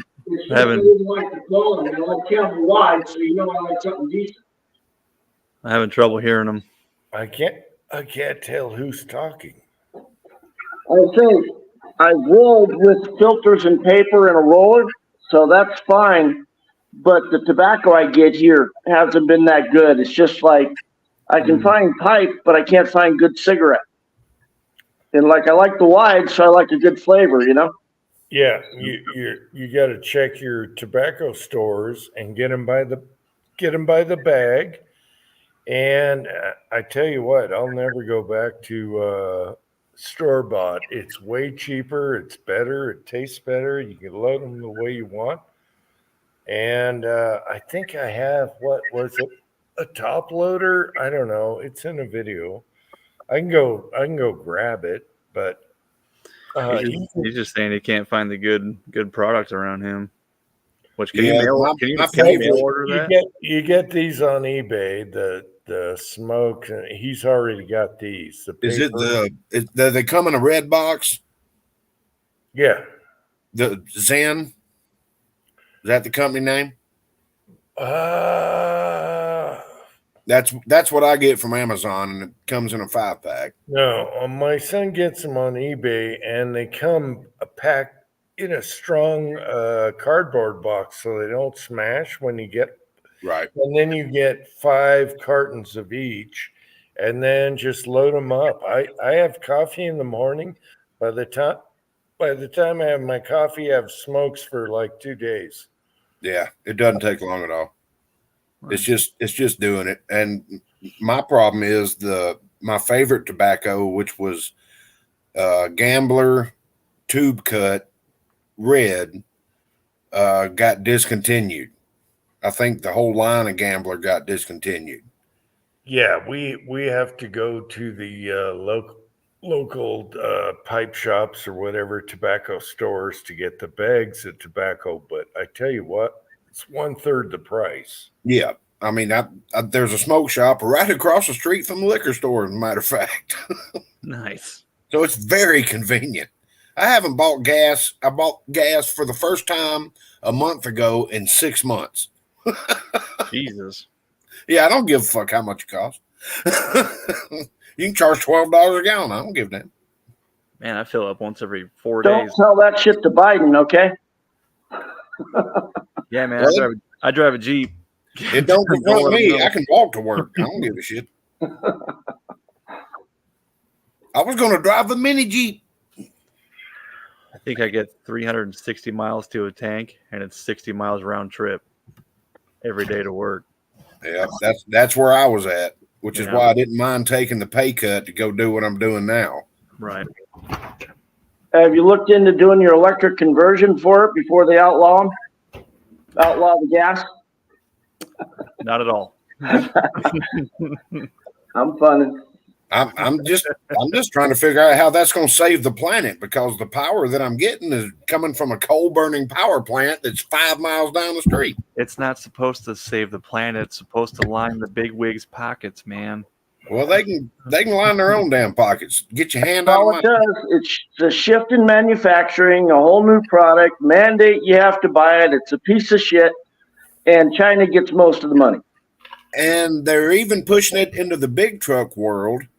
And you've got full electric Peterbilts bursting into flames going down the interstate. And they're trying to, but they still don't have the batteries figured out because it takes so fucking much batteries to push the Peterbilt. All right. Let me tell you this. When and the company around here that bought the most was Anheuser-Busch. Little day cabs with the hybrid system on it. They got the same people in purchasing as they do in marketing. Well, I mean, here's the thing. We had the complaint was the transmission wouldn't shift. After a bunch of work and diagnosing and testing this and testing that, came down to it was the alternative battery was faulty. That sumbitch was almost $40,000 for a battery. Now, are you telling me that we're saving the planet here? Oh, yeah. Yeah, just like the green light bulbs and all the other bullshit. A shift in marketing and all that crap. So resources go to different places. The white envelopes go to different places. Yeah. Can't I put will a say price on this, being though. virtuous. LED light bulbs do save money. Yes, it costs a little bit to invest in them, to replace them. Like this light right here above my head. It's only got one light bulb. It's a 2 light bulb fixture. My basement has recessed cans in the ceiling, and all 9 of those lights in the bedroom don't even burn as much electricity as one 65-watt light bulb. Yeah. So I've started putting them all through the house, and I've noticed I don't have to walk around in the dark anymore. LED is the way to go for household lighting for sure. I mean, it's amazing. And my power bill, I mean, discounting the pool pump and the AC and all that stuff, it probably dropped $75 every month just from changing those lights. Yep. So it was worth the initial investment. Bad part is when you buy the cheapo LED light bulbs from Home Depot and they start to get that flicker after about 6 months. Oh, you mean that one? I got them too. I got them too, buddy. And I don't know, when I'm working, sometimes that wavelength ain't as nice as the other wavelengths to see something close. Yep. Especially when you record something on a slow motion video on your phone, you can really see it strobing then. Yeah. We bought a bunch of LED strand lights to put in the gazebo where we got married. And apparently we bought too many because we put a couple of sets up in the gazebo. There's 2 sets behind the piano here in the living room. And I think we left 1 or 2 sets at the house where we had the wedding. And it was so bright, they had to order a dimmer to dumb it down. Yes. Because, I mean, it was just like, oh, it looked like Chevy Chase. I was just going to say that. Now, here's my question. They got us switching over to LEDs. We like them. They're cheap, right? Got past the initial curve on them. They got a little cheaper to buy. But now we're using less power, so they're going to charge us more for the less power. Yep. Right. Oh, yeah, your energy prices are going up. Yep. It's a wash. It's all bullshit. It's all about money. It's all bullshit and it's bad for you. Mm-hmm. That's what I'm saying. Okay, there you go, Pat. I'm drinking a beer. Is that crab water? All right. I had a shot of honey whiskey. Peach. Drinking in Alaska here. Now, Honey turkey? It was peach. Tin Man. I had the internet guy come by. He dropped by without notice. He just dropped by. I'm sure he just dropped by without notice. Yeah, Yeah. he's got some balls on him. Yeah, he did have balls on him because it was unannounced, and he's like, "Hey, we still got to make an appointment, and we got to drill through your son's bedroom wall here to put the dish up. We're going to redo everything. Everything's new. It's cheaper, all that stuff." Anyway, we had a long talk. He drove up in a Jeep, but it looked like a Subaru. I don't know what year it was. The Liberty, maybe? The Jeep Liberty? No, he's probably talking about the new Cherokees, the regular Yes, Cherokees. the new Cherokee, They look like a shark on the front end. It looked like a Subaru wagon. Yeah, that's probably the newer okay. Cherokee. That's the new. I think it's they've already gone through all the body codes. I think it's the AZ body now. Yeah, I don't know the body code for the regular Cherokee. Yeah, they actually discontinued those last year. The first time he showed up, I'm like, what's this dude showing up without a truck? All right. He had a ladder that folds up in the back. I'm like, hey, what the hell? You come out here with a truck if you're a professional. Anyway, the second time Subaru like a lesbian. Just the other day, he dropped by the house and he said, I was doing a neighbor's house and I thought I'd do a follow-up, see if you're ready to install the new, cheaper, faster internet.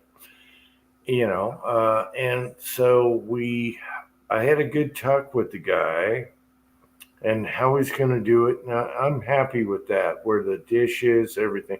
Anyway, I said, okay, that's a Jeep. I thought it was a Subaru. It's kind of like Pat's Subaru. Yeah.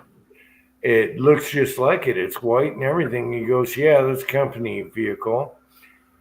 And he goes, it's got 350,000 miles on it. I'm like, are you kidding me? For a Jeep? And he goes, yeah, they don't like to change out unless they need to.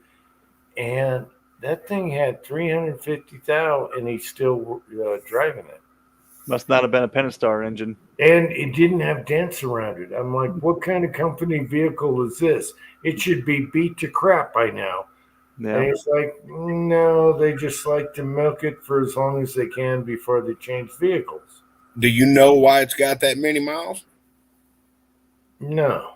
It's because the alternator's mounted backwards. Well, I asked him if they use synthetic motor oil, and he said yes, they do.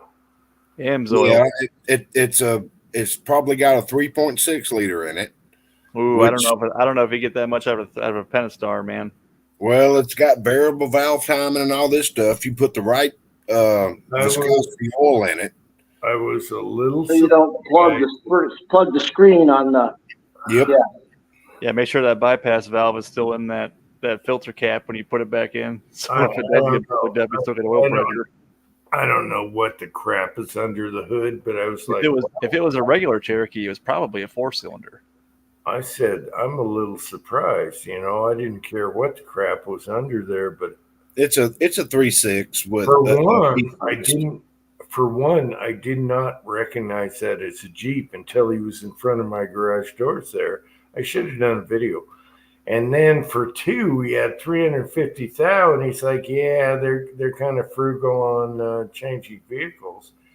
Mm-hmm. And I'm like, damn, I'm surprised it lasts that long. And then I asked him, they got to be using synthetic oil. And he said, yeah, they are. Yep. If it ain't broke, don't fix it. Well, it's also got to be a lot of highway. I'm sure that's not stop and go shit. That's a lot of distance between. Right. Yeah, I'm up in the mountains here. He's out in the boonies. Yeah. Well, I mean, my Ford Fusion, it's I can't remember the year. 06, I think. 06. It's got almost 300,000 on it. I drive it every day. That's the trouble. I had a WJ that had 250,000 on it, and it still ran awesome. But they had a 4-liter straight 6 in it. Yeah, probably the best engine they ever made.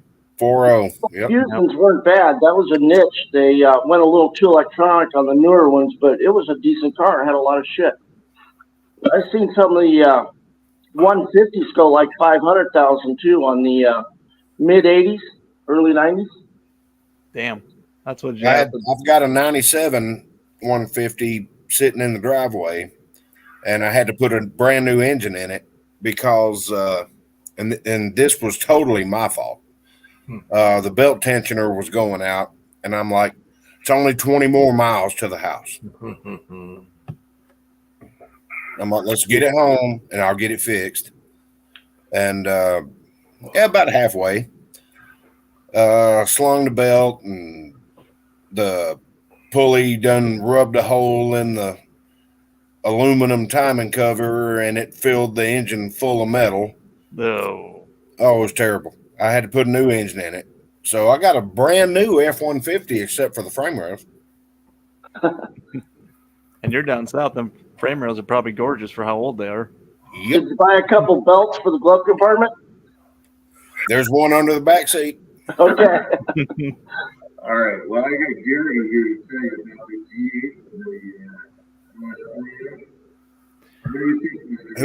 G8. Who's saying what? Yeah, I can't hear it. Kind of hard to hear Pat. All right. Pat's got a G8 in the garage, Mm-hmm. and he dropped an LS3 into it. Ooh. That thing is fucking scary. It is fucking fast. He can't get it smog, but it's fucking fast. Is that the one that got crunched a few months No, ago? that's the other one. The other one's still crunched. That's But how that was the SS. Yep, that's right. yeah, this one's got that. And man, I've driven some fast cars. Okay, that car's fucking fast. Was that a GXP originally, or was it a GT? It was a G8, right? No, GT. GT. A G8. Yeah, Yeah, they but had it the dropped G8 the, GXP that had an LS1 in it, right? Yeah, it dropped the valve seat and at like close to 300,000 miles. Dropped the valve seat in it, so I got a new motor. I got a crate brand new LS3 for it. Fuck yeah. Yeah, That's awesome. my buddy's got a 96 Corvette, and it's got a hopped up. I think it's a LS4. That thing is fucking scary. I mean, we get on the on-ramp to the interstate, and it's uphill, and we were going like 140 by the time we got to the interstate. Damn. Yeah, which one's the LS4? The 5.3? I believe. I think. Yeah, my Grand Prix had that engine in it. I had a Grand Prix GXP. That thing was That- fast. That son of a bitch will fly. It'll go from 60 to 120 in about 2.5 seconds. It's like, goodness gracious. I told him, I said, take me home. Get me out of this thing. What was that, Pat? I had a Regal with the 383, and that thing was fucking scary, but this GXP on the other one. It's hard to hear you guys. It's not like you're underwater. Sorry, I had a Regal that had the 383, which is a V8 from the 6, Mm-hmm. and that Regal fucking flew. That's And a twin turbo, right? it was not the turbo, but it hauled ass. I mean, I beat vets and all kinds of shit with it, but this V8's even faster. Did he say 283? That's one of my favorite engines. 383, Oh, right? Yes, Which is nothing but a stroke 350. right. Oh, I can talk cars all day long. I've been turning wrenches as a professional since 1995. Well, I'm not a professional, but I've been turning wrenches for a while. Well, I mean, Yeah, I'm just jackass as in a my driveway. professional. I was surprised that Jeep had 350 on it. It looked it didn't have a ding on the, and he was using it as a company vehicle. What? Where's your truck? But that was my first impression when he showed up. Where's your truck? But he's been driving that thing, and he said, "Yeah, they're frugal on changing." And that thing had 350 thou on it, and it still ran good, and it looked good. And I thought it was a Subaru. It looked just like a Subaru wagon. It was white. How dare you? That's when he came over. At Peterbilt, we were using those little Ford Transit Connects as parts delivery vehicles. Those are neat. Well, let me tell you this. If you can fit a pallet of big truck batteries in the back of it, it'll haul it. You ain't getting much more in there, but and I was like, y'all are abusing the shit out of these vehicles. Good God. That's what Curtis used to drive, and he said the way they used to get around getting them through all the crazy tariffs, shipping them from overseas, or maybe shipping them to overseas. I can't remember which one, or over the border. Regardless, they would ship them without seats in it, so they were cargo vans, and they would just ship the seats separate and throw them in when they got them. You know where they were going. Way cheaper that way. Yeah, these didn't even have seats in the back. You were lucky to have a passenger seat. Right. Yeah, those are solid. Yeah, I like my old Safari van. I wish they still made all-wheel drive vans like that. Man, That thing's a monster in the snow. I tell you what, that thing climbs my driveway like nothing. nowadays all you can get for all-wheel drive vans are the Siennas and the Chrysler Pacificas, which I wouldn't touch the newer Chrysler Fiat. That's not a van. A Pacifica is not a van. Right. That's a minivan. Anything that you have to drop the entire front suspension to change the oil pan on is not a van. Thank you, Fiat. Or Stellantis, I should say. That's a nightmare. The thing I am impressed with more than anything else is Jim's 460 fucking pickup. That is like an icon. Last of the fucking Mohicans, like most bitchin' pickup truck ever made. Mm-hmm. It's a tank, I'll tell you that. The best engine that the Chrysler, AMC, Dodge, Jeep, whatever, however you want to group it, ever came out with was a 232 inline six. What? They took the 232 and turned it into the 258, which meant they just bored it. Yeah. And then that became the iconic 4-liter engine. Thing was solid. The one that I had, though, You couldn't blow it up. You drain the oil out of it, pour all the coolant out of it, drive that sumbitch from here to down New Mexico. right? You ain't gonna blow it up. I bought mine with a bad head gasket and a cracked head. That happens. And it, yeah, especially in the 2001 with the TUPY stamped heads on them engines. They were And let me guess, it was right underneath the oil cap that was in the center of the valve cover. It was between cylinder 3 and 4. I can't remember where. Yeah, right underneath the oil cap. Well, that's what happened with those engines. If you got them hot, they did that. They cracked right there. There was a weak spot in it. Yeah. So when I bought that thing and I changed the oil and it was fucking chocolate milk, I was like, son of a bitch. I knew what happened too. And then I popped the hood and I looked and I see JB Weld on the radiator. I said, you son of a bitch. So I put a new radiator and I put a new head on it and did all that. And I tell you what, it didn't give a shit. It still ran awesome. Like I say, I can talk Chrysler products all day long. I can talk Chevrolet a little bit. I can talk Ford just a little bit. I can tell you what not to buy from Ford. Hey Jim, what year is your pickup? 90. I was going to say 88, but yeah. That's a good year. It's the same body as 87 to 91. Yeah. It was the last of the all steel frames. All steel everything. It's the year I was born. But it does God almighty. It does have a lot of electrical compared to 70s Fords, you know. There's more electrical shit on it. But it doesn't crap, so whatever. Yeah, you still got the manual locking hubs. Manual locking hubs. It's got fuel injection, so you got that. It's not like the old trucks, but it is all steel. Everything, frame, everything. Steel. Well, you got the best of both worlds in that one. I'll back that up. I got an 89 F350. Yeah, big block, crew cab, long bed, 4x4. Same body, everything. Same body, same everything. All steel, no skimping. It's a tank. Yeah. I've had to, on my 97 Ford truck, I've had to, of course, rebuild the front end ball joints and that kind of stuff just because of age and wear, which you're going to have that. Mm-hmm. How many miles? Because I have like 97,000 on mine.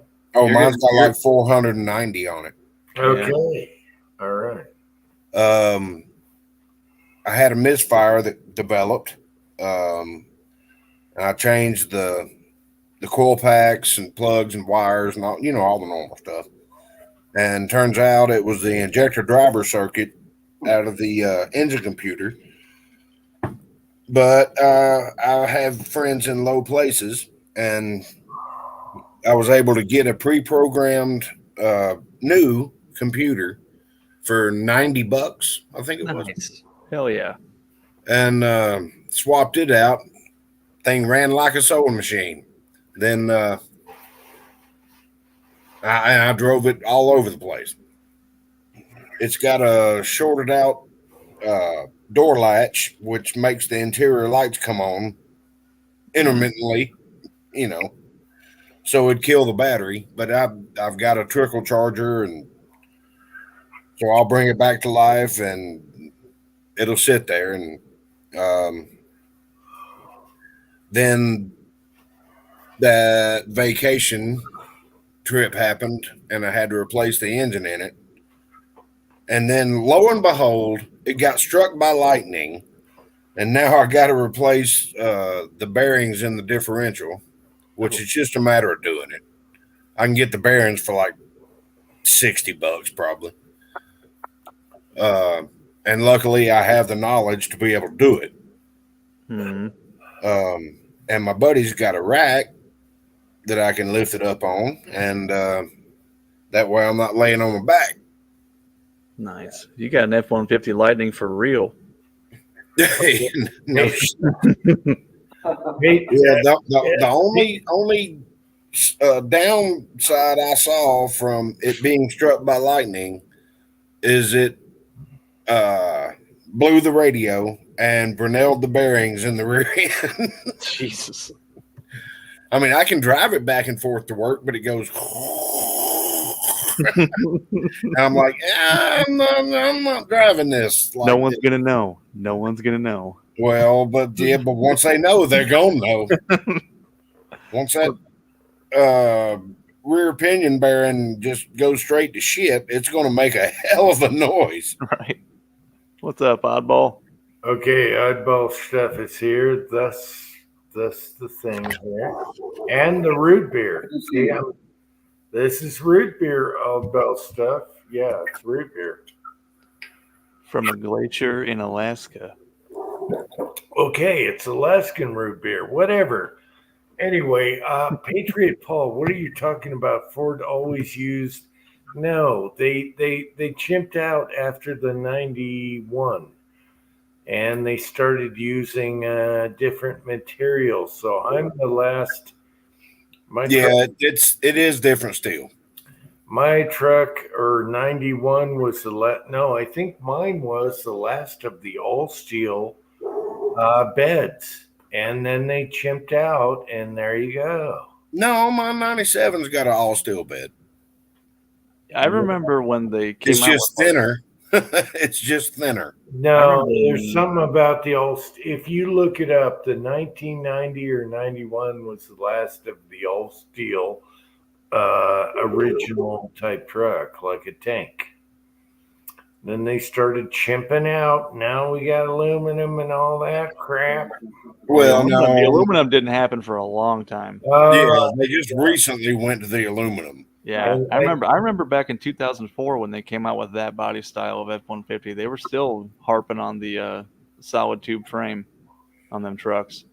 Yeah, I don't have a problem with aluminum beds because Chevy tried to make them look like they dented up whenever you threw something in there. And then they showed the real video where Chevy tried to do it like 6 times to screw forward on their video. It's like Biden news, fake news. Mm-hmm. Yeah, so screw them. I'm all for lighter weight because mine is way too heavy. I'll tell you that right now. It's not like a modern truck. Oh, yours is probably what, 3,800 pounds, 4,200 pounds. And mine is so spring loaded, it'll bounce your brain out compared to a modern cushy truck. But a modern cushy truck ain't going to haul 2 pallets worth of paving. Yeah, I was going to say, do I want a Toyota Camry or do I want a truck? Yeah. Well, the other issue with aluminum is that if you get dings from the outside, you can't do standard body work on them. You pretty much got to replace them. Yeah. Yeah. I've heard that from several people that I know in the bodywork industry. Yeah, you ever get a crease in that baby, you're done. Yeah, I don't know. But they do make them modular, so you can just replace a left-hand side, you know. Yeah, whatever floats your boat. But mine is not as fun to drive as a modern truck, which is cushy. And there's a big difference. But if you want to get in an old school truck and be a hillbilly with a 5-speed right there with a F-250 and a big engine, there you go. You're going to bounce your ass off, though, but you'll tumble brass. Did you know that you cannot buy a pickup truck with a manual transmission anymore? I believe it. Oh, my God. Son of a bitch. That is a shame, especially if you're towing. Oddball says he's about 5 miles away. And yeah, I bounce like shit in my F3, but I love it. Oh shit, Oddball!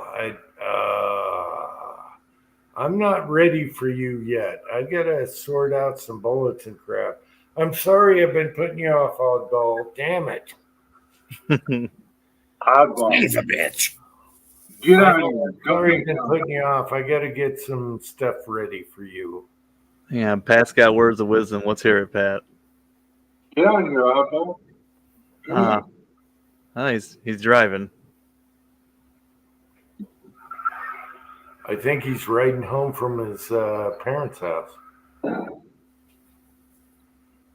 Now, I haven't asked yet. You know, see Pat's like expression change here. Did you fix the tranny in your Ford yet? What? Fix the tranny and something. Is all I heard. I missed the whole thing, but he's pissed off right now. There's a howdy ho, fuck you to somebody. There's something about it. All right, so I was towing his fucking car over here to Vegas, and I blew my trans. So Oh no. I did have to tow it back. However, leveled out the fluid and put some shit in it, and I'm still driving it. So fuck you, Pat. Oh my gosh. So Pat is giving you crap after you blew your trans towing his car. That ain't right. That just ain't right, Pat. That didn't sound like All right, wait a minute. What truck is it? F-350. F-350? Yeah. Bigger than mine. I got y'all are in Vegas, right? Say again? Y'all are in Vegas, right? Now we are, yeah. But this was a while ago. Oh, I was about to say, I got a guy that'll hook you up. I think I'm going to get a Jasper eventually.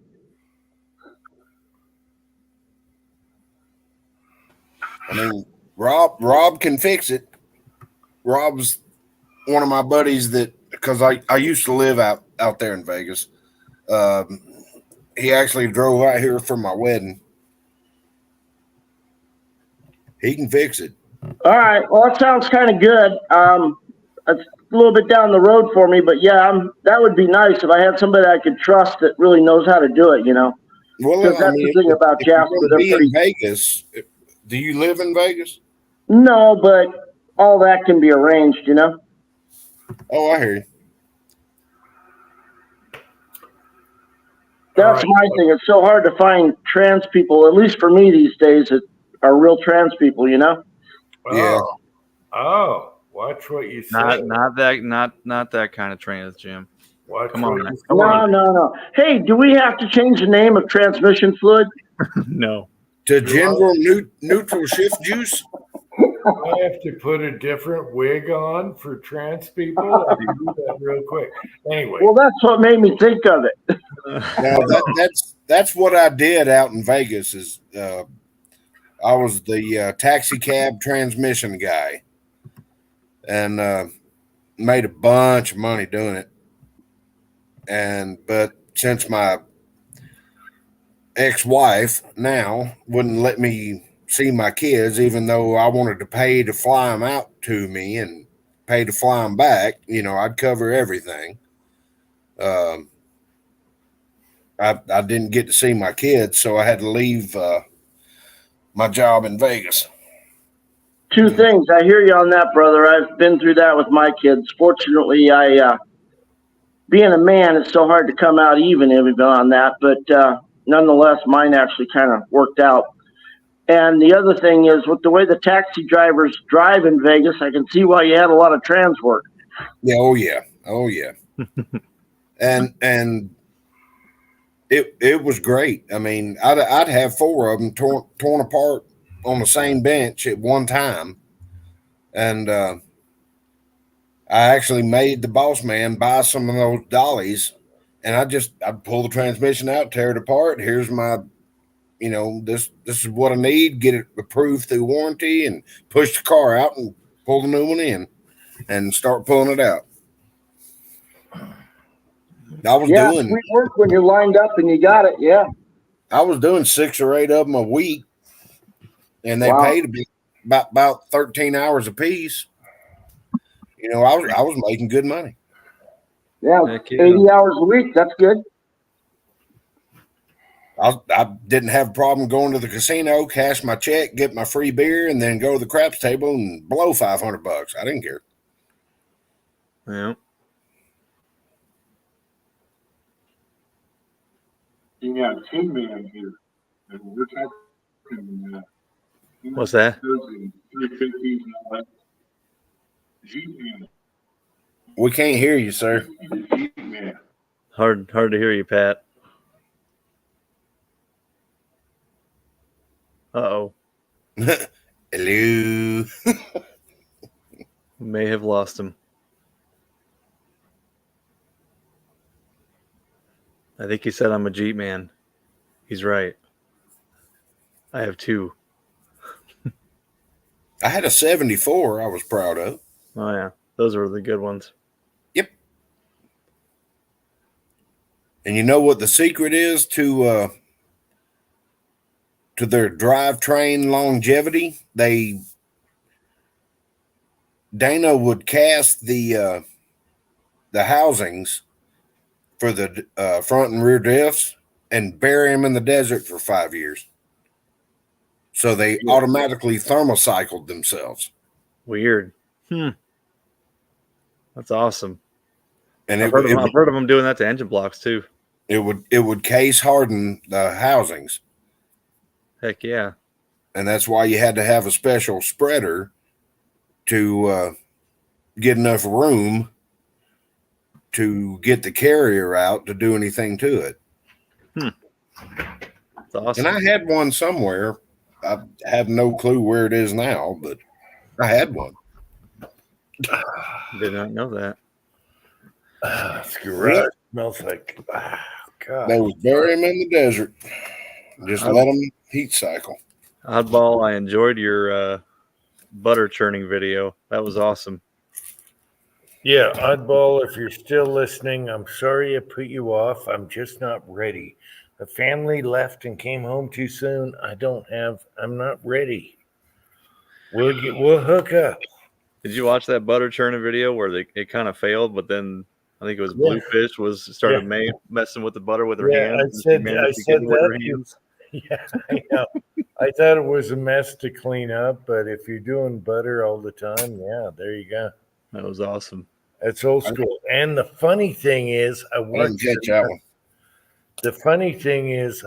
another video, like a motorcycle video or whatever. He had the same churner on a shelf right next to it. And I thought of Oddball stuff. Nope. We got to hook up, Oddball. It's bad timing. It's bad timing right now. Bad. Oh, Lord, I got 2 minutes left. I better hurry up and suck this cigarette down. And now we're going to do a weenie roast video where our wives can just climb all over our case on a live chat. He's so scared. He's so scared. Oh, the weenie roast I'm scared of. So stay tuned for that, Oddball. But we're going to hook up, okay? We're going to hook up. You can go, visit your dad and come to my house. And I just want to make sure we're clean and picked up, and I got bullet size for you and stuff. I'm not ready. I'm sorry. I put you off so long. Those toilets better be clean, Jim. Oh, I put them off so long. And Oddball, we talked about in the beginning of this live chat, we talked about the foot in the door thing and the roller skate in the door. You know what I'm talking about. We got to do that. I gave it away, some of it, but we'll have more. Okay. All right. I'm done. Son of a bitch. God damn, getting old sucks. This is supposed to be a short chat. We're almost at 5 hours now, people. I was just going to say, I'm ready to head upstairs, man. Let's go. Let's go, people. Let's go. Yeah, I just had to plug my laptop in for the second time. Yeah. Let's go. Let's go, people. I got to eat. I am so tired. Every Saturday I get burned out before the chat. I thought you left to go eat earlier. No, every Saturday I'm burned out before the chat, and here we are, almost 5 hours. I should do these on another day where I'm not burned out, but man, no sleep, work, blah, blah, blah. We tried getting a barrel off a Blackhawk, which was a pain in the butt. I get the barrel. Where is that barrel? I'll show it to you again. There's the barrel. So you got it. Kinda. No. More Horky Cohen's still in the revolvers. continuing, we put. Oh my gosh, this thing was in a fire and it does not want to come out. You can get anything out with a Dremel. Well, we used. Okay. Hey, Jim, it's not stuck if it's liquid. We made a jig for the frame. The last thing you want to do, the only thing we care about is the frame.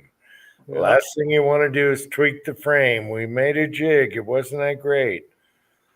We used my son's special wrenches, everything. I had that in a Vaporust. We put penetrating oil, all that stuff. This barrel in the fire does not want to come off. So we tried a million things here and we're almost there. I'm just going to leave it at that. We're almost there. MAP gas may be your friend. Oh, no, he put it in the induction heater. Okay, we got the barrel red hot, but we didn't want the frame hot. And no, you have no clue what we went through. So the rust has been broken. It's one of those things where when stuff doesn't work, walk away. Yeah. And now we're walking away and we're going to do it tomorrow. And tomorrow it's going to come right off. So put it in the freezer. There's all kinds of stuff you have no idea. And I've never had a problem like this, taking a barrel off a revolver. I've done it several times.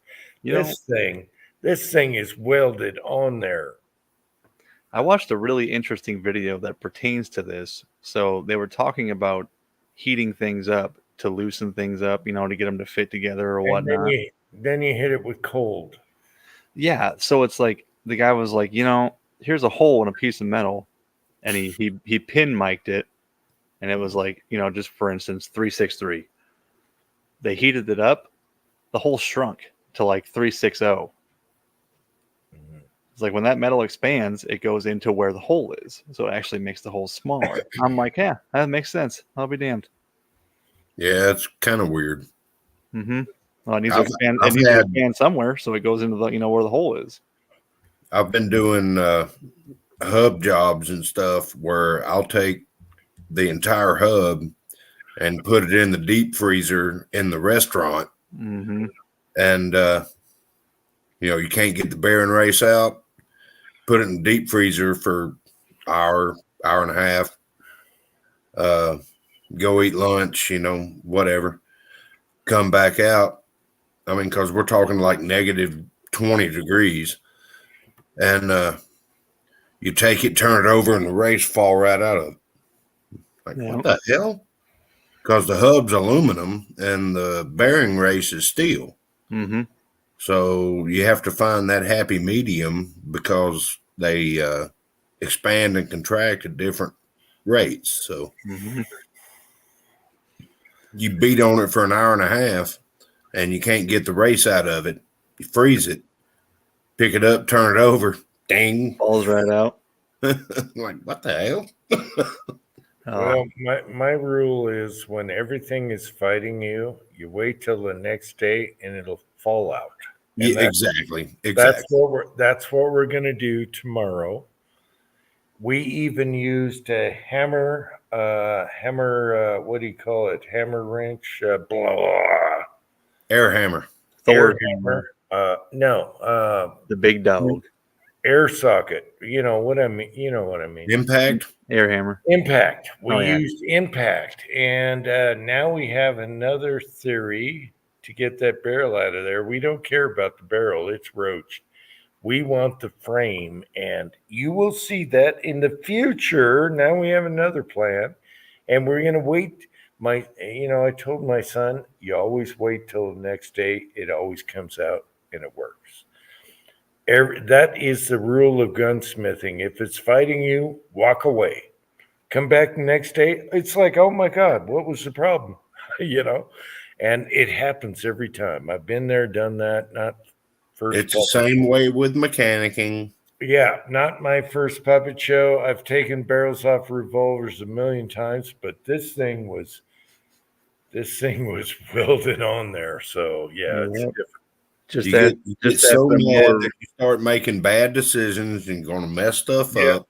Just We walk tried away. we tried Walk away. impact and we're like, nope, we're gonna stop. If the impact didn't work, we have a problem, and now we have a plan to fix it all. So I did not walk away from that lower shock clevis bolt on my Jeep that goes through the control arm up front. Yeah. Oh, I got it out. I didn't wait.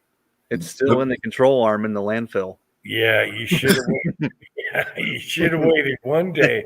It's always better the next day. No, And those the are bad those are thing is when the customer is standing right there and you get so pissed off that before you throw a hammer through the windshield of their vehicle, no matter what it is, I don't care if it's a Caterpillar, a Peterbilt, a Dodge, or whatever, you just walk away.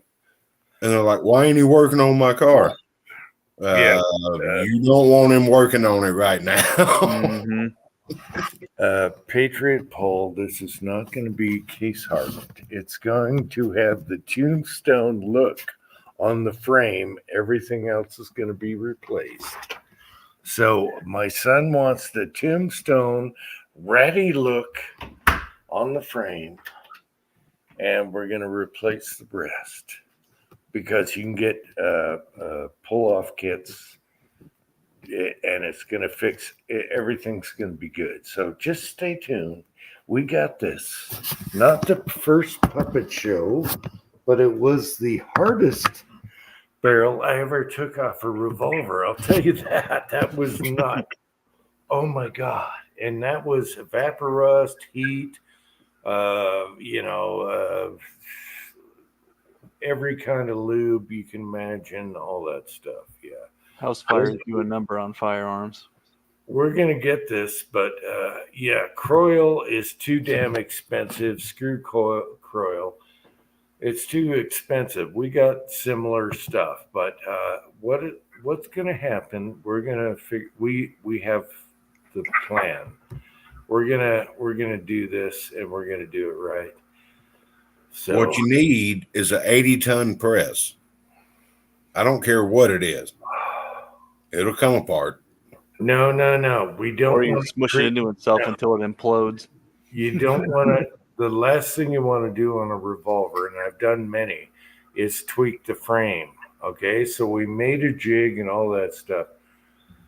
Now it's going to come down to a different plan, and that's going to work for sure. Well, just remember, too tight is two pieces. And don't worry, there's going to be no more stress put on this revolver. All right. I'm heading upstairs, fellas. I'm fading fast. Yeah. Let's go. This was supposed to be a short chat, and now You it's always say that. 5 hours. It has been a short chat. It's only 5 hours. Okay, oddball stuff. We're going to hook up. I'm hoping for cooler weather. Now we're in the 80s. Anyway, good night, Tin Man. Good night, Kyle. And we'll see you all next time. Love you guys in Side Chat for hanging on. And stay tuned for Tombstone Revolver. Don't you like my flowing locks? Good luck with that. Ooh, Kyle's got the side swoosh going on. Oh, yeah. There you go. I just hacked all mine off. All right. I'm thinking about going back to that barber again. I don't know. For you guys that are into hair, there we go. That's the end of the video. All right. All right. Good night, everyone. Love you all. And let's all do the afoof at the same time. Are you guys ready? So ready. Afoof!